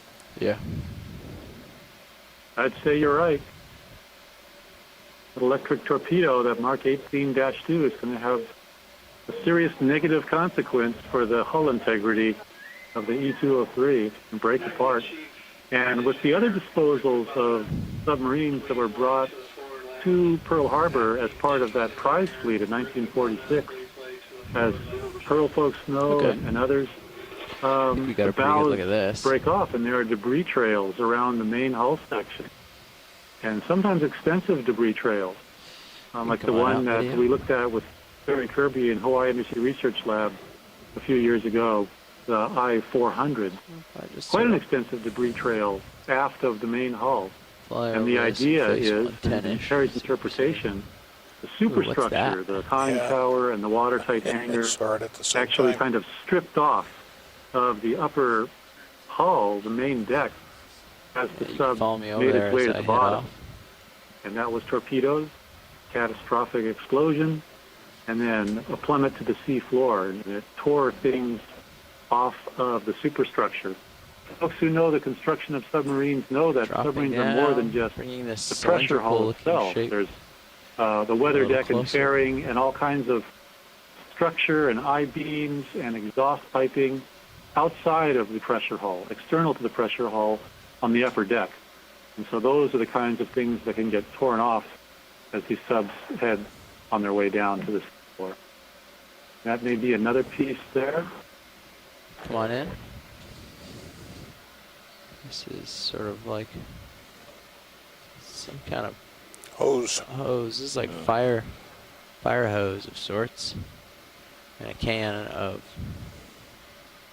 Oh, it's got that little. It's Jiffy or whatever. It's a little white Looks like fire blob hose. character.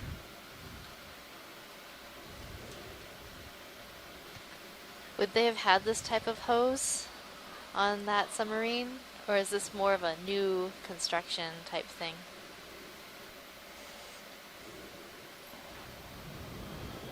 I think that looks, to me, it looks like a more recent type of fire hose, but I'm not sure what type of fire hoses they would have had before Japanese stuff, to be honest. Okay.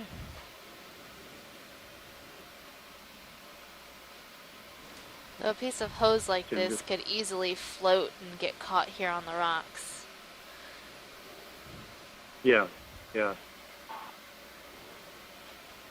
It's something that's sitting in the open, exposed to the open ocean like that. I don't know in this kind of water depth what canvas would do. All right, you can come on out.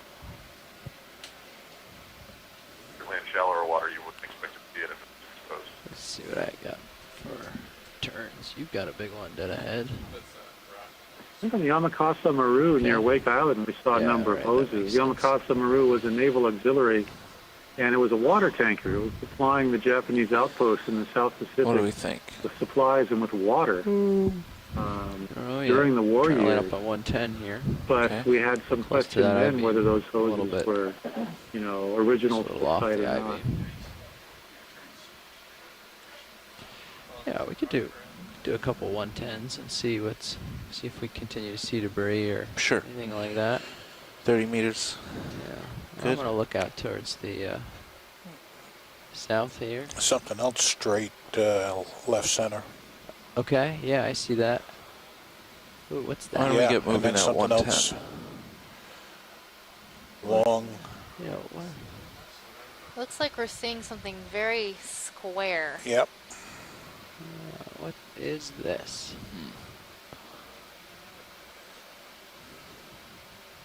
Definitely not a rock. I'm going to go with not a rock on this Why don't I one. get you 15 meters closer, pilot? No, it's why don't you push us out? Okay. It's a rectangular. 15 or 20?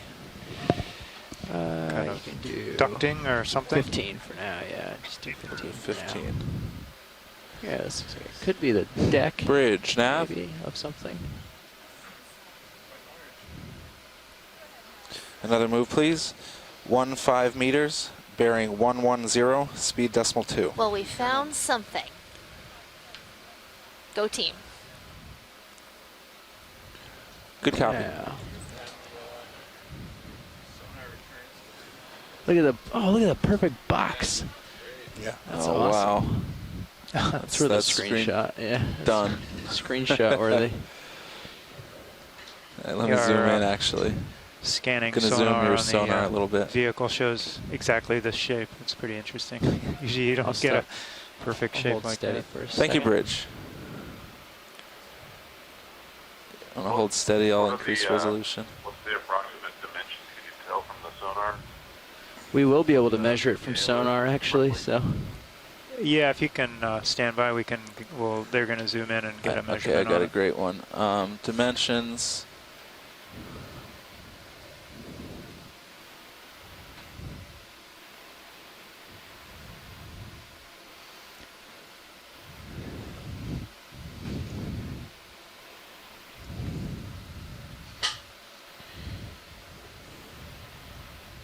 Uh, 7 meters long and 2 meters across. 2 meters tall, right? And height. Yeah, that's what that would be. Height is also around 2 meters. Yeah, we don't know the cross because we can't see over Right, you're right. the other side. I'm just gonna pick up a little and look down on this, see if we can make out what it might be. It's I'm bringing very your sonar back to boxy-like. 50 meters. I got my pretty screenshot. Okay. How does that move? Getting pretty Move is close. underway.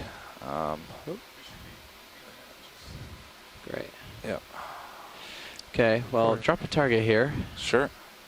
And just drop it regularly so that I can find my video way back. 2 feet of Sirius, you get a nice overhead view of it in relation to the size of it's going to take a second for the ship the to D2 ROV. catch up, and I know we saw another I-beam, so I just want to make sure that's more of the same. And in case you didn't catch, the dimensions are 7 by 2 by 2 Yeah, meters. Yeah, hopefully we'll be able to get around this thing nicely and get an idea of what it is.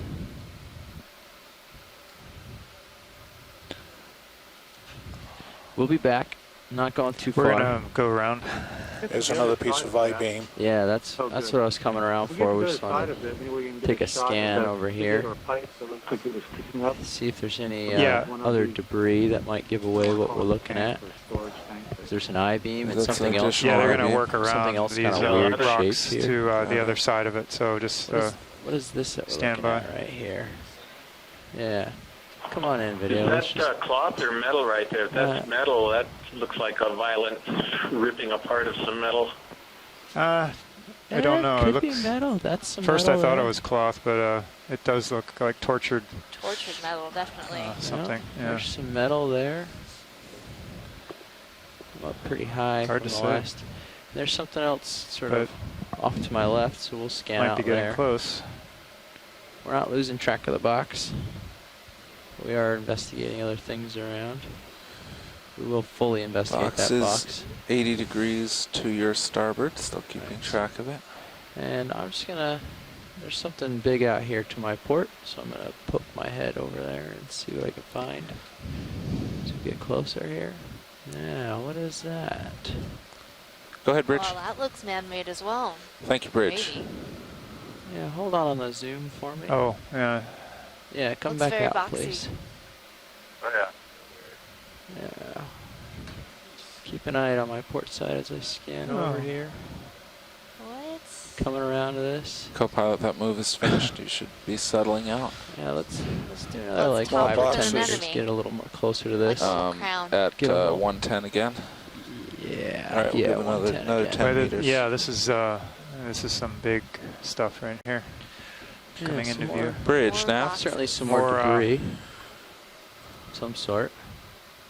Pile of debris. Another move, please.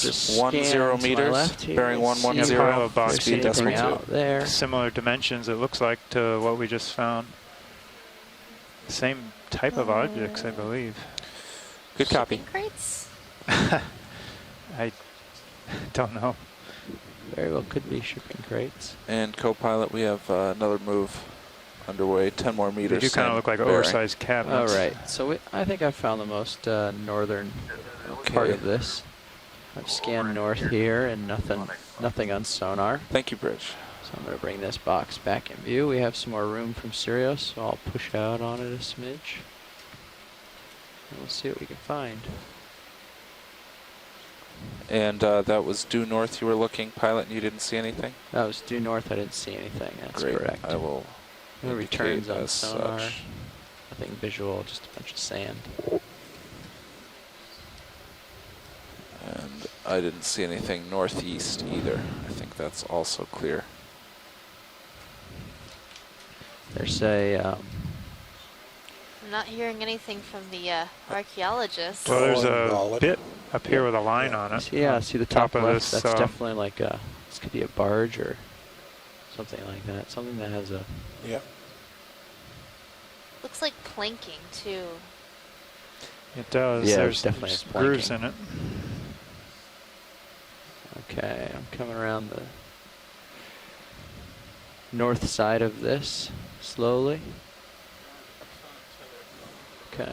Those bits or bollards are Sneak starting in a little to say closer, maybe. possible, floating Give dock or another 10 floating meters. barge The box parts. is right there. And if these So tanks are if you can buoyant like for floating- do like floating dock. 5 or 10, kind of split the two. We can. Oh, you are okay. Yeah, You're we're getting moving closer. another 10. Awesome. Yeah, 2 of those. 3 Hans, that's kind of where we're going.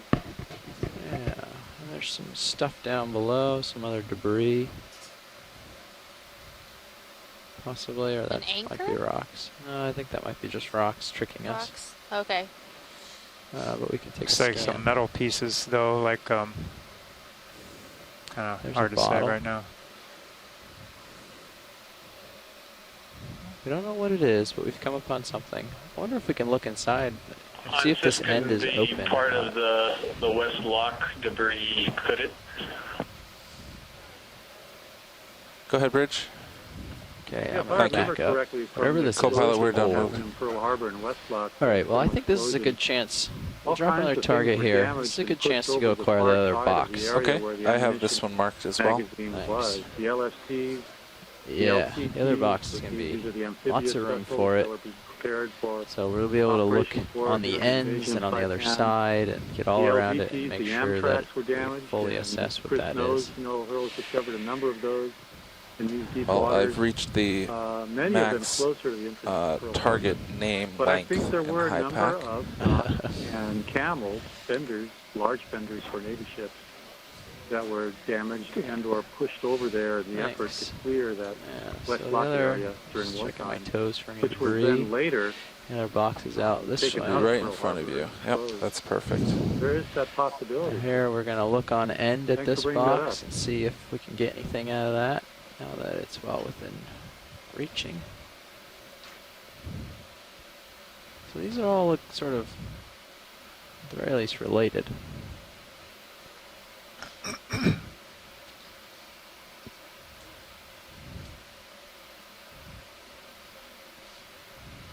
Took a tough fall. It's been here a long time. Dare I speculate batteries? I wouldn't speculate. But you can. This is like perfectly positioned, like somebody set it down here out in the open. At least if it's on its side. It looks like it was supposed to. Sure. Who knows? Let's see if this other side has anything that might give away what it is. More of the same. It has some portholes on top. I don't know what the rules are about me flying above this, but I am curious to see what's in those portholes. We'll start by just taking a glance at what we're looking at here. So these ridges are on both sides. Mm-hmm. So at first I thought they were forklift ridges, but they're definitely not forklift ridges because they're very deep and they go on both sides and there's no hole on the top for that. I think it goes straight through. Yeah. Yes, it does. Yep.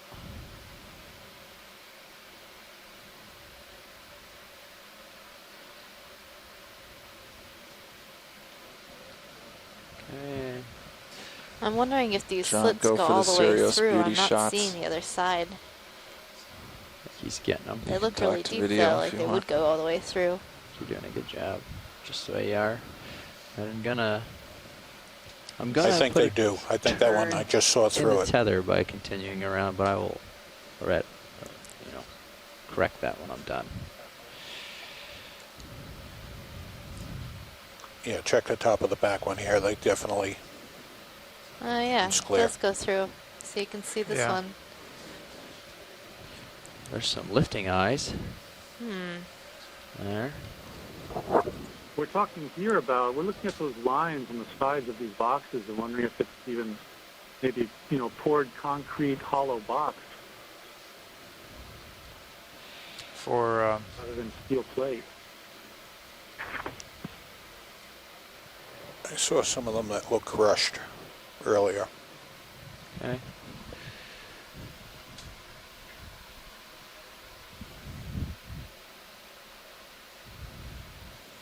Okay, we're gonna just pick up a little, make sure we get high enough to get over it, and then we're gonna look down in these portholes, I think. Quick glances, see if we can't sort it out. You can, if you could come wide so I can see my tether as I do there's this. those square cutouts in the first two that are farthest from us. Which, and you can just take the skids out of the view for on the hole, that looks better on the I'm sorry, can you zoom settling in on my the holes that are on the upper part of the end of the face of that box? We'll see. And left a little bit? Yeah, I think the plan is to fly over and look down. Yeah, just okay. Stand by. We'll get up there. Great, thanks. So yeah, we did put in a turn here. So we'll be careful about making sure that's corrected.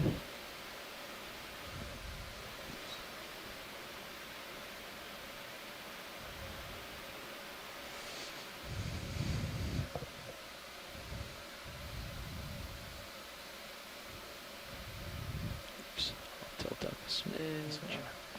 Okay, looking down at 40 degrees, we're not going to be able to look straight down. We can maybe with the mini Zeus if we can't get what we need. And you can bring the uppers, sort of karate chop style. Get some light thrown in there. I see something inside of it with the mini Zeus. Okay.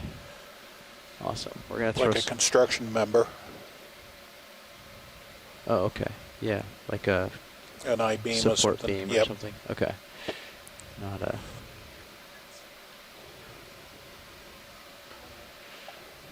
Okay, we're gonna get the mini Zeus lined up because it will look straight down or more straight down. Video. If you want to work with watch lead on getting a good zoom on it and getting it on the proper feeds, but you can take a zoom on the main Zeus. John, I think if you swing them stow forward, them slightly. Yeah, stow halfway. Yeah. Yeah, and then, I don't know, we're going to bring some light around, but maybe I'm full down on my camera. Maybe if you push into the hole, you can maybe lighten it up inside the hole. All I'm seeing in there now is shadow. Yeah, okay. It might be interesting to get a zoom on the base of that coral with the lasers on it. Maybe some of the people, Frank Parrish or somebody else that works with aging of corals, could get an estimate of how old that coral is. And that might help determine how long this has been at the bottom. Try. Yeah, you can, like this, like karate chopped. Thanks, Bruce. Yeah, that looks like a heavy corallium coral. So we do have an estimate growth rate for that type of coral. Like bring them that all the way around, and then yeah, they should be down already. But like not stowed, the pilots are but trying to set up for straight switching ahead to the down-looking camera and Pilot, if I arranging to zoom get in, some I more can light in race there. again and maybe that's see why something we're in there. lingering around here. Yeah, you can do that for sure. Takes a little bit of setting up. Okay. Gaining up. And I understand you want to look at the coral to help at least age the coral and then get an idea, at least a minimum age for this. And we will get that. I think setting up the mini Zeus is, yeah. Yep. I think we're gonna get the HD2 set up. This is gonna be the better culprit candidate. I mean, once you get the lights pulled around, you want to help you out real quick. I'll do the port side. Upper swing arm, just go like this. Yeah, and then all the way down. HD2 will be on stream 3. Copy. Put that straight down almost. So we're switching to the HD2 camera, which might give us a view that will be on video stream 3. Better. Starting to get the some light on the subject. And you can zoom the HD2 in. The mini Zeus. I'll just get it lined up here. Thanks. Don't mind the Zeus view. That's not going to be very good at the moment because I'm trying to line up a different camera.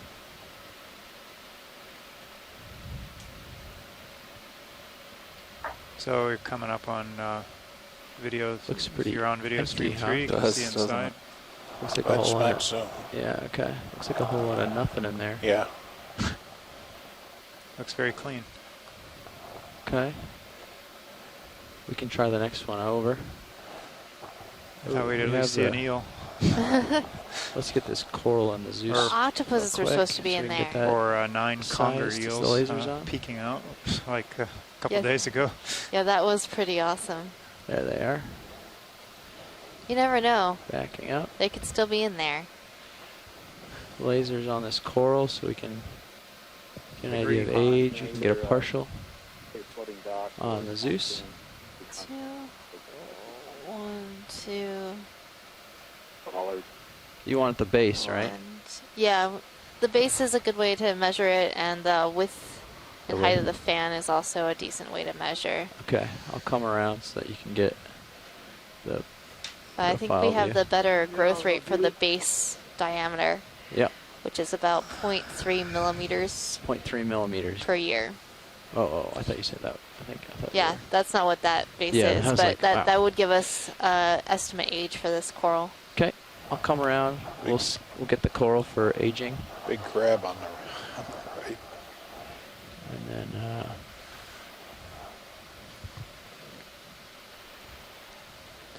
so for those of you just tuning in, the lasers in view are 10 centimeters or 4 inches apart.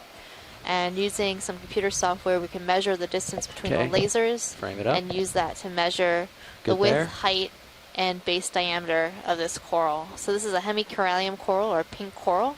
It's a type of precious coral. And we have studied the growth rate for this particular coral, so we can get a good estimate of how old this animal is, and compare that as the minimum age that this object has been on the seafloor. Okay, I guess we should we push out to the next pile of boxes and see what that is? If that age is older, much older than 73 years. It looks pretty small. No, I can do it out in between these real quick. So this coral doesn't look much more than 8 inches across. So my estimate age would be maybe 30, 40 years. Sort of but that's just a guess. Okay, on that last little pirouette around the box, I put a turn of the tether, so I'm just going to do a little spinny dance before we stretch out to the next set of boxes. Thank you for that. Don't mind me. Of course, the age of that... Archaeologists and biologists, collaborators, right? Yeah. Yep. Of course, this object could have been here much longer before the coral was able to settle here. So knowing how old it is just the minimum amount of time that's been here. And the surface of this object might have been very smooth, which might have made it more difficult for the coral to recruit on top of it at the exact time when it reached bottom. So, you know, we have to take that age with a grain of salt here. Yep, that looks perfect, thanks. Okay, back out to the other boxes here.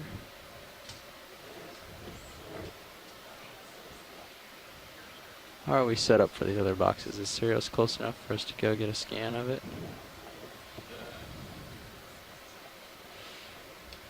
I think they're out. Okay, definitely take a look again.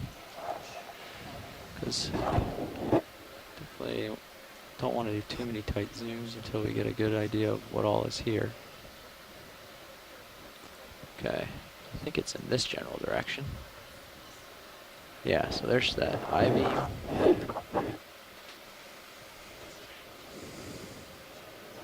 Pushing out, dropping down a bit.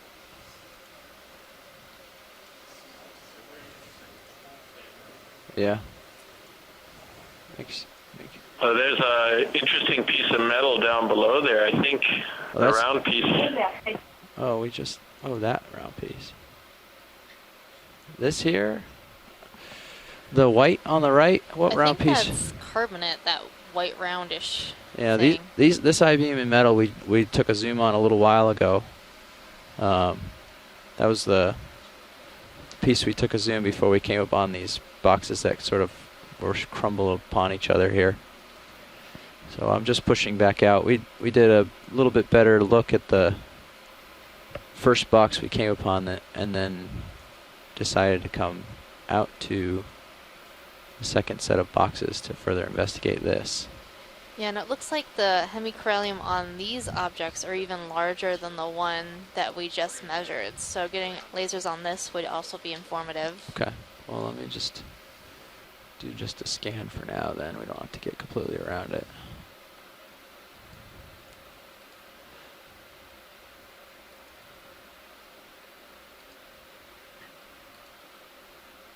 it looks like, as Bruce noted a while ago, that the earlier kind of frame I-beam pieces we saw are pretty similar to some of the pieces underneath these boxes, frame that holds these boxes together. And so it was indeed a debris trail that led us to these. And we wonder how extensive this site is. Yeah, it could keep going on for a while. Come in on partial on this coral.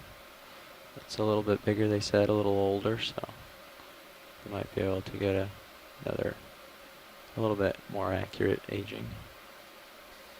Yeah, this one is bigger, so I would assume it is a bit older than that first one we were looking at. Maybe 25 centimeters across, which would put us in an age of about 50, maybe 60 years. Great. Next video, we can come back out. This is all steel, not necessarily like it's not a line. It's all steel that they've got looped around here.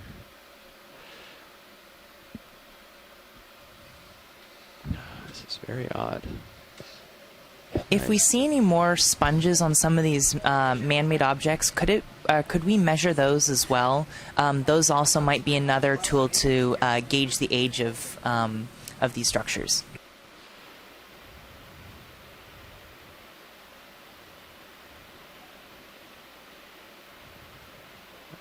Yeah, so this one, you can see the support that all the boxes should be like attached to. It's sort of been ripped off or something.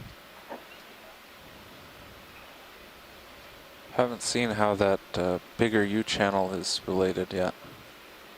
Yeah, I don't know. Some of these gaps are open and some of them are closed. They could like close those holes up or something. Maybe. There were one gap was open and then the other one had a thin metal slat across it on the other two. So either the first one was removed or popped out or eroded away, and the other ones were intact. Well, we were wondering if the U-channel pieces that we found laying on the ground might have been what was in there and popped out. Don't know. I thought that's how they're related. They were maybe wider or something. But those are pretty.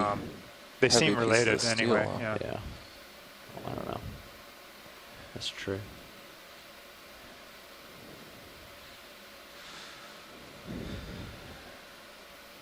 Nice perch for anemones. Yeah. Well, these anemones are quite happy up there. Gets them up into the water column, and the structure likely accelerates some currents around it, which brings more food to these anemones.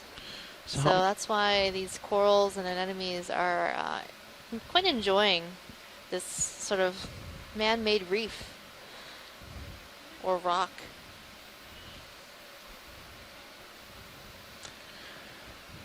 It looks like this structure has like single compartments that are walled off from each other.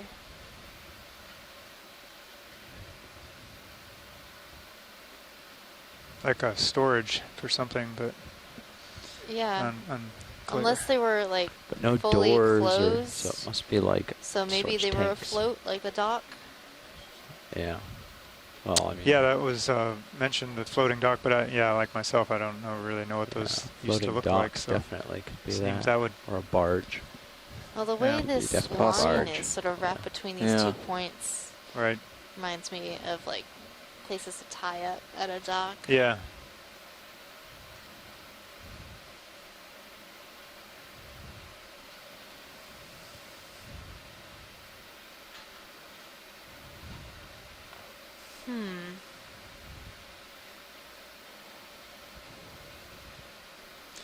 And there's along the sides in this some of this channel. There's this looks like rotted out wood almost. Do you have a? If you want to come wide and sort out a sort of a move to get you.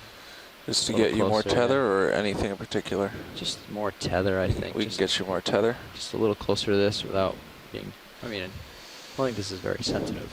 10 meters so at for those 080? of you shoreside, if you switch to video feed 3, you'll see a quad split screen with 4 different images of camera angles from our ROV.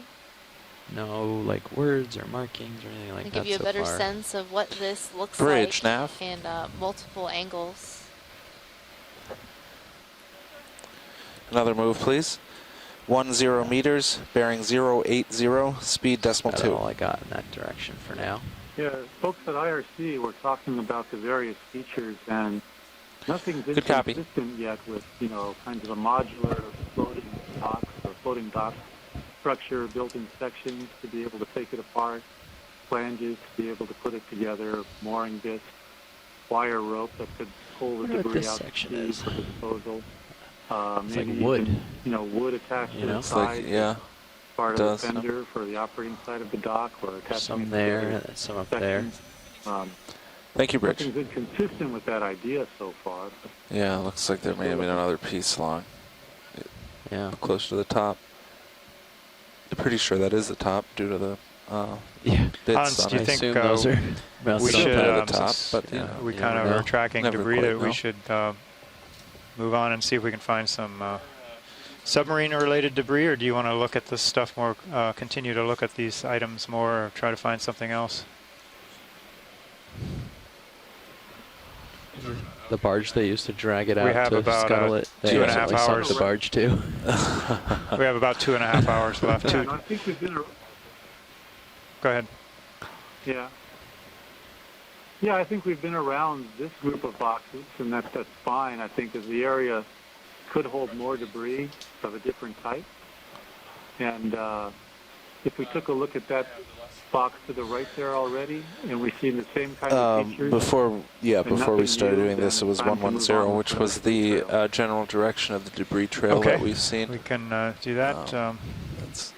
Pilots, if we can look at this box here coming up and then give it a look and then perhaps move on if nothing else comes into view. Yeah.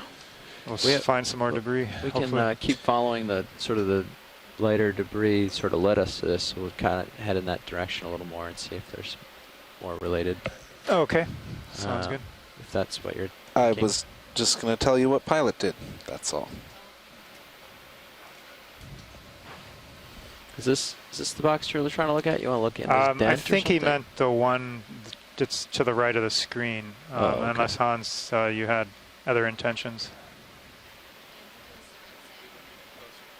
This A one. little bit more. Right. Yep. Ship is about yes, done, it's the but you're backside going of the first to one. be maybe a minute or two behind. No, this is not the first one. This was with the pile of boxes. I'd like to take a look at this line jumble. Go ahead, Bridge. Okay. Thank you. Come in on the line jumble. Wire rope. Come on in. Yeah, looks like Wire, yeah.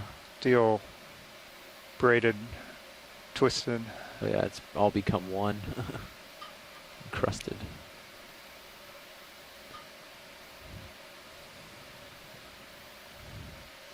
With a squat lobster on top. I like my squat lobsters. So we're done with that most recent move. Okay, we're good here at the IRC. We can go back on the hunt for the E206. Okay. So All right, we thanks. were We will moving zoom at out and, 110. Move along. Unless okay. you have some other targets or other possibilities. Yes, it is back. It's at 50 meters. Yep, 50 meters low res is what we were doing. Yeah, I only zoomed in for a minute. Same one. It's all this, I think. Yeah, I can drop down. There's these rocks and things. Okay, back on the scan. All right.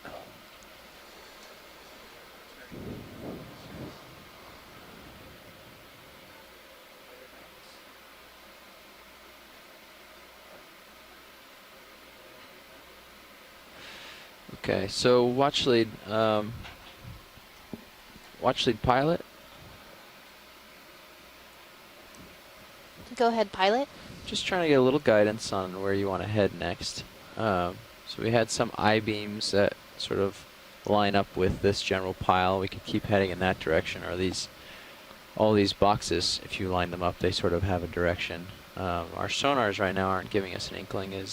Do either of those scenarios line up, which direction should we start heading, in your opinion? I guess just keep heading in the direction of when we started finding stuff. Okay. Seems like a good plan. Yeah. That's fine. From here on, hopefully something will come into view, and if we don't see anything, we can always try another direction. Okay. We'll continue at 110 and all right. See where we're headed. Thanks. See what we can find. I agree. I think waypoint 4, as we discussed yesterday, was kind of just an area of a number of small targets. And so as long as we stay in the area of these small sonar anomalies, we're way off of waypoint 4 as good a chance as any other. I don't know of determining whether they're related to the E203. Well, they don't have the waypoint beyond waypoint 4. We don't get back the way we came, so I concur. Chris?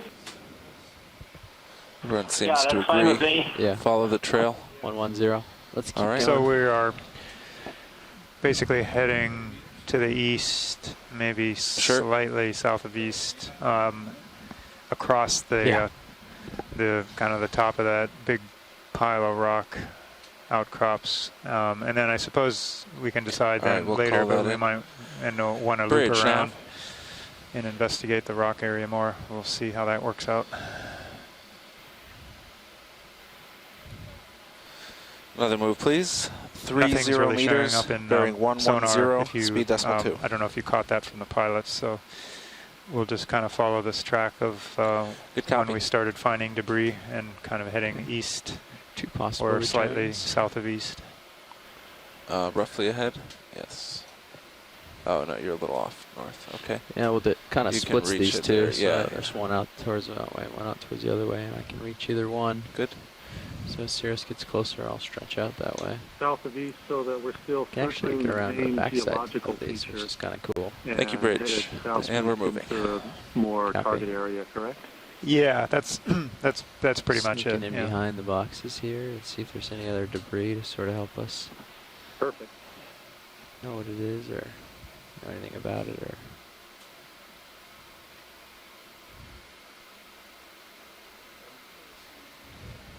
Nice.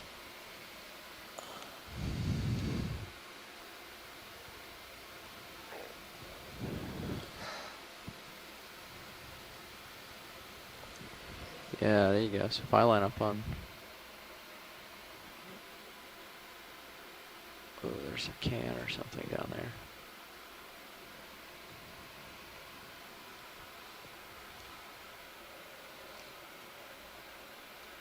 Just confirm this is a can. Come on in.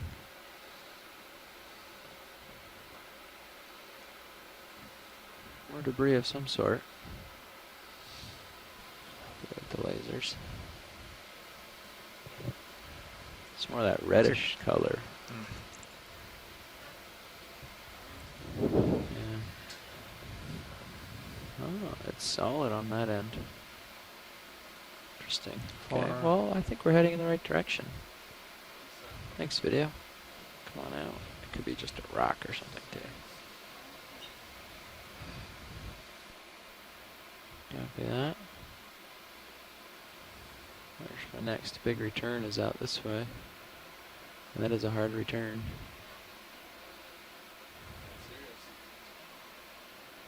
So, let's see what we can find.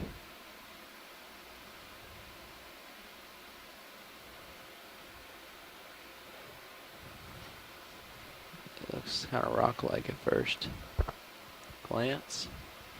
Why don't you come in partial? I have another one to chase, so let's just see. Come in partial, see if this is a rock or something else, if we can tell.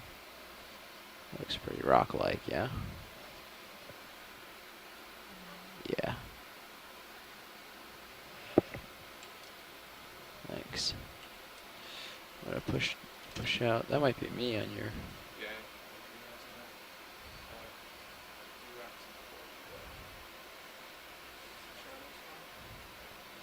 coming around. I had a return out in this general direction.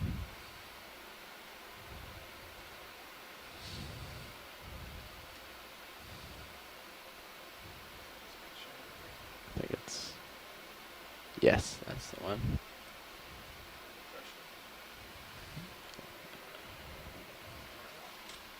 Another rock.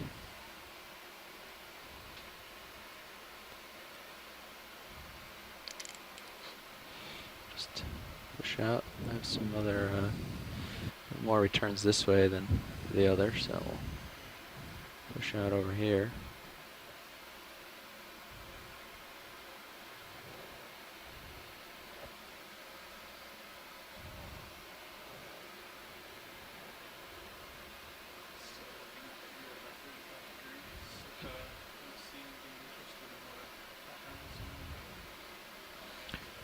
It's hard to know. Almost done with it. We're in nautical miles. This is kind of interesting. Yeah, we're maybe 8 meters left in that move. What do we have here? Do you want to tack on more or stand by? Let's take a glance at this real quick, and I think I have the room to get close enough to know what it is. It's really hard to tell what things are because of all the... Yeah. It's looking rocky. Yeah, it's looking like a Okeanos, rock. are you there? Yes, we are here. Yeah. Look at this depression. I just checked if we had our telcon still coming in. Our screens are frozen here, so we're waiting for them to come back up. Oh, okay. Our screens are frozen here in Silver Spring as well. All right. Okay. Let us know if that persists, but our telecom line Scan towards my starboard. still good. We just didn't have much to say there for there, maybe. a few minutes. Oh, that's just the craft giving us noise. So I don't think you missed too much in the screen. We're coming up on another boulder with a big scour around it. And otherwise it's been a sedimented area. We just left the collection of boxes. We have a little bit of marine debris, some netting currently in view. Okay, avoid getting too close to the netting. I'm going to venture off towards the other returns here. Yes, please. Kind of look like rocks at first glance. No problem. Yeah, I can kind of ramble about what we're Closer. seeing. Let me know when it comes back, just so you know we're still here. Big net. Coming up on some more bigger rock outcrops and larger piece of netting wrapped around the rock. Looks fairly recent. It's not collected a lot of stuff. Go ahead, Bridge. Thank you, Bridge. Co-pilot, we're done with that move.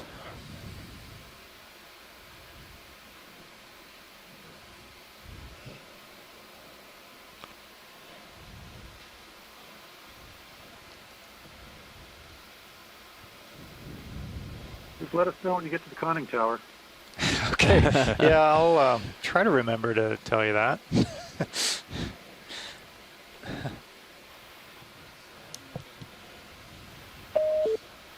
Okay. Get anything in your sonar that makes you think we have anything other than south? Yeah, John and Megan, this is the point where you start saying, oh, this is amazing. We've never seen anything like this. Like we used to do on the submersibles when we put our hands on blank out the camera. Yeah. The only thing I could do is kind of push northern. Those boxes were sort of lined back up on. towards Okay, back on. All right. But that really They were, but they were pretty close we had together. just I'm not passed sure the rock with the netting on it and looking at the other was rocks. actually in the thinking they were field. lined up pointing toward waypoint KM down here. Okay. But well, we're lined up for waypoint KM, so you don't want to try further at 110? We could. I don't. Could ask around to see what people think. I pushed out at 110 and didn't see much, but we can do it again. Come back around at 110 and see what we can find.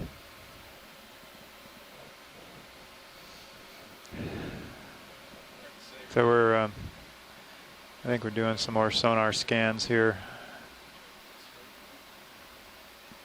move a little bit forward and then scan again. So. Yeah, so we chased a few returns out this way. They're obviously just a few rocks, so we're just gonna push out at 110, which was the direction we interpolated, and see if we can get any more returns that make us want to keep going that way. And if it looks blank, we might. So maybe 30 more this way, then we'll go do something else if we don't find it. Yeah, so I guess 110 degrees was the bearing for the material path that we'd been following. Yeah, okay, we can commit another 30 meters. Yeah, let me know when you're getting lined up on 110.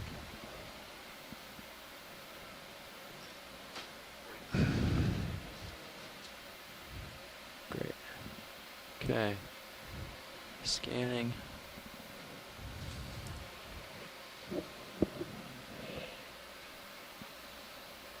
That rather thick-bodied fish that we just passed on the right is a distinctive cusk eel, Pycnocrastidum armatum. All right, I'll get that moving. Great. Yeah. Bridge, nav. Yeah, I see something, but I don't know if that's what we investigated already or not.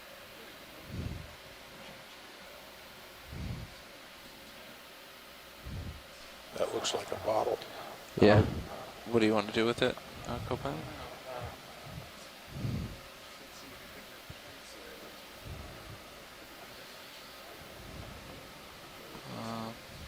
Could be a lack of targets too. Yeah, I think it is. It's just coming around under you for a quick moment. There's a few pieces of large debris over here.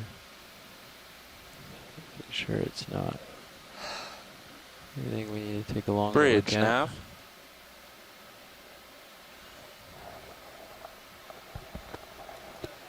Boxes. Do we have another move? The old boxes or the new 30 ones? meters, That's the old boxes. bearing 110, I speed think we're just decimal going 2. back to where we were. So. Okay. Good copy. Okay, so there they are, spinning around 110 and pushing out. Let's see what we can find.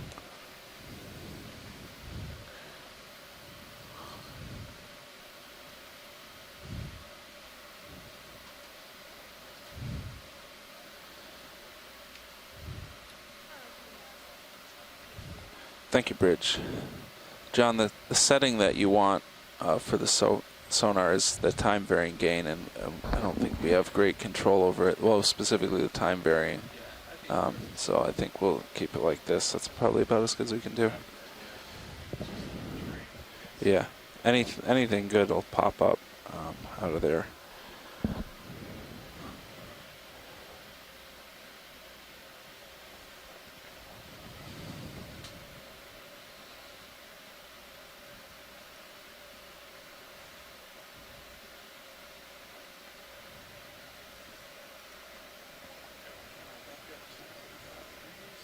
Copy.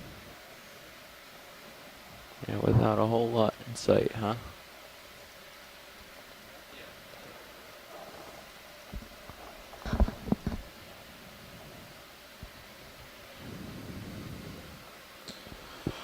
And that we are moving.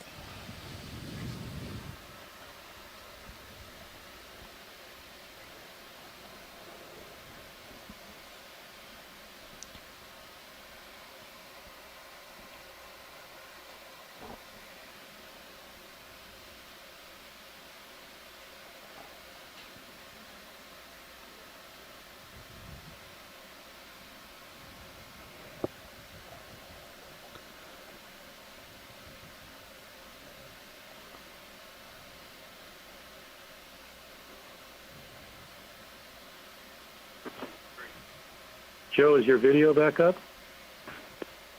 Yes, it is. Here, I'm going to do a scan towards the north. See if we get anything on sonar. How much do we have left on that move? About halfway? Less than halfway, I think. Yeah, we got another 20 meters. Okay. There's a northern scan. All clear. Okay. Spinning around south. There's always something in the south. Well, a lot of rocks out there and everything. Thinking of changing our bailout.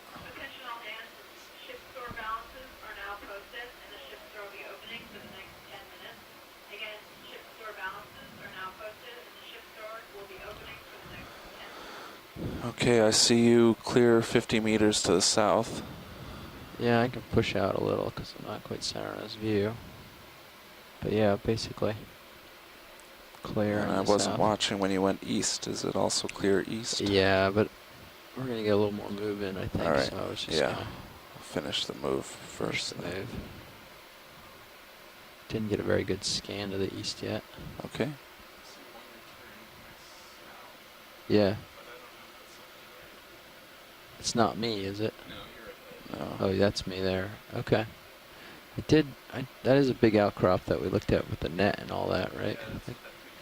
I have a feeling that's what that is. Yeah, see, it kind of lines up. Well, I guess if you're here, it doesn't. Yeah, then it lines up, see that? Because you're heading this way and it's in your starboard. So we're still netting large rocks and everything, so.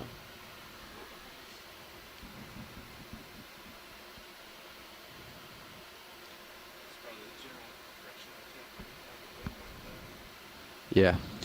Yeah, the waypoint's going to be about south-southwest by the time we're done here. Actually, we're yeah, you know what, not too far away from it, 100 meters or so. Sonar, aren't I? Just the same net rock. Hold on. Yeah, that's like.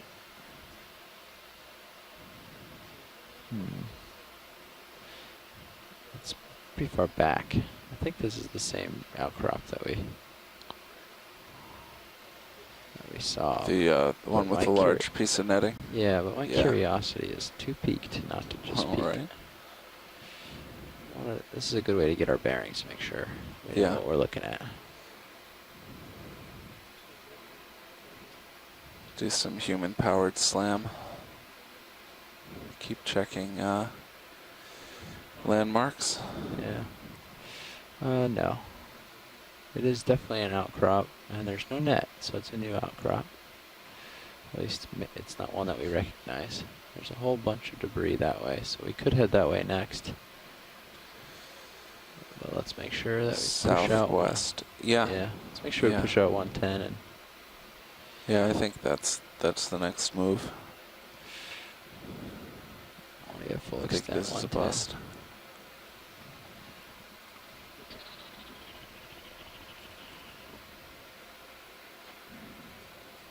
We need something where I can just like scribble on the map. Yeah. Coming back around for you. Go ahead, Bridge. Thank you, Bridge. Should be getting me in your main done with that move, moment. co-pilot.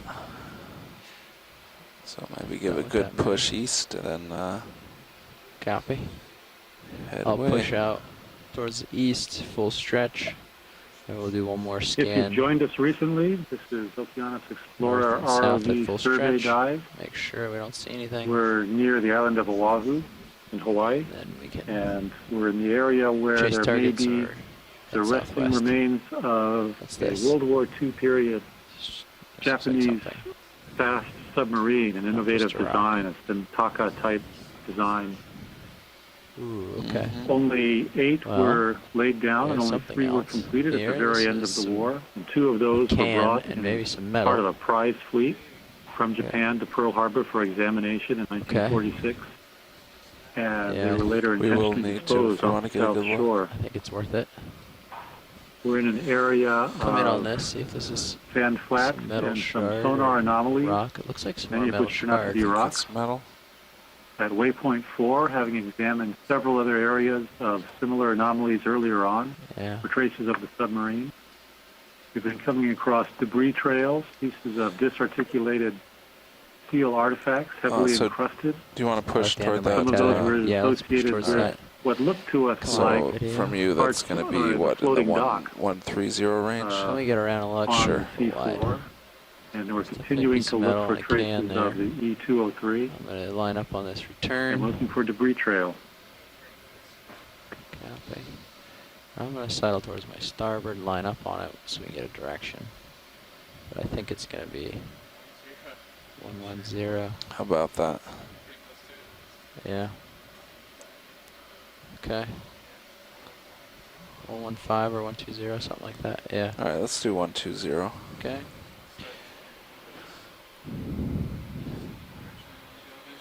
Yeah. And 30 meters is good? You're already all the way stretched out. I'd even do more than that, like 35 or 40 meters. Let's do 40. Because I've got a 25 off my front and I'm full stretch. Okay, we'll do 40. Thanks. Bridge nav. Yeah.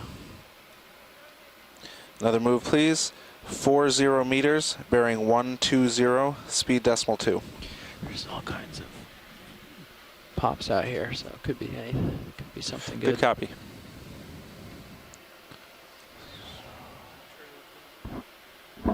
Yeah. I don't want to venture off too far from this sort of the way we've been going, because it's been lucky and we keep finding little pieces of metal that make us think that, at least make me think that it's... I wonder if there's anything on the other side of this trail that we missed. Not really.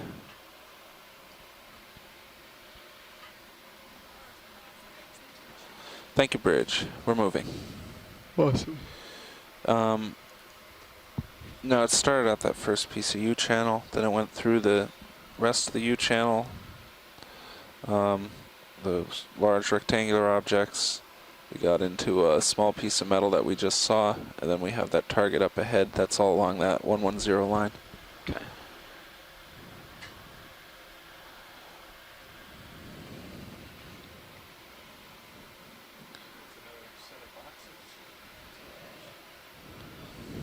Doesn't look as well defined as those boxes did. Kind of looks like a rock. Kind of does. But yeah, as soon as we acquire that target, we have another one coming up. It's more south of that. Okay. Possibly. Yeah, we have some things to investigate in this direction. I'm going to do a scan.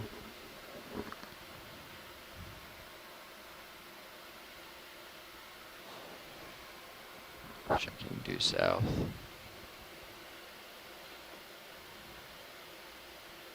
Yeah, those aren't anomalies. They're definitely following around as I turn. South and 120 is our stuff. Passing that. And then north.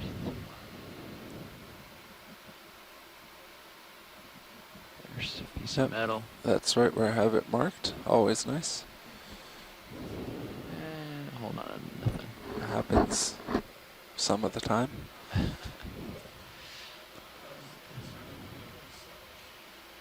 Awesome. That's perfect. Lining back up with our Ship's about 10 meters into that move. We have 30 left. next return.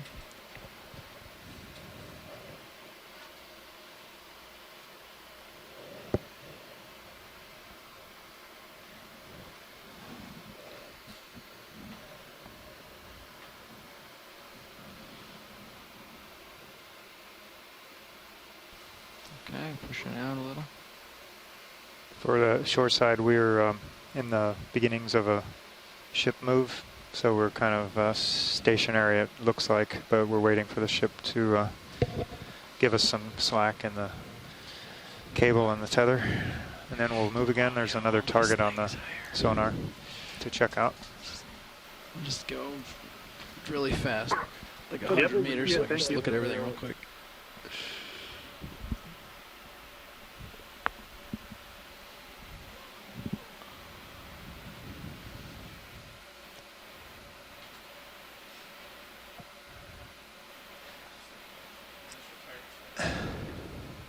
Yeah, I'm just getting a visual of it. Starting to see something rock-like maybe, but hard to tell from here. To employ Chris Kelly's negativity technique, I will say that the sonar target looks like rocks, but hopefully not. You got more to port and starboard beyond this. Yeah. You might tack on a little more on this. Is that a patented technique? I think he's We're only halfway applied through for it. the move. What's that? We're only halfway through that move. Yep. It seems to work for him. Yeah, it's a lot like a rock, so maybe yeah, it does. Do another like another 10 or so. We could be able to reach some of those other targets around. But we'll get in on this first and see what is crawling here. Oh, it's a fish. On the bottom. Oh, I should do that.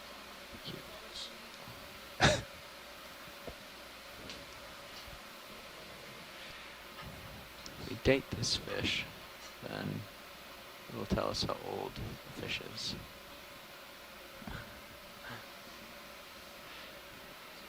Here's a little something odd shaped. I wonder. I don't know. Coming on this sort of Y-ish shaped looking thing. See if we can sort out what that is.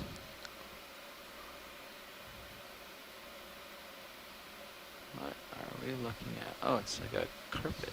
Or no, it might it's not. be It's a sponge. Yeah, it's a sponge. A sponge with not much. A sad live sponge. Tissue, yeah. Alright, thanks video. I think we're happy with the sponge.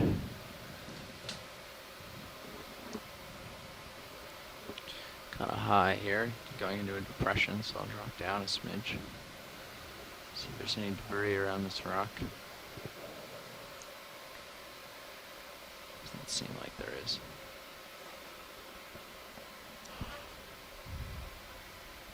Oh, no luck. Okay. Okay. I'll stretch out towards the east here. Let's see if I can't acquire some of that pockmark there. Looks like a lot like rock, doesn't it? Attention all hands. There'll be an operation being held in the forward lounge in 5 minutes. I repeat, operation being held in the forward lounge in 5 minutes.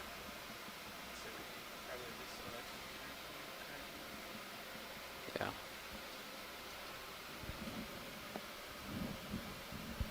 Okay, that move's about done.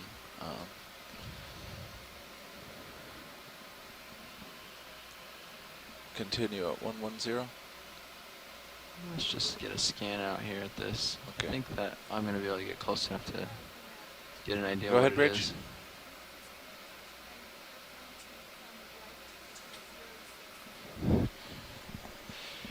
Copy. Move complete. Incoming.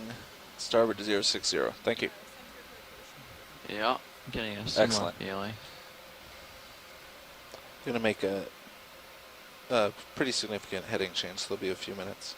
Okay. What is that? Kind of weird for a rock, isn't it? Even if it is a rock, it's a weird rock. This is just It's sediment definitely covered. a weird rock. It's sediment covered. Yeah. You can zoom weird rock here in the middle of this depression. That's good. You don't have to run so tight. I'm just trying to get an idea of it. Thanks. That's good. I'm going to tilt down a smidge. What's I think it's this? interesting how the Oh, it's another sponge or something. the rock has all this debris around it, like smaller little pebbles, and then the rest of it's sand all around. Okay. Seeing a cup Definitely a coral rock. I'm on just top of gonna this tilt up rock and a to small the sponge. far ground and see if there's anything out there that looks less rock-like. That'll help me light it up. That all looks like a rock outcrop to me. Number of primnoid corals on that rock. Okay. I say we adventure down to the south a little bit here to the other couple of returns. Let's see what we can find. Yep, about 1/3 of the way done with that. Yeah, that's okay. Heading change. I'm just gonna keep at the end of my tether and do a swipe here. It's an odd little elongate piece of debris. Yeah, is that a rock outcrop or something? Come in real quick, video. Just see if that's a little rock outcrop. It is a little rock outcrop. Yeah, with some sort of crushed debris on it. Yeah. That's what was really throwing me off. Towel or something? Yeah. Some sort of wrapped up, bundled cloth, maybe. To bring a towel. Come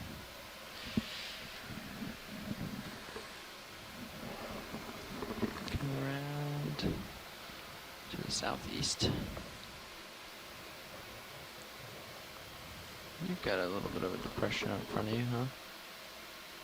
Is that something we already investigated, or is that something different? Don't think we've investigated that.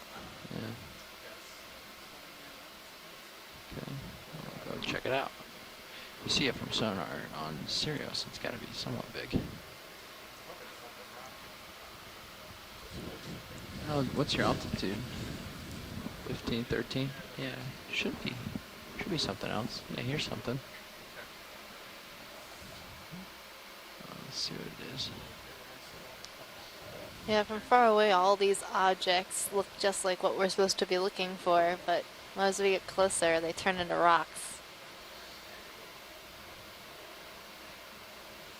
One time, though, that's what we're waiting for, that one time when it doesn't turn into a rock.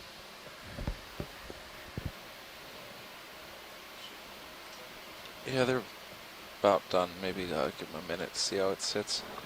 The wind picked up a bit, so I'm trying to balance forces. That sort of squarish debris looks interesting at the base of that rock on the right side. Over here? Yeah. And down, like here in the sand? Mm-hmm. Okay. I'm not sure if it looks sort of man-made. Let's see if it looks like a metal sheet or rock. Come on in. Yeah. Or it's just a deceiving rock. That's what it is. Well, every time. It's better to look than and know than to wonder. Exactly. We're like, it could have been something interesting. Next video. Or you start IDing rocks to species. Okay. Well, this looks like a rock field to me. Yeah.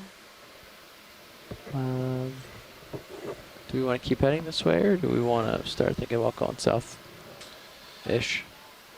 Go ahead, that Bridge. Debris trail could just be over the next outcrop. Never know. That's how Great, it always thank you, is. Bridge.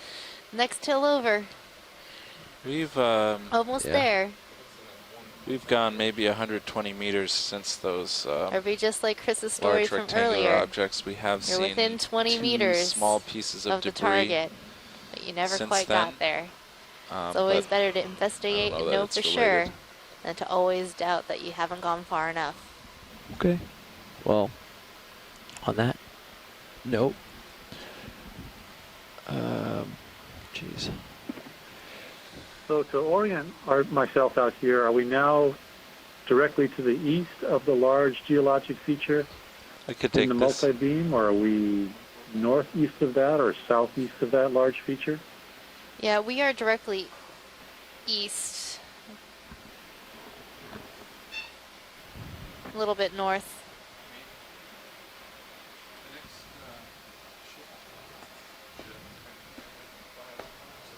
Thank you. It's 100 meters and change. I don't know, just that the trail at 110 was promising for a while. It might have just been those boxes. It wouldn't be unreasonable to head back this way. 230 range. We have, let's see how much time. An hour and a half. What are you at? You want server? I don't know. Maybe we'll get some input. It's the same I stuff, can't. isn't it? I can't. you know, I can't tell what it is, but none of it jumps out at me as large with big shadows. You know, like if that was a hole of a ship, it would be. But you can throw it out to watch lead, or sure, I'll just do that. decide. Watch lead nav.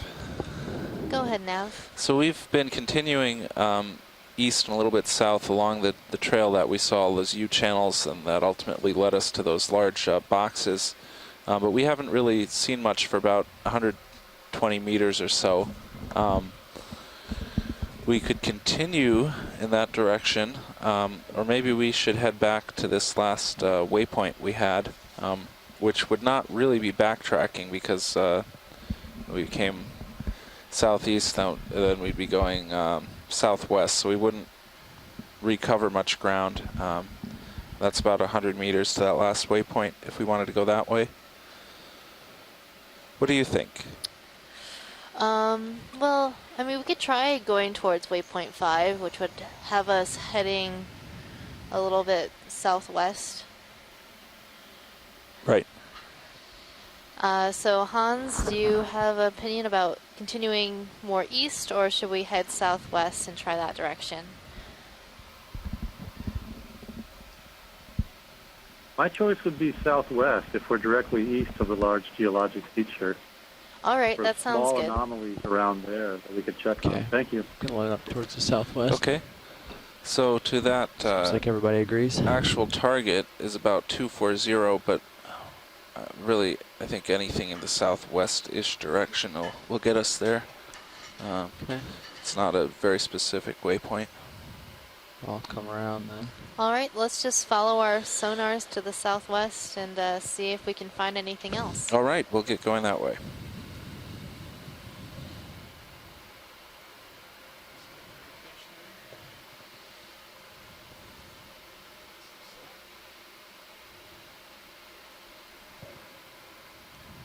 Lined up at 250. Oh, Silo. Pretty hot return right in front of Sirius now.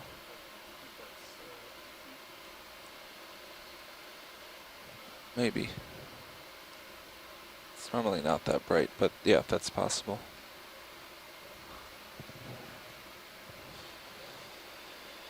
Does seem to be tracking.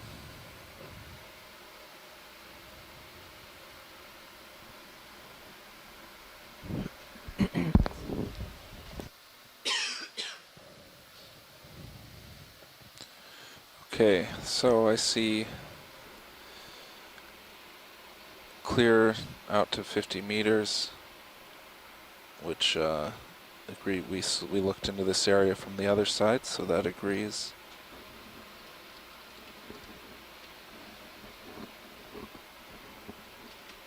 I'll move that down to here.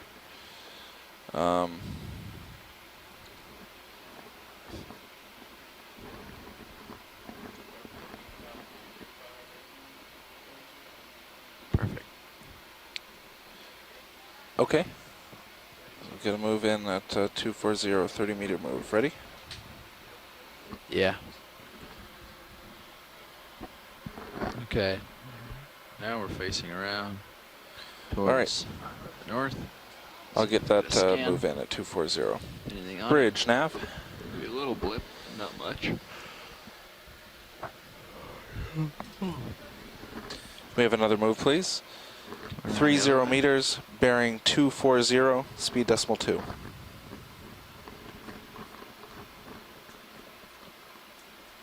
Good copy.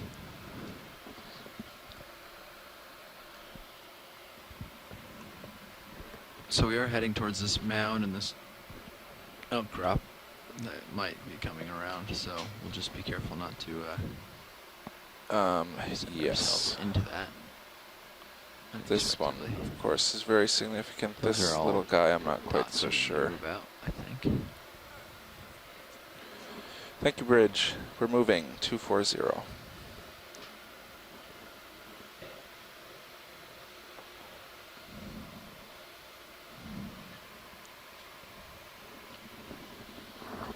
There's a couple returns there. good. See what's going on over there. Really?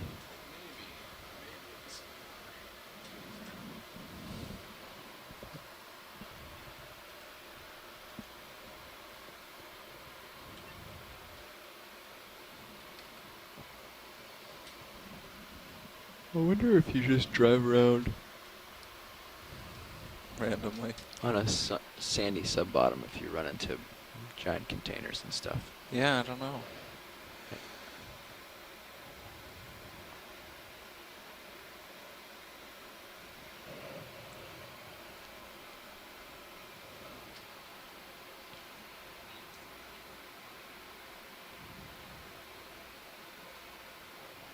I think that's all stuff we came from. There.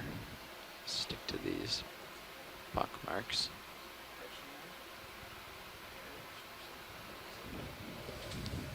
Something over here.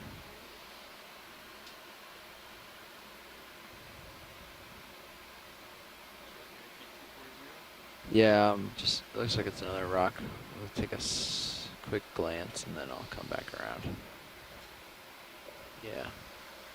This rock has a weird gash in it or something. Yeah.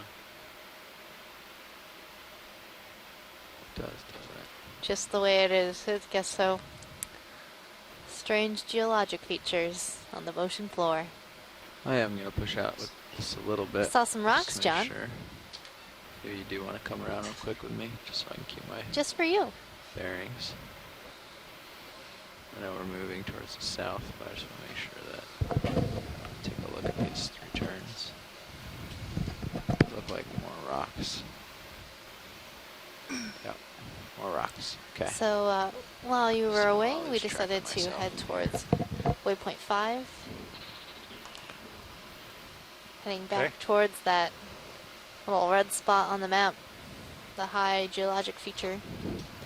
See what there is to see.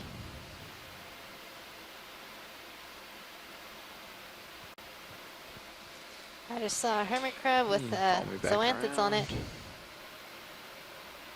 Sorry. Give you a little tug. Come a little closer. There you go. Okay. Yep. And nothing west.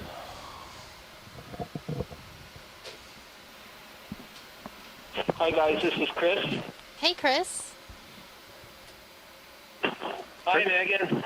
We've got a whole bunch of people from Southeast Asia right now in the ECC. In fact, we've got about 25 total people here with Tina, Sako, and I, and they had some questions. Is this a good time to ask you some questions? It's the perfect time to ask some questions. Sure, yeah. Okay, just a moment. I've got to pick some hands. I saw a number of hands, and I'll pick somebody who will ask the first question.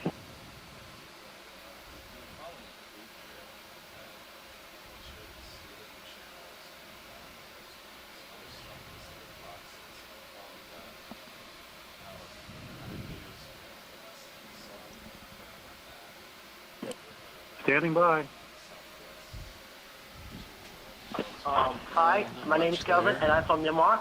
I just want to know that are there like any machine-operated arms on that submarine? All right, I'll go look. Yes, we have 2 manipular arms on our ROV, Deep Discoverer. So the one arm is has force feedback and allows us to sample very delicate items, and the other arm can be used for heavier work, but we generally just use it to attach our video monitor equipment that allows us to adjust the color on your screen, so you're getting the true life colors of the organisms down here.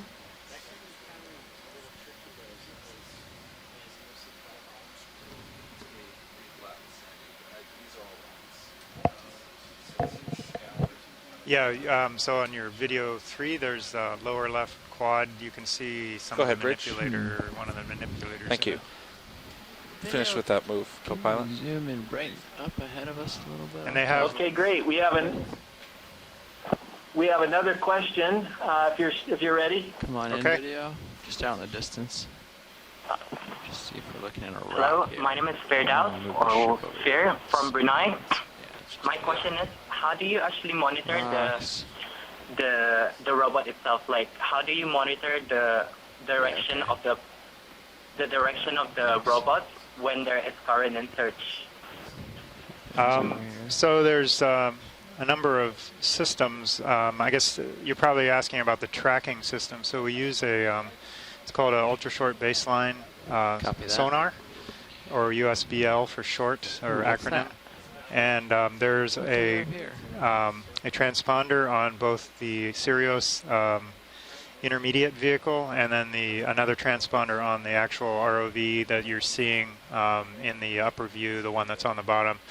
And then there's a transmitter receiver transponder on the ship, and so those are all you use. It's called slant range measurements. You ping the systems on the underwater vehicles, and they reply, and you get a range, and you'll figure out depth. Trying to get over. And then that's transmitted to the ship, and then from there you're figuring the offsets, which are the distance away from the ship and the depth. And then you can, and then the ship is connected using the GPS coordinates, the satellite constellation, to get your absolute position. And the underwater position given by the USBL system is a relative position. And then using the two together, you can get absolute position on the seafloor by calculations, projecting the GPS location of the ship to the offsets of the vehicles on the seafloor.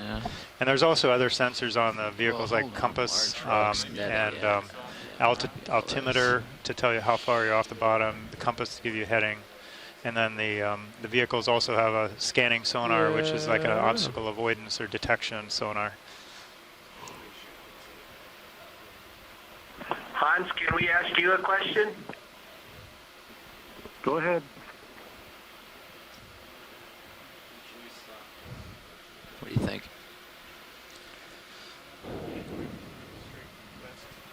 Yeah. We could do like 50260 or something and split it. I don't know. Okay. Hello, my name is Fahmi from Indonesia. Okay. I would love to ask about what we are looking at. Is it a kind of species or just like stone or something like that? Thank you.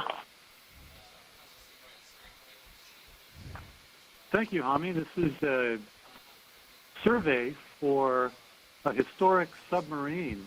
In this area offshore of Oahu, in 1946, the U.S. Navy intentionally sank a prize fleet of Japanese submarines. So during World War II, of course, there was a number of important innovations in submarine technology, and the Japanese Navy did something very rare. They made a very special, fast submarine with capabilities that were really new to the time, really truly advanced. But they only made 3 of them. They only completed construction on 3 of these fast, special types of submarines. They called them Sentaka type. And they were twice as fast as many of the other submarines in World War II and could dive much deeper and had special innovations, special features in their technology that made them very rare. Go ahead, co-pilot. So following the war, 2 of these types of special submarines were brought to Hawaii, and in 1946 they were intentionally sunk. There's one in this area, and so as a maritime heritage dive for historical interest and some archaeological significance, we would like to do a survey and locate this one. It hasn't been discovered. There were several sonar targets in this area that may represent the submarine that we've checked on. We're at waypoint 5 now. We had a chance to read your line clear, pilot. See 4 other locations where we thought it might be, and now we're looking at the 5th. And it's hit or miss with this type of survey. You never know if you're actually going to discover something west new, we want to look, and then or go whether south you're going to to waypoint 5. confirm that, you know, this historic vessel is not in these locations, it's elsewhere. So we're also noting some geological features, and we have some biologists that are interested in looking at the fish species and marine life as we do this survey. So these types of things are always a little bit multidisciplinary. This is what you're talking about in, so there is data in coming D2 back, sonar, but we're still right, looking pilot? for a debris trail. Yes. So that's like 275 right now? For about 25 meters away? 275, yeah, but probably a west. So Hans, what do you think was just on the seafloor there that's showing over there in the left center? Copy that. Yeah, so yeah, a little northwest. Yeah, that was kind of odd. It doesn't look quite natural. It doesn't look very angular either, but the incrustation around those pieces looks like the type of calcium carbonate biological buildup you'd have on okay, 275, and we'll do 30 meters. So it's hard to tell. That'll put Sirius right on top of that target we field. see a lot of things that we refer to as simply, unidentified, encrusted iron artifacts. That's my interest. And we should probably come up with an acronym because we see these things so often. Chain or something. I couldn't tell you what those are, but all right, Vidya, you want to come in? Even from their shape, I couldn't tell you what they are. But just from the type of incrustation around them, 275. the fact that they're not quite natural, speed decimal 2, and that they're all in close association with each other. Maybe there's something larger here that's buried under the sediment, or maybe there are pieces of something that broke off and fell in this spot. Maybe it's part of a larger debris trail. Don't want to see much from that. It's curious.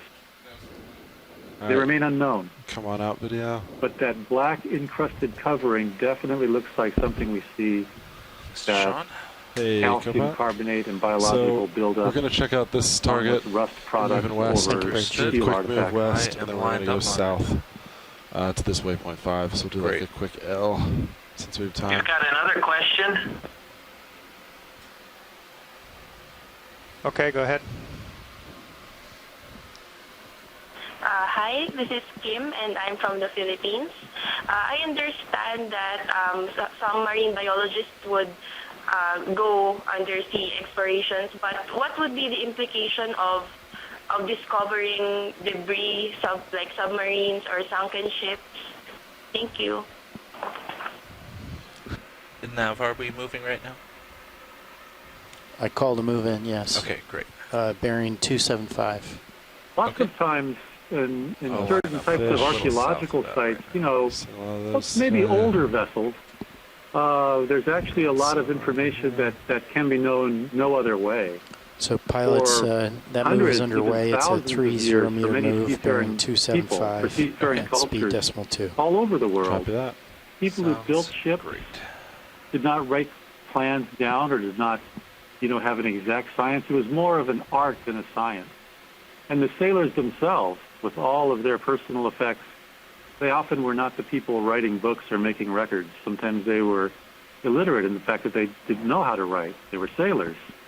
And so there's a lot of history in the types of cargoes that have been transferred between countries and regions, in the lives of sailors who sailed on board the ship, and the ship construction itself that can be learned from examining older underwater archaeological sites like sunken ships. Now, in this case, this is a much more modern site that we're looking for. This is a World War II period vessel. So the significance one target is off the more starboard about looks the a little historical squarish. Circumstances than the archaeological circumstances. I would say that the circumstances of the Navy prize crew that brought these ships over and their innovative design in terms of development of submarine history. It's possible. Here. It's a little different on than high looking pack at a I much have older type netting. of shipwreck like that's what I was told. Spanish galleons or And, Chinese junks large from the 10th rocks with century or 12th century. That handoff, they said But there's this still targets things you look can learn. different though, so they thought it was worth checking Yeah, out. they do look a little different. That's the only on the sonar, at least. Of course, we're looking at the other side of them. Yeah, so I'm not going on a We've got another question. If you guys can answer one more. Hi, I'm Nico, and I'm from the Philippines. I know you've made a lot of deep sea explorations. I just wanted to ask, what's the weirdest human trash you found in these parts of the ocean? Side of the rock. You want me to follow you? I can watch you in the tight. Well, we were talking about that. Oh, go ahead, Hans. Quick peek, and you can tell your story first, and I'll tell mine. Yeah, we were talking about that earlier today in the dive about the full range. It really runs the gamut of the things you see and you wouldn't expect down here. Everything from, just your kind of plastic bag you get at the convenience store to, toilets are a common occurrence, and other ceramic items, and old cars from the 1930s. Pilot, I think so one I of think the this area might be more amusing things we saw one time from the manned Pisces submersible when we were inside it was. We might want to cut and I think go we were almost out due actually south. in this area, southwest of Oahu. Yeah. So after doing, this, I say we just make test dives, and we were just on the bottom doing some practicing with the manipulator or something, and a woman's bikini top floated by, and we were quite a ways offshore. So of course, that spurred the question, where's the other half of the swimsuit and what happened to it, what's the whole story? So that's not the most dramatic thing, but that was kind of an amusing story. I'll turn it over to Hans.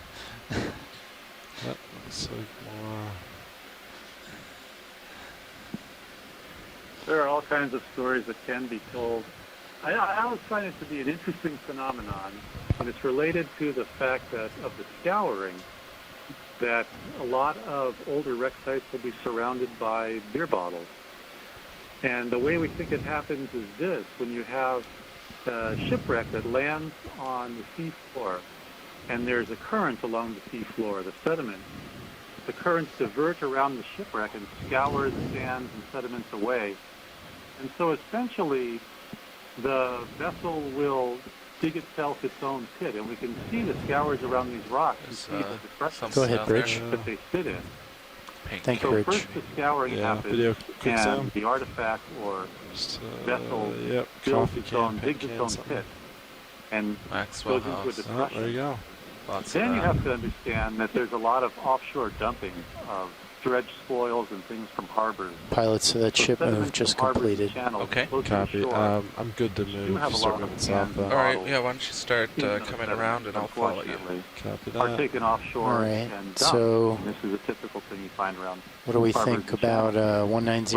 Just a little bit west of south. Sounds good to me. Floor, even in depths like 800 meters, they'll roll for quite a ways. Yeah, I don't see anything. And they'll roll across the sea floor like a migrating population of garbage until they find a scour, like a scour around an artifact. And do we want to stick with a decimal 2 speed? There. And I so think we do 3 on the way there. Yeah, I think that would be a good idea. Find shipwrecks surrounded by maybe check with the bridge. Does it have anything to do with them sinking? Was that if they can do it, too much drinking going on? If they can do point 3, I'd say let's do it. The beer Copy bottles that. are migrating across the bottom of the ocean. All right, pilots, I'm going to call it in. Copy that. We're almost lined up on it. Bridge, nav. One of my favorite pieces of marine debris that we found was in the Marianas during Bridge, this capstone could I get expedition. a 30 meter move? Last year in 2016, Bearing they were at 190. a depth of 5,000 meters in And the for Marianas speed, Trench, and there do you was think we could maintain a a can decimal of 3 20% less speed? sodium spam. It looked like it was in great condition. Great. So even in Could the we have deepest decimal parts of 3 our then? ocean, we're finding All right, marine that's about debris. 190. Copy that. I remember Good one of copy, the Bridge. oddest Thank things you. I saw. I didn't know the pilot of the submersible took it, and it was out here off of South Oahu, and it was a children's toy spaceman ray gun that was on the seafloor. And I don't know, John, if you remember this, but they collected it, and it was a souvenir in their office for quite some time. You don't often find ray guns that are around 2,000 feet down. Yeah, Thank you, I Rich. kind of remember that. Probably Hans's.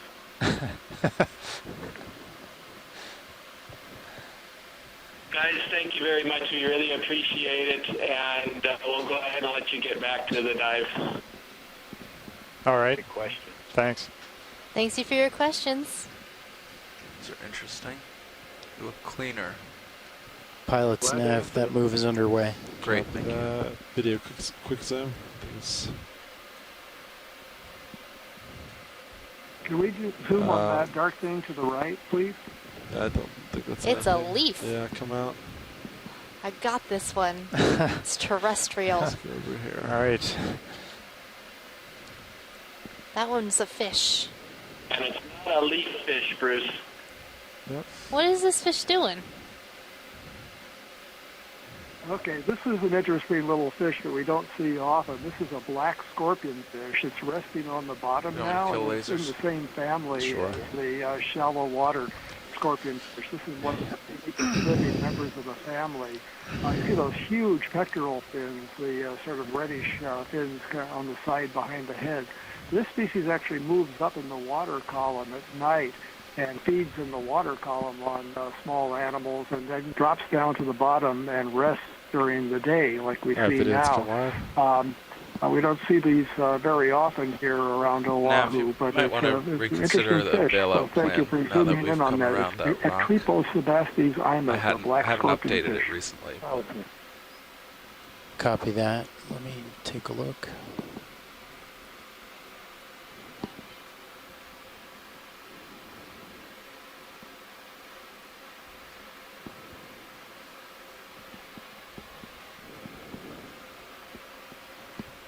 Bridge, Nav. Can we change our bailout direction to due south? Thank you. I probably should have done that a little earlier.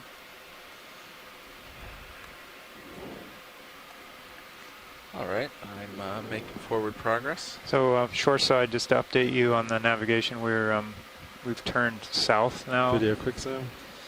And are slowly moving pretty much directly south. Nope.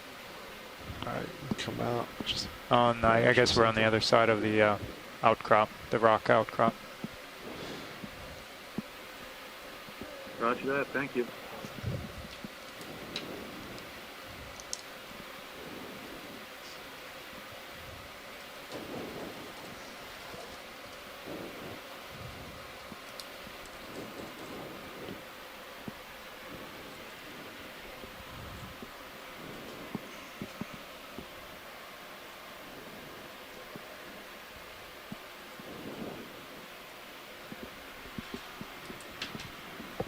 Excuse me, guys. There's one question. There's going to be another group here tomorrow, and is 3 o'clock too late, or would that work? Are we still going to be diving by 3 o'clock tomorrow? Video, go for zoom. C4. I'm not sure, Chris. I would think so, but you know, things are always dependent on the weather and whatnot.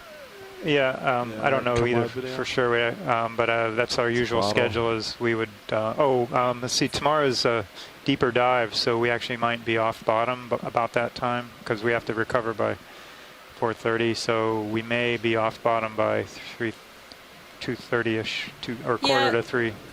Chris, we would be probably off bottom around 3 p.m. Hawaiian Standard Time. Go ahead, Bridge. Thank you. Thank you, Bridge.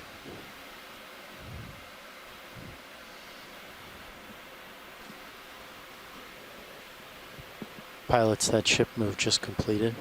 Great. Copy that now. I am more or less over you now, so you have a little bit to push out if you'd like.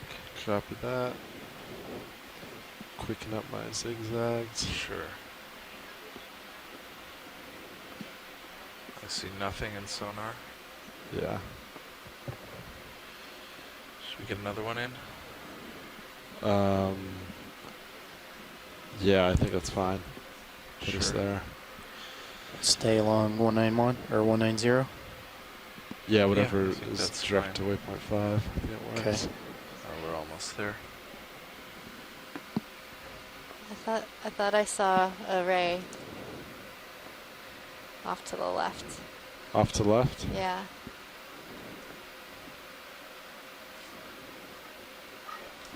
Okay, pilots, I'm going to call that move in 190. I don't think it's the we'll same stick one. with decimal 3 knots. That sounds great. Lasers coming on. All right, I'm going to call it in. Probably not the same individual, but it's Bridge the same nav. species. It's this six-gilled stingray. I think I have a misspoke ship before. move? I said they were described from off Taiwan. 30 Those were the later meters. specimens, but they were 190, described from off bearing South 190. Africa, but the one Speed specimen decimal 3. in Hawaii had been actually collected first. This one looks like it's got a little more of a ragged edge to its fin, so I do not think it's Good the copy, Bridge. same individual.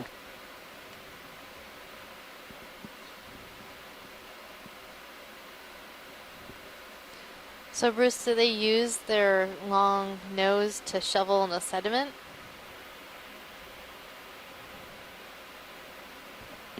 We know almost nothing about the biology of this species. You're getting among the first videos of live individuals of these.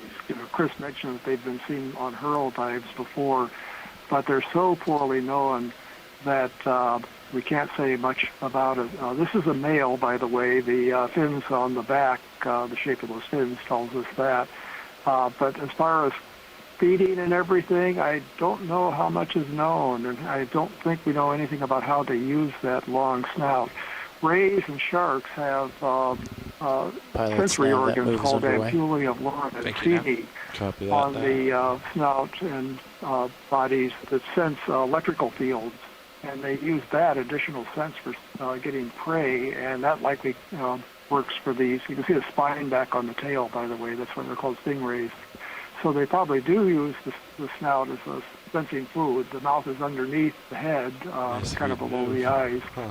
But as I said, this is an extremely poorly known type of fish.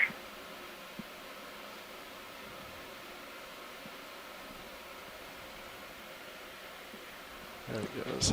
And we got to see two in one day. That's amazing. Pursue. You got some tether. He's going the right I can way. Give you more. Maybe a little bit more you can follow. That's all right. I'll let him go. That's the direction we're headed in. Yeah, we can zigzag way there. Wide video.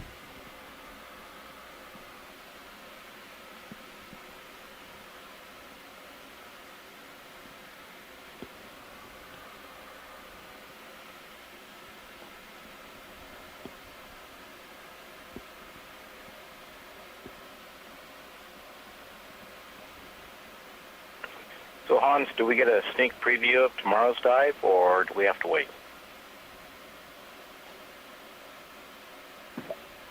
We'll be having a planning call after this dive, Bob. Excellent, thank you. Sonar remains clear. Oh, we're pretty much at waypoint 5, huh? Yep. Yeah, D2's on top of it now. It's certainly within the sonar. Copy that. Any other waypoints by chance? That was it. If we continue south, the bathymetry indicates a little bit of a rise, but I'm not sure, what that is. Copy. Is there any parts labeled that we'd want to go back to and explore more? Or did we do a pretty thorough job up to this point? So the large rectangular objects, the crates or the boxes, yeah, I think were the really main interesting thing we found, and we did explore them pretty thoroughly. Yeah, we looked inside, we went all around them. So I'm not sure. Yeah, it seems like everything, it seems like we've covered fairly well north and west of here. So we could either continue on a little bit south and west before we cut east, or we could just cut east. I guess we might as well go a little south. A little more south and cut east. How's that sound? That's probably fine. The other possibility is, we were going to follow a little closer to this large rock, but we got into that debris trail, so we came out here. We could potentially cut in close there. Okay.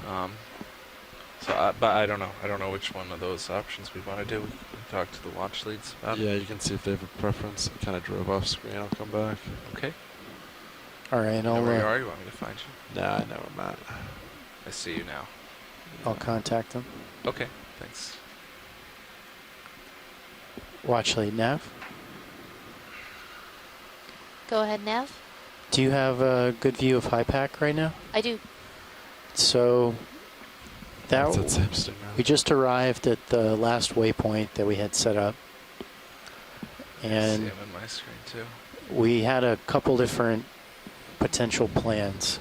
These poor guys, the only interesting thing around. We're thinking either to continue a little bit more south and then cut east, or we could head west and then north. I was joking earlier that we have a hope of rain. There was some discussion earlier about stingrays. getting a little bit closer to this. We think it's the same individual. Do you have any preferences? You mean we've been going around in circles I'd say with here? a lack of further data that I'd probably think we should go a little farther south. And a little farther south? Yeah, just, you know, we're down here and well, he ran off in this direction and we followed. To the east and north. Copy that. So, well, actually, you're thinking just due south or south and west and then cut east, or?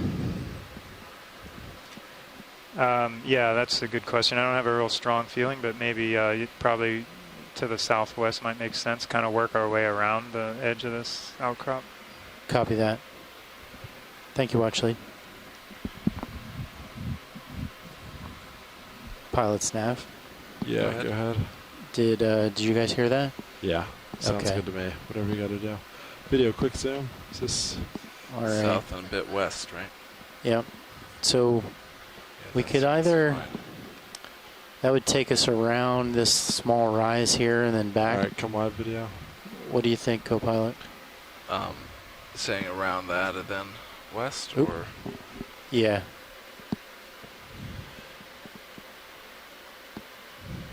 Yeah, I think that's reasonable. So what do we want to do?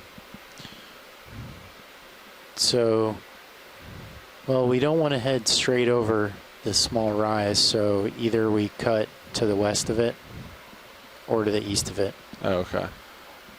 And, you know, given that we don't really have anything that tells us the right way to go this time, watch leads are okay with either.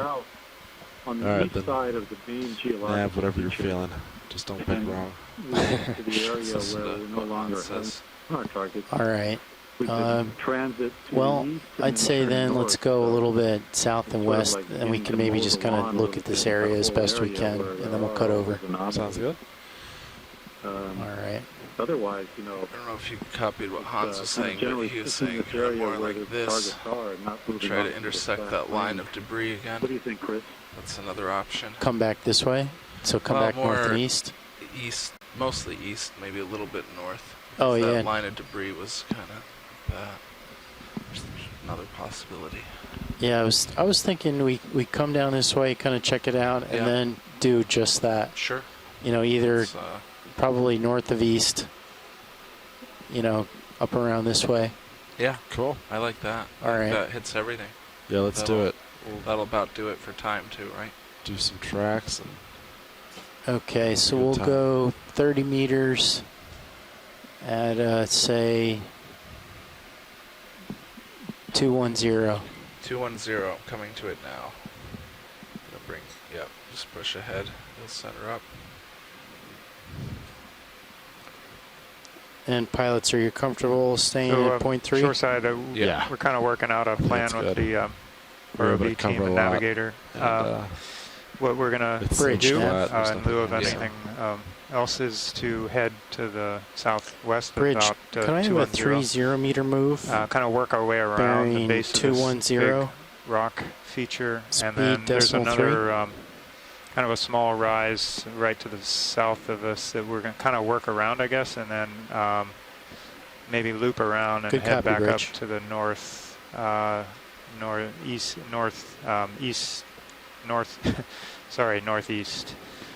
somewhat north of east in the remaining time. So we're basically working south and east, kind of loop around.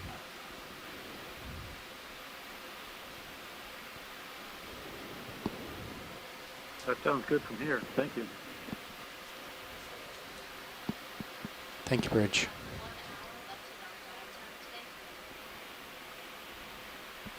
You didn't have this. We have 1 hour left in our dive time today.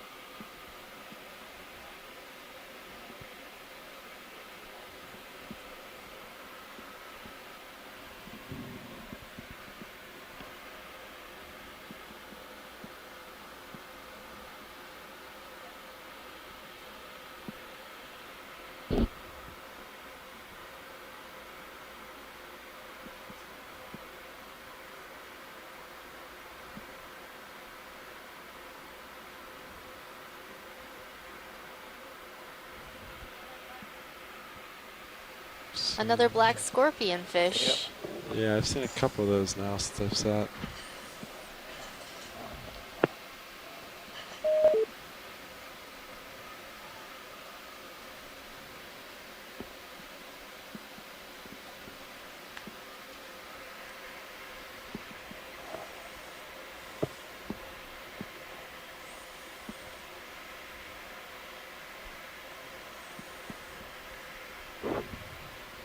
Video quick zoom on a floating object.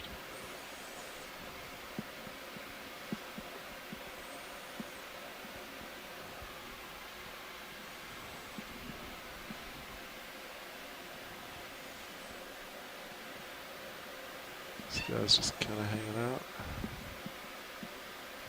Do you have any more zoom? So we are seeing a coronate jellyfish. Its dark color allows it to not be seen. So that's what I've learned about the jellyfish from our midwater dives. Okay. Is that looking from above or looking from below? Not seen. Yes. Both. So instead of being clear, it's chosen to be black, which will hide any sort of glowing food particles that might be inside of its stomach. So these jellyfish might eat something bioluminescent, and being darkly pigmented like that will help it from not being seen by a predator. Co-pilot Nav. Push out and try to hit those. Yes, Nav. I think I just saw the port lower move inboard. We're not crazy. It, like about an inch, you know, at the the end. They saw it move this morning. Say again? They saw it move this morning. It was probably something the lock valve. Or Do you know if I was turning at all or anything to give it momentum, or? Oh, that's a good question. Yeah. Yeah, maybe Just if you were curious. turning to port really quickly. Yeah, because I've been doing my turns a little quick.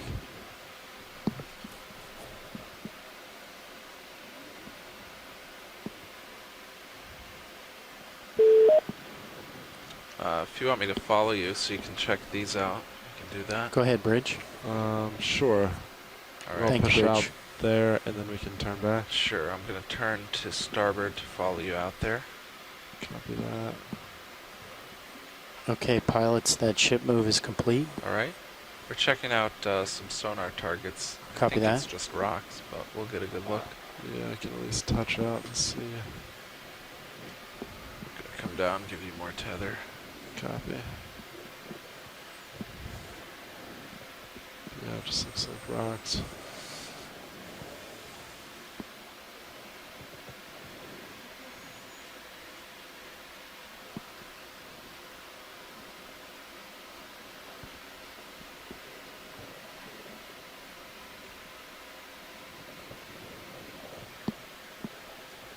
All right, you have a fair bit if you want to push out a little more. I'm following you to starboard again.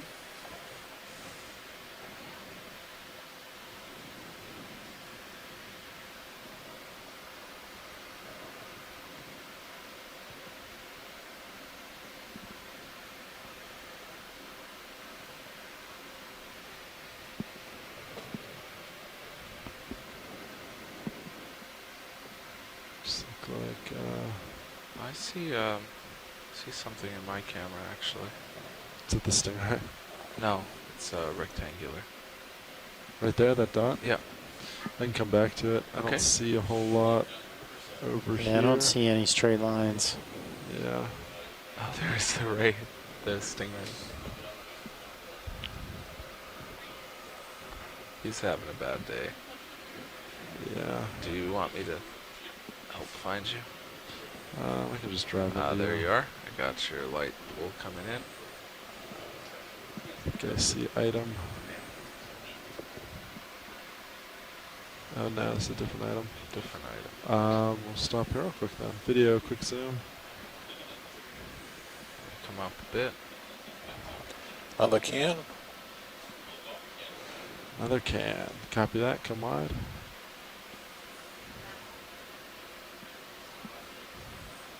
Pass by our friend the stingray off to starboard. Well, absent any targets in this area, pilots, I'd say we might as well go back and try and intersect the... Sure.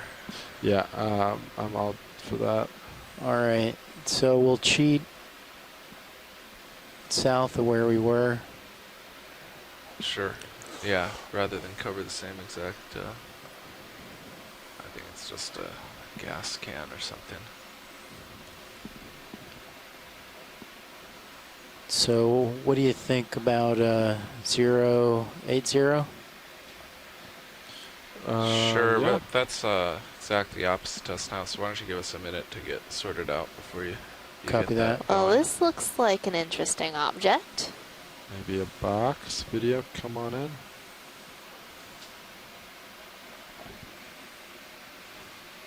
A pretty old metal box-like thing. Boxes seem to be the theme for the day. I would agree with that.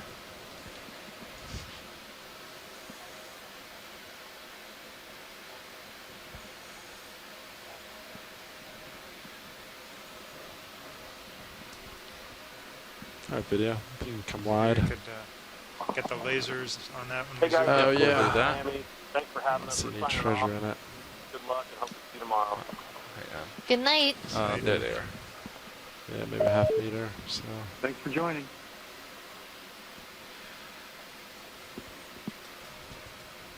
All right. Okay, so to get lined up for that eastward move, we have half a turn in relative to the ship, so let's make that rotation to port. And you want to just go right under me, or you want to fly around? I can just go under you if you're safe. Feel happy with that tether. Yeah, let me get a little higher. Okay, starting to come around. Copy that.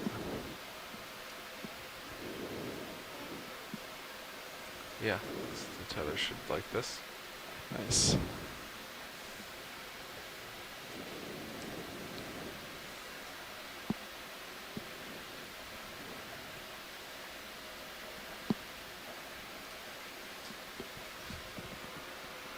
Let me just get eyes on it before I come back down.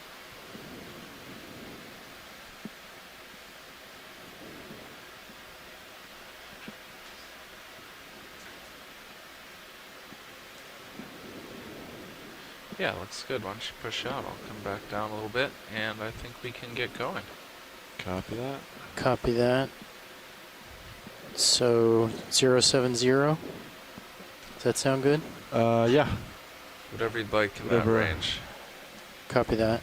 So 30 meters, 070, 0.3. Okay, I'm coming at 070 now. I'll call it in. Bridge, Nav. Right about there. I'd like a ship move. 30 meters. Bearing 070. Speed 0.3.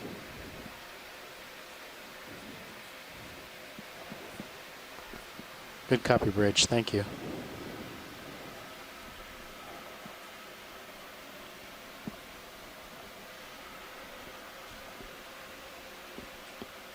Video, quick zoom.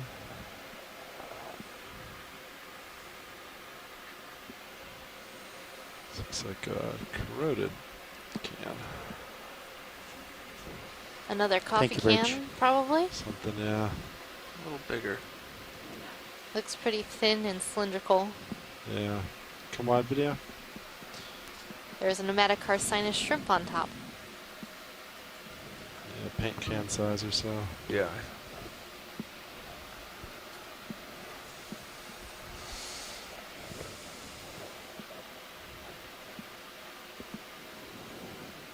Quick zoom video.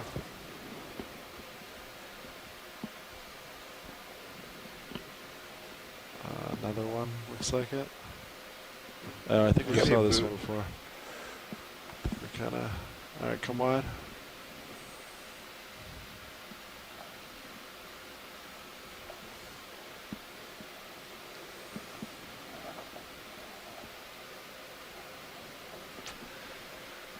Coming for you. You don't have too much tether right now, though. Copy that. Pilots Nav, that move is underway. I think we've seen several of what look like. So if we end up seeing any metal buckets. targets to port, we may consider ignoring them unless they're really compelling. Yeah, we've likely seen them already. You're right. I agree.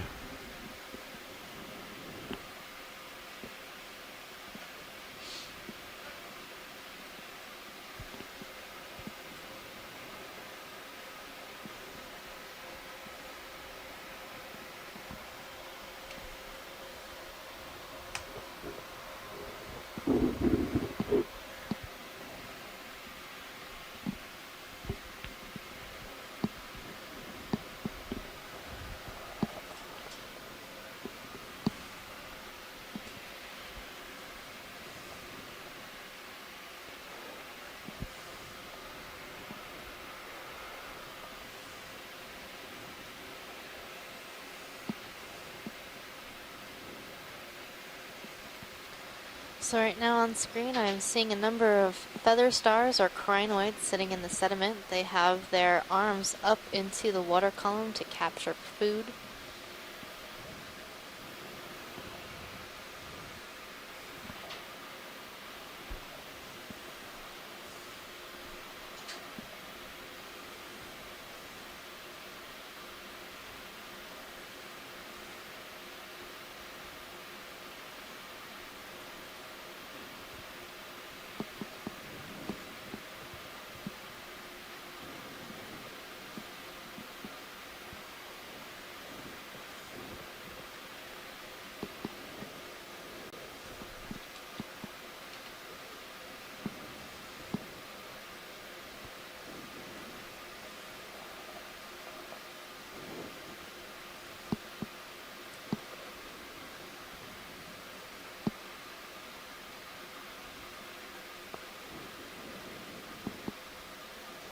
Video quick zoom.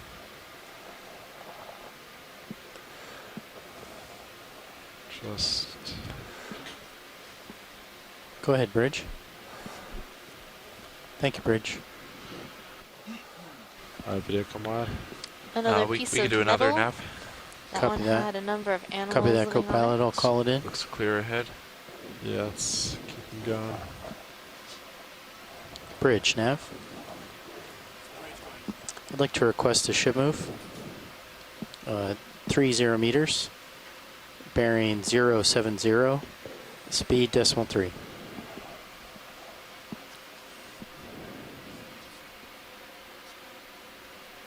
Good copy, Bridge. Video. Thank zoom you. in.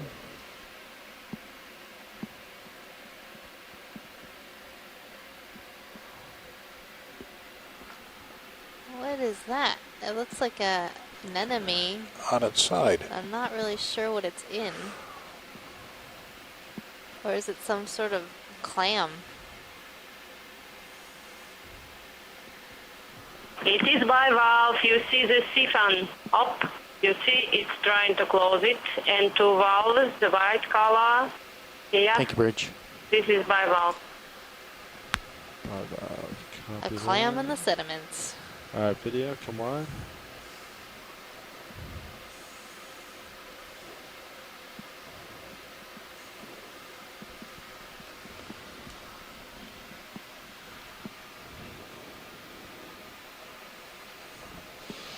Any sonar? Nothing. Nothing. Copy. Maybe something 40 meters off to port, but we've been through there. Copy. Pilots, that move is underway. Thanks, Nav. Actually, where you're pointed. Okay, I didn't realize you were so far to starboard. So there is a target 40 meters ahead of you in our direction of travel. In direction of travel. Copy Yes, that. not where you're pointed right now. Great. So we will pass right over it.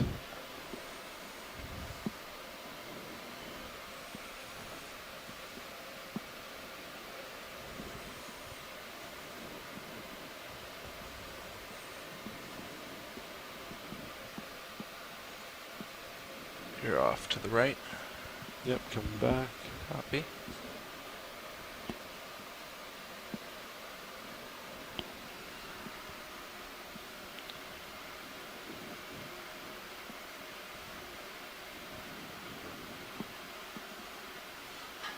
A bit of scour in front of that target.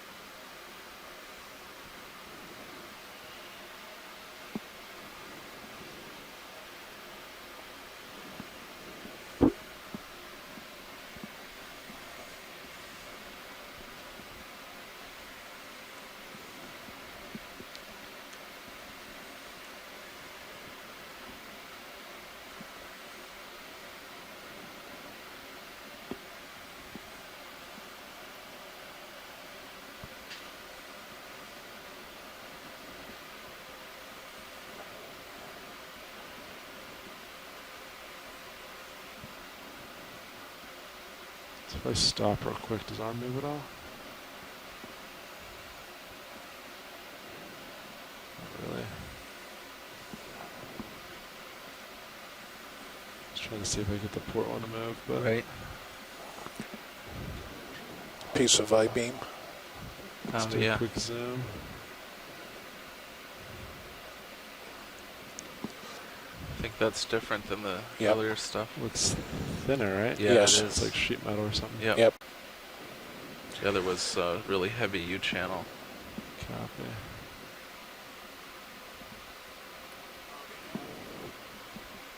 Thank you, Bridge. All right, video come on. Lasers on it real quick. Back out. It should be on. Yep. Oh yeah, that's really small. Yeah. Boom. Boom.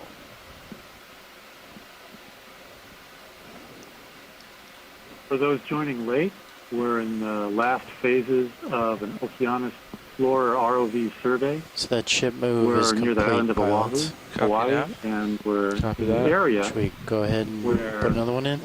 historic World War II period Japanese submarine, Once you get Taka-type in the fast middle, get lined up. submarine, We'll take a was look. disclosed Copy that. in It's on our 1946. Just when you're We over have there not found facing a that way, trace it's of that hard for me submarine to yet, but it's important to check the We may sonar want to, anomalies instead of in order 070, to confirm since that you guys are kind of tending to it's not port the right one of there. the We've been to EX, 5 different areas on this dive. maybe cut We've come a across little bit farther possibly south looks so like a that floating dock. we're kind of, I think it'd be and, better to be yet in this no area trace of the because obviously submarine. we've kind of We've also scoped noted this a lot out. of Yeah, interesting I'm fine with that. geological Oh yeah, and those may be the same biological rocks we saw species earlier. during dive. Yeah, here I agree. We have Just we go approximately east or whatever. Yeah, whatever you feel. 45 minutes Copy left that. on this dive. Is that I'm correct, okay with that. Okeanos? That is correct. Yeah, that might be what I'm seeing right now. Yeah, I think it is.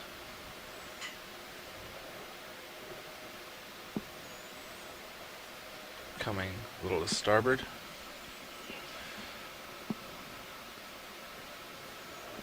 All right, we'll go to 085. Okay. Let me know when you're reoriented and we'll put another move in. I think we're ready.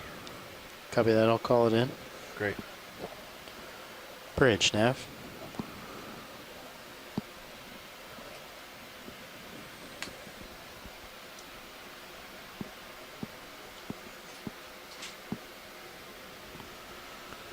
Bridge, nav.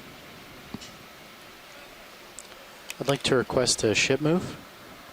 30 meters. Bearing 085. Give me a little bit more. You're pretty stretched Speed out. decimal 3. Copy that. I'll try this peak from here. Good copy, Bridge.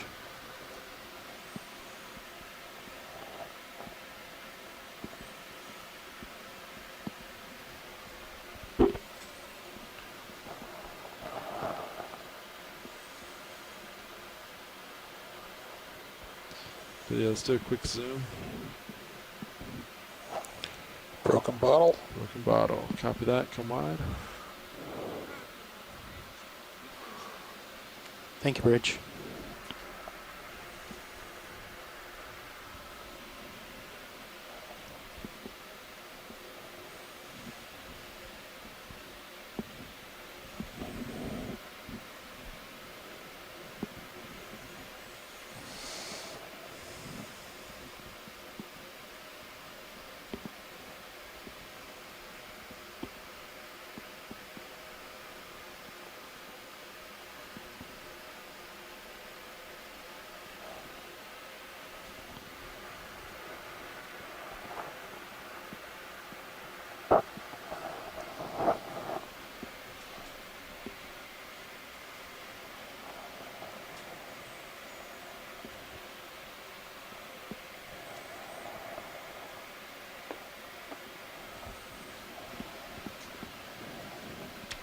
Coming back center. Pilots, nav, that ship move is underway. Thanks, nav. At that's 085. 085, okay, copy. yep. I'm a little bit north of there. I'll come back down to it. Another bottle. Yep. All right, I'm on it now. More or less.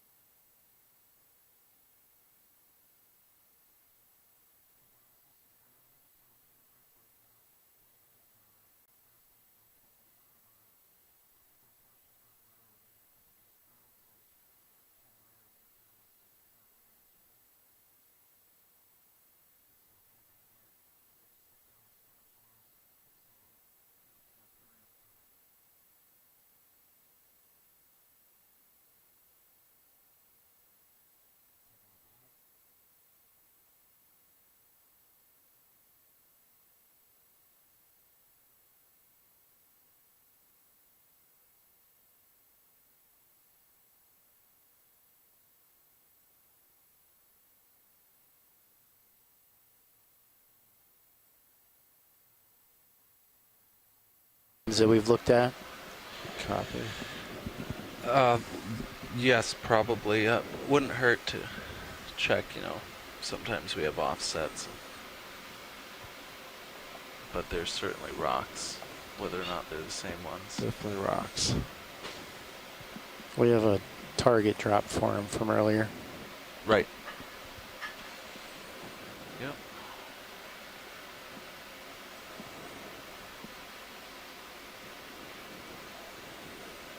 It's very hard to tell if it's the same one from the back side. Based on memory.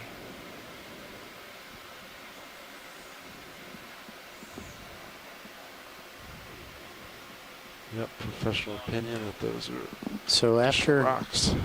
After you feel comfortable that we've scoped this area out, I would say turn to south and east. Turn southeast? Southeast, really, okay. Copy that. Go ahead, Bridge. Thank you, Bridge. Don't see anything in there. So that ship move just completed, pilots. Okay. What you suggested is fine. The only reason I would maybe think otherwise, we had a pretty good debris trail leading up to those rectangular objects, and if we go northeast we will cross it, but we went 120 meters past them and didn't see anything earlier, so it may have ended at that point. So say again. Well, we followed a trail of debris leading up to those large boxes. We're starting at the U-channel stuff and coming down at copy here. About 110, 120 degrees. Copy that. But we did go well past the rectangular objects, I think 120 meters past them, and we didn't find anything else. So that may have been the end of that debris trail. Copy that. So what would you say is more or less the mean direction of the debris trail? I was kind of envisioning it was about along this line that I've just drawn. I thought it was a little more north of that, around a little more north. 110. Yeah, that was my impression of it earlier. But copy that. Who knows? I was hoping to get a kind of a view in this area. Yeah, right. We haven't looked over there. So along those lines, I would say another move about 080. That'd be back toward our line earlier. Yeah. But if you think a little more south might might be better, that's fine too. Yeah, I thought we could just try and, maybe cross it, Okay. west to east, and then if we don't see anything and we get about here, then we can, I don't know, maybe cut We'll back. probably be getting pretty close to time by then. Right? Yeah. Yeah, sure. I mean, this distance we made pretty quickly. So. Right. We're moving right along. Yeah. What do you think, pilot? I like the sound of that, yeah. All right. Sounds like a good best guess to me. Okay. Maybe we'll cut a little north. About 065. We could do that. Looks good. Heading over there now. Copy that. Get it? Heading. I'll call it in. Ooh. Subtle co-pilot. Ouch. Have too much subtle, fun. Very subtle.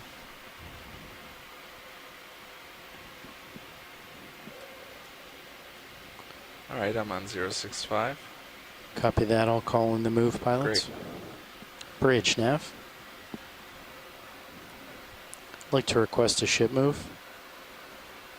30 meters, bearing 065, speed .3.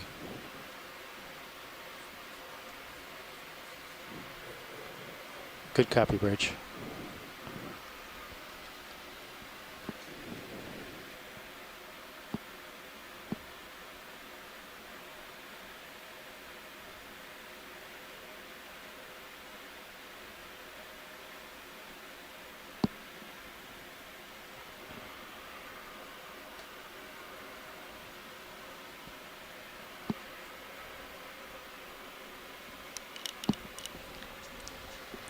Good copy, bridge.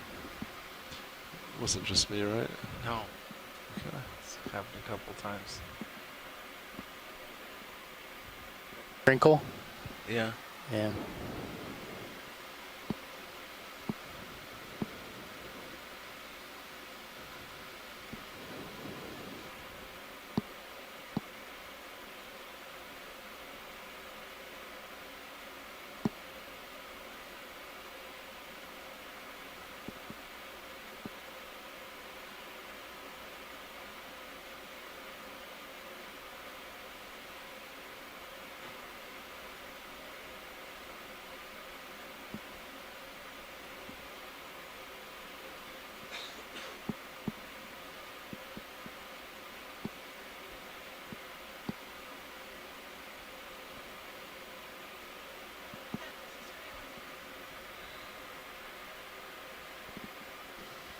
Go ahead, survey one.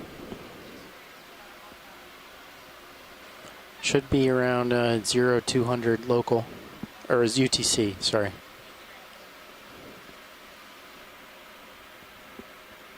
So I'm gonna take a peek over here while we wait for the...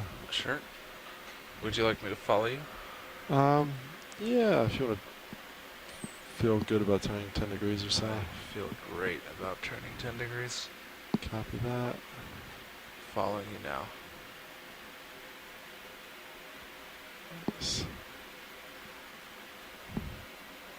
Video quick zoom.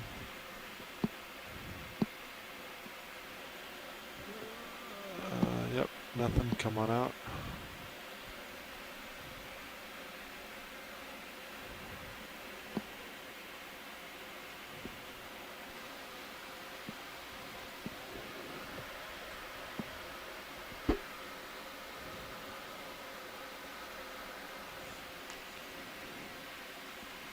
Actually went more like 20 and I'm losing you again.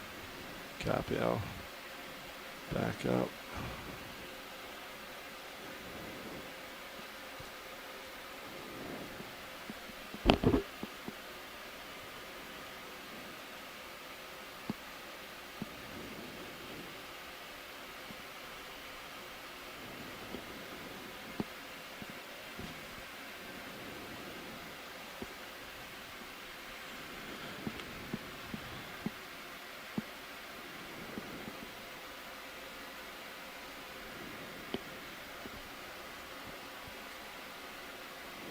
Yeah, those USBL holidays definitely seem to be related to the transceiver orientation. I agree. or possibly to a roll correction. Interesting. Video quick zoom.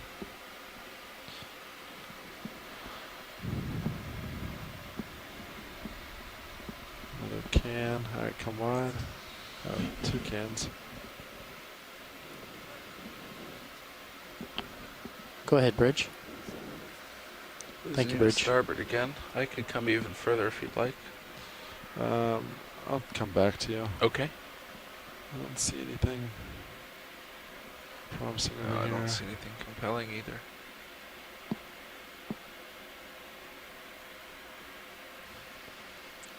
Pilot, is there like a sheet of something on the to the right side of the screen? Yeah, I was saying. Stand by. Let me go back. I got you in Titan. Yep.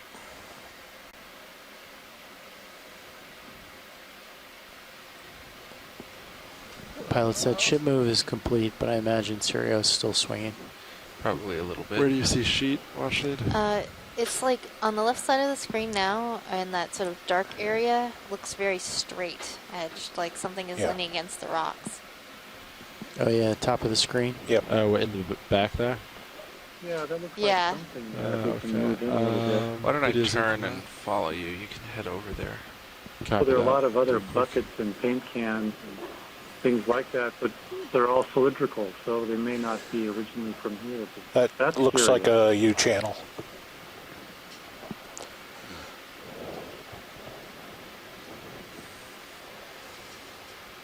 All right, video go for zoom. Yeah, I think you're right. Yeah. Yep. Same U Yeah, it channel. looks like another one of those pieces from the, maybe from that box dock thing that we were looking Co-pilot at exact earlier. same or similar size? It's exact. This is the 4th one we've seen. Exactly the same. Yeah, that does look very And similar. it's right on that Very line, isn't similar. it?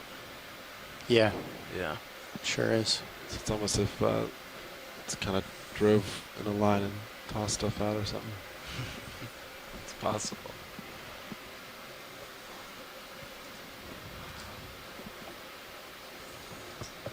Well, in that case, I'd say it almost makes sense to just Yeah, there's continue goose fish down propped up on top south of the and rock east there. along the debris trail. See if Has we a can prime just keep spot going from for ambush hunting. Video will be changing out. All right, thanks. One of your favorite fishes, right, John? Yeah, I like the orange one though. The orange one's better. Or the camouflage one. So, But yeah, it's I'll always come good back to see down them. too. Sorry, Nev, I missed. What direction do we go next? So it seems like since we just picked up, it seems like we picked up that debris trail again. Yeah. And it looks like it's kind of trending about 120. Okay. So we can just, I think, just try and follow the, move the ship 120 thereabouts, and just see if we can pick up some more of it. You can do that. The other possibility is maybe 10 degrees north of that. So if we like gradually cross it, if it's wide, I wonder if it's just Copy. kind of rolled into this area of So, rocks and so you're trapped by thinking small like 123, something like that, or 120? well, 120 is the way we think it's headed, right? Where the trail is. 110 to 120, anywhere in there, I think would be great. That's a pretty neat fish. Coming up a bit. Video goes in If for we could fish. do a snap soon, I'd be interested to see if it has large lateral line pores. I think it might be a Lamprogrammus, a type of cuskeel. Yes, it does. So those very enlarged scales and the openings along the side of the fish are characteristic of the cuskeel Lamprogrammus. It's among fish of this shape.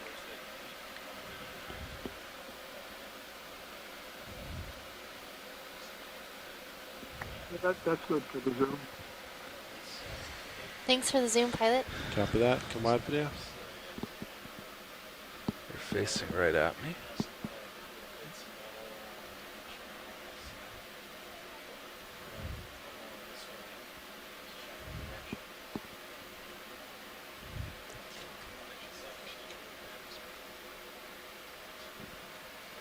Do we get lasers back on?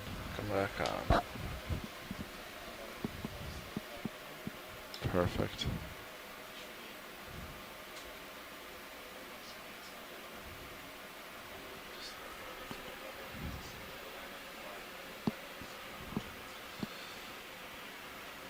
So I'm lined up about where Nav was talking about moving, but copy. I'll start. We're having a little discussion right now.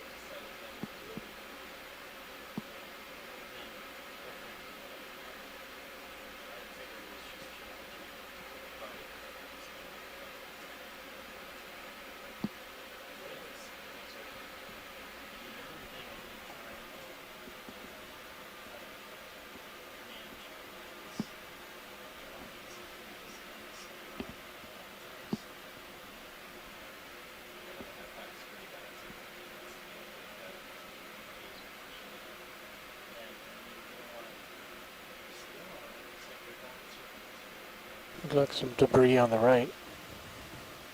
Maybe a can or two. Yeah, we got to zoom on that. Oh, we're passing back over stuff. Yeah, we're switching directions. We're going to do a quick overlap.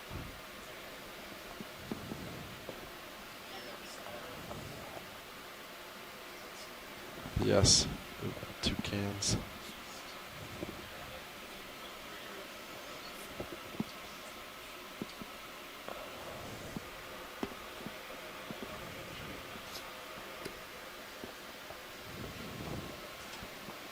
Pilots, so how does that line I just drawn on high pack look?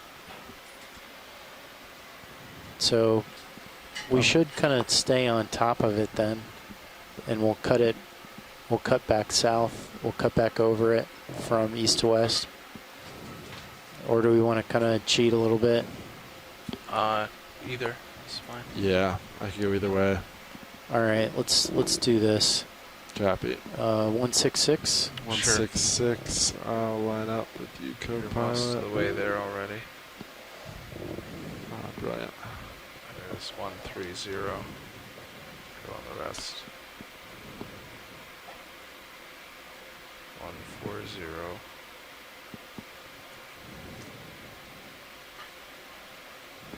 Okay, pilots, I'll call it in. Sounds good. 160. Video bridge now. Quick zoom. Is that looks flat? Does look man-made. I'd like to request a ship move. 30 meters. Bearing 166. Speed .3.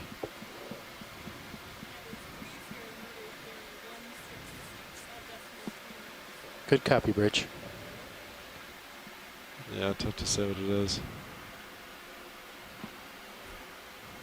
Does look to be a metal plate. Oh, it doesn't really look rusty. See the thickness right next to the lasers. Yeah, quarter inch or something.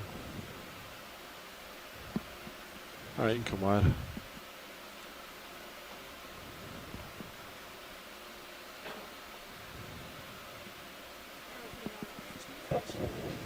Thank you, Bridge.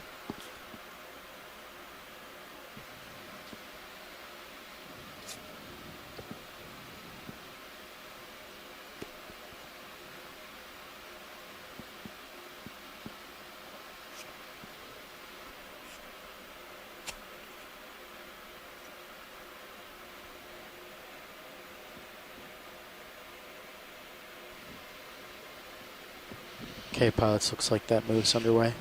Copy that. Thank you, Nav. Copy.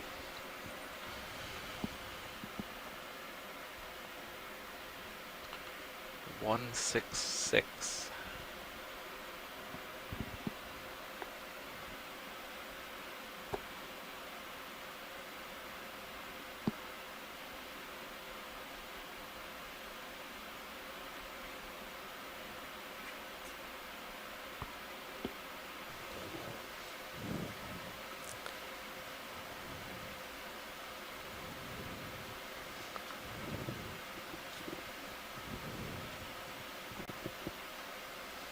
Swimming jelly straight ahead. Copy, quick zoom.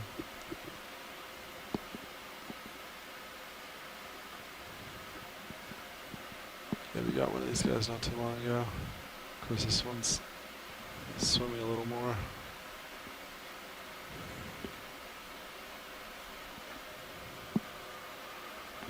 Can let it go. Copy. Don't be far out there.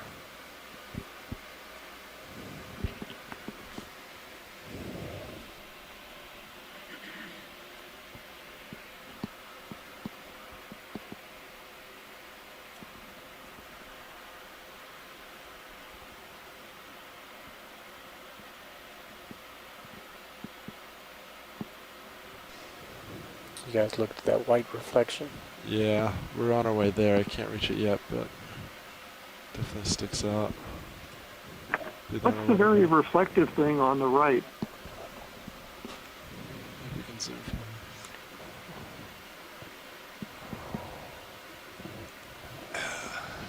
I don't know if Bruce would get those as a can, but take a look. Thank you. Our video go for zoom. Pop top. Beverage can. It's quite shiny, though. Yeah.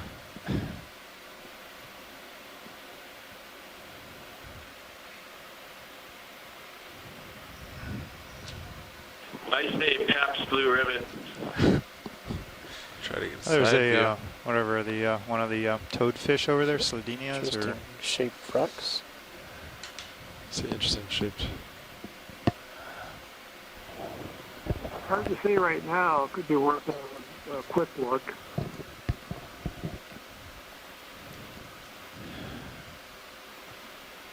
So we'll do a quick zoom on toadfish video. Sure. so we kind of for shoreside, we kind of completed our northeast transit, and we're kind of heading to the south-southeast Buddy, how's your day now, going?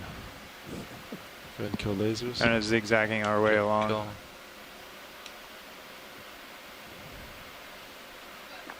Roger that. You were I don't right. think It you found any isn't treasure either. Slovenia. What's It's a that? little bit of a question I don't about think you found any treasure either. called the No. Slovenia He doesn't Remiger look in the thrilled. past, but John Caruso, the expert on this group, They all thinks that the ones that we have here I don't know. more Tiny similarly things. He's got his lure out. Gardneri, which was described for the Everybody's Western happy Ocean fishing. of all places. So, Thank you, Bridge. something of a question about All what right, Buddy, you species we can have come here. wide. Leave him alone, see if he can catch some dinner. They spend 30 seconds pushing out, and then we can get another one. Copy that. So that ship move is complete, pilots. All right. I think as soon as pilot checks out ahead of us, we could probably do another. Copy that. It looks pretty clear to me. I was thinking we'd cut a little bit more to the east this time to get Sirius. We could do that.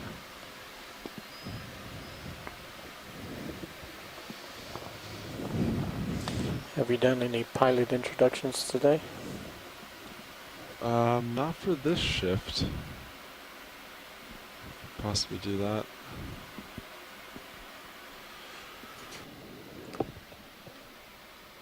Video, you want to? That's true. Pilot, so what do you think about maybe 110? Yeah. 30 meters. I'm back there now.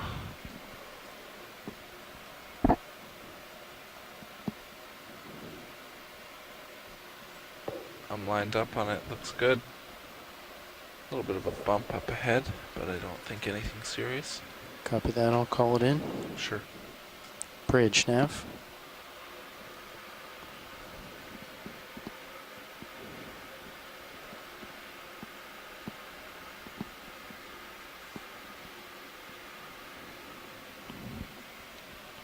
Bridge, nav.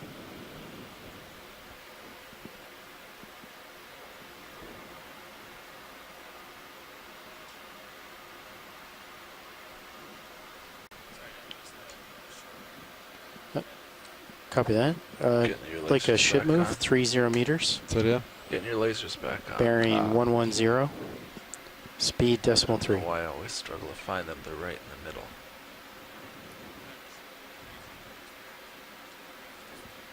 Thank you, Bridge. Quick zoom video, is that anything? I don't know if Chris is still on the line. I'm wondering if this is an area where people go trolling for tuna. If there's surface fishing here, a lot of this looks like a Coke bottle here. Thank you, Bridge. A rock or something.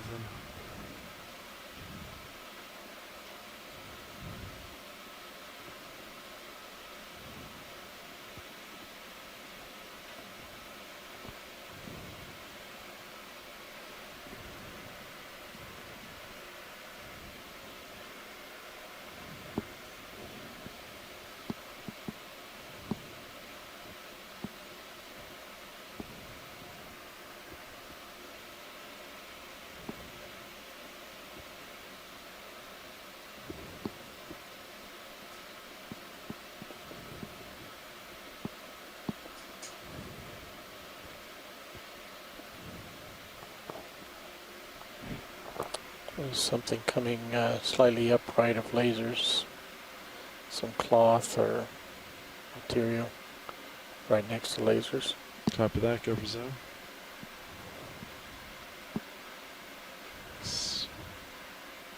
Yeah, another can, some plastic or something.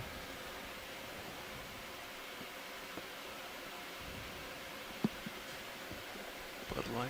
Yeah.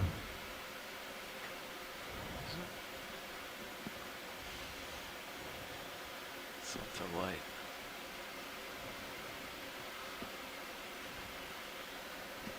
It's mesh weave. It's a what? It's a mesh. It's a like fine netting. Oh yeah, let's see that. Like a screen. Curtain or something. Bud Light on basalt. That's a great ID, John. Yeah, thanks. Really get into it. What was the other thing we saw? I can even tell you.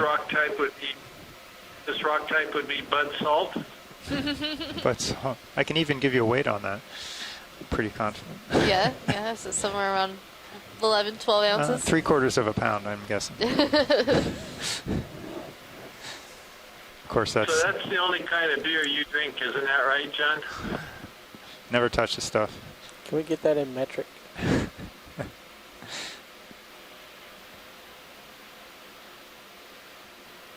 Well, Chris, No, I've been seeing a lot of clip 357 before a milliliters. Wivali on these rocks around here.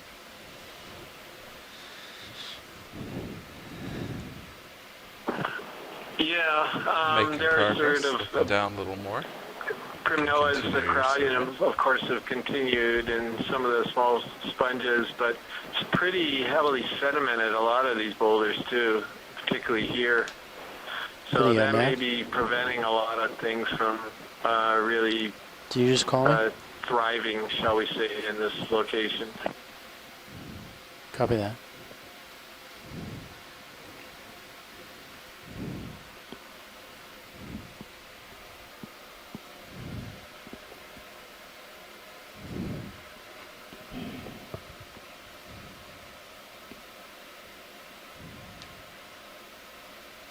That round thing in the lower left. Just went off screen. I recognize that round object on there. That's the cap of my lunchtime soda paper cup that I drink every day. Oh, yeah. There it is. You mean yours Could be a specifically? coffee mug cup, but There's 2 of them there. Yeah. All right, video come wide. Well, sometimes I have 2 a day, 2. Yeah, So that's okay. not surprising to see 2 close Go together. ahead, Bridge. A sad reminder of how thank you, Bridge. all the smallest of our litter gets to the deep ocean.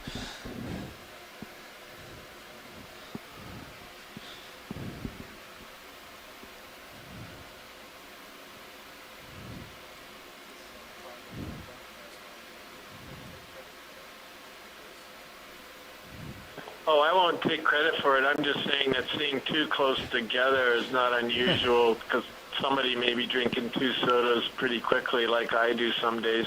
Oh, no, I'm not blaming you, Chris. Not this time. But next time, who knows? Yeah. Well, I don't know if you were here when Hans was describing how the bottles collect and roll, bottles and cans. We've got collect and roll to got 10 scours. minutes left, so all right, one more. fit it in. Gives you an anomalous. I was here, in fact. So I'd say to continue to kind of cut a little bit more east. Clubs here, bottom fishing clubs, and some of the pictures I showed were just exactly what he was maybe talking about. another A lot move of at cans and 110. bottles collected off of Makapu where they're beautiful coral. Yeah, looks like you're at the end of your leash. And I showed them specifically that video. This is submersible video, and then asked them to please Bridge, Nav. do not throw anything over the side. Like to request a ship move. That's a fishing line, by the way. 30 meters. Bearing 110. It's a plastic bag. Speed And a crab 3. guarding it all. Bruce, was that what is it now? Nice. That's right. Toma, Thank you, Bridge. Shucks, what's this conger eel? I think it's Bathy Congress. We saw Bathy Uro. And now, did you discuss recovery with Dive Super at all? This is a conger eel, Bathy Congress. I did not, co-pilot. Okay.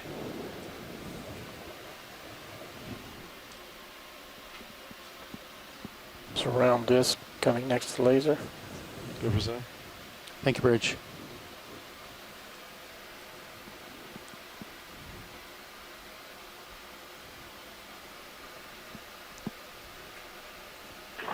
Looks like there's something under the sediment. I couldn't remember the name, but in the Hurl Gallery we had something called a sophus, and you don't think it was that? The head didn't look quite. Co-pilot, pointed I was enough just for looking at the that, surface and this conditions might be a little to deep for that genus too, but the head shape didn't look like decently strong winds and surface also the height of the crab. dorsal fin was pretty high. I'm not sure if the Sophus has a dorsal fin that's high. Just So looking I'm at sticking the- with Bathy Congress. The shoreline a little earlier. We're 3 or 4 kilometers from the 500-meter contour, so I don't think that's really a concern.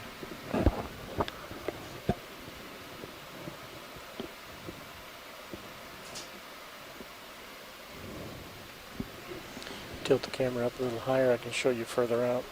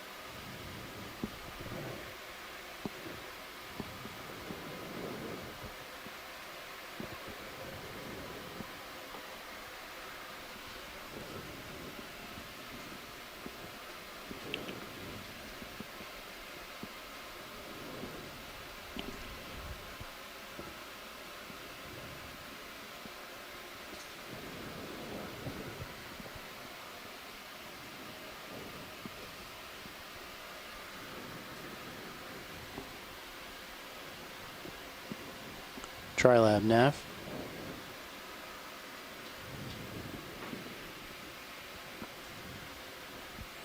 Hey, could you try and find a dive soup for me? Thank you.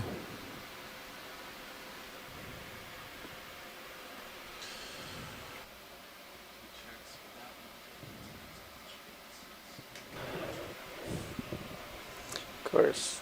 Video quick time.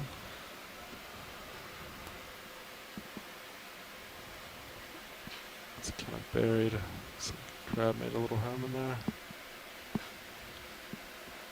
You got his attention. Yeah. A little squat lobster maybe down there?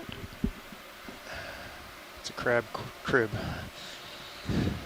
That's the perfect place to be a crab. Yeah. All right, Video, come on. Getting down on you a bit He's more. got a good place dug out. We'll do one more little push. Perfect little home. Go. You got a hard target coming in your radar, sonar. We do. In the upper left.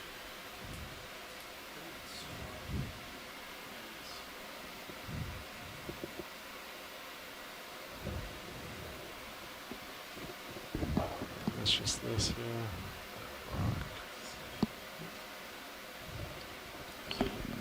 That looks like the base of a sponge.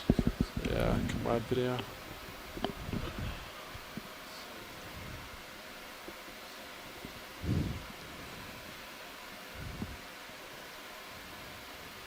That's interesting.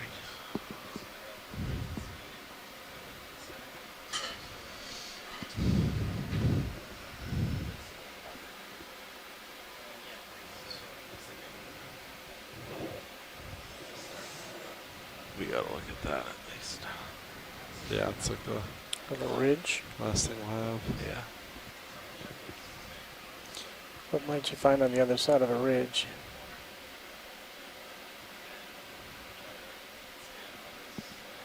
Looks rocky. Pretty rocky to me too. Yeah. Well, we have found a large rock outcrop.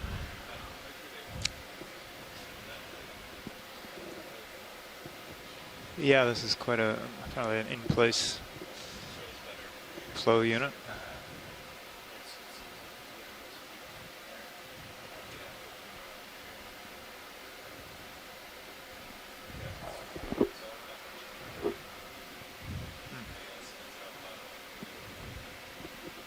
I can follow you if you want to continue here.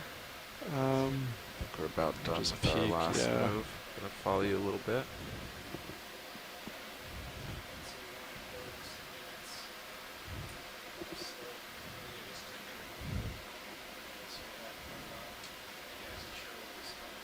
What's in that hole? That's a really weird hole. Yeah, I was looking at It's like that. a weird sponge. Yeah, Video, zoom on hole. Sponge? Not the kind of home I expect Sponge sponges With to be. something in an eel. That's a weird looking sponge. Seems like a weird place for a sponge. That is a very strange hole in this rock. I'm not convinced. Yeah, so that sponge isn't doing Drop real down. well. He's kind of browned and got a Look up inside sediment in the it too, cave. so I'm not sure it's alive. I'm not sure what sponge it is, frankly. So let's leave it as dead sponge. Kind of looks like it has a vase shape.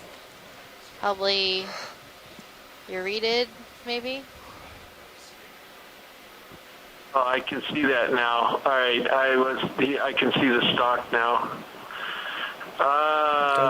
It could be, or it also could be Lefroyella. You see all those anemones or zoanthids. They could be zoanthid tubes. So I wonder if you could get a closer zoom at those spikes sticking out of the base of The it. lower left Yeah, those are really odd spikes, huh?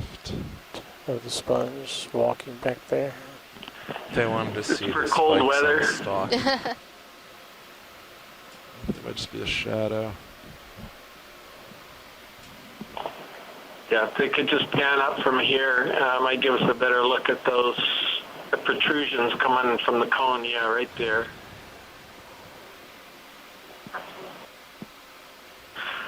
I think it's possible that this is Lefroyella. It's got that type of ridging structure, which Dr. Konstantin Tabaktik points out is characteristic, also diagnostic for that genus.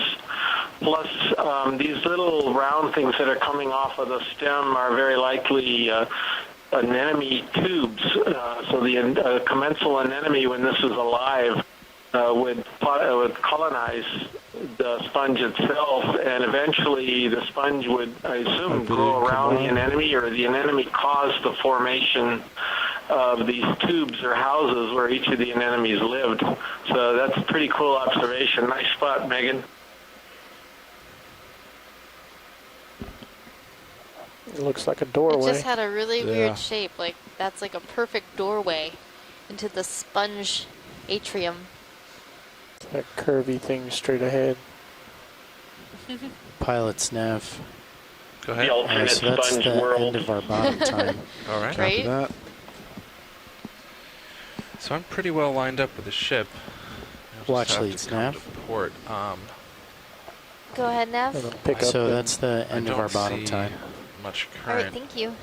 Yeah. So I don't think we'd have any problem just lining up. So that's the end of our bottom time for today. We will be diving tomorrow. Anybody on the line, you're welcome to stay on keep looking down on this as the you dive come up, plan for so you can sort of tomorrow. maybe see over the top. Other than that, I hope you rise enjoyed a our little dive bit. today. Rise a little bit We and did then not get set up. find the That's sub we were fine. looking It's coming for, up but we now. did find quite a number of interesting things. A large box structure, a number of interesting pieces of debris, and my favorites, the elasmobranchs of the hour, a 6-gill ray, and a really neat shark. Yeah. So we did the kind of the I'm gonna work on proper stowing. procedure Yeah, go for for it. searching in this manner. We found some debris and followed it, tracked it on the scanning sonars, and kind of went from one piece to the Stop other, there. see if we could pick Bridge something nav. up. And we did. That did work for a while, though. I think we were looking at something other than the prime target. I'll just kind of slowly back to you as you come up. Hans, do you have anything to add Okay. as we leave bottom? Yep, continuing Sure, to come no- up to get Bridge this, nav. delta. No E203, but well done search over. Be all of advised, the ROV is coming off identified the target bottom at areas this from time. prior planning. So For now, I'd like good you job. just to It definitely looks hold like station. a floating dock or floating causeway, and Thank folks you. have been looking at images here of similar examples from Normandy, from World War II. So these are known items. We haven't seen many of those underwater, but that was interesting. So thank you for the Africa survey. Delta, Thank are you you for the locked search. in? Hans, I had a My head? another. Oh, you're deaf. Oh, yeah. Hans, I had another Yeah, question auto for you. depth Do you know whatever happened to the I third will Hold here. 22 meter delta. E201 Stowing sister your ship? last You said they swing brought arm right 2 now. over and 3 were made. Copy that. And then I'll follow you down. We're full stowed. Offhand, I can't be sure. how's, It may be that was one of the subs that was sunk great. in Japan. Let's make that turn. Okay. Yeah, I figured probably something like that. Just wondered if you knew for sure. Yep. Okay, we'll stand by for the call. Well done, Chief Scientist Hans Oh, yeah, and that's good. Okeanos Explorer Science Team. Thank All you, right. everyone. We Well really done, Tom. appreciate y'all's expertise helping us along with this. Okay, I got you at 60 degrees.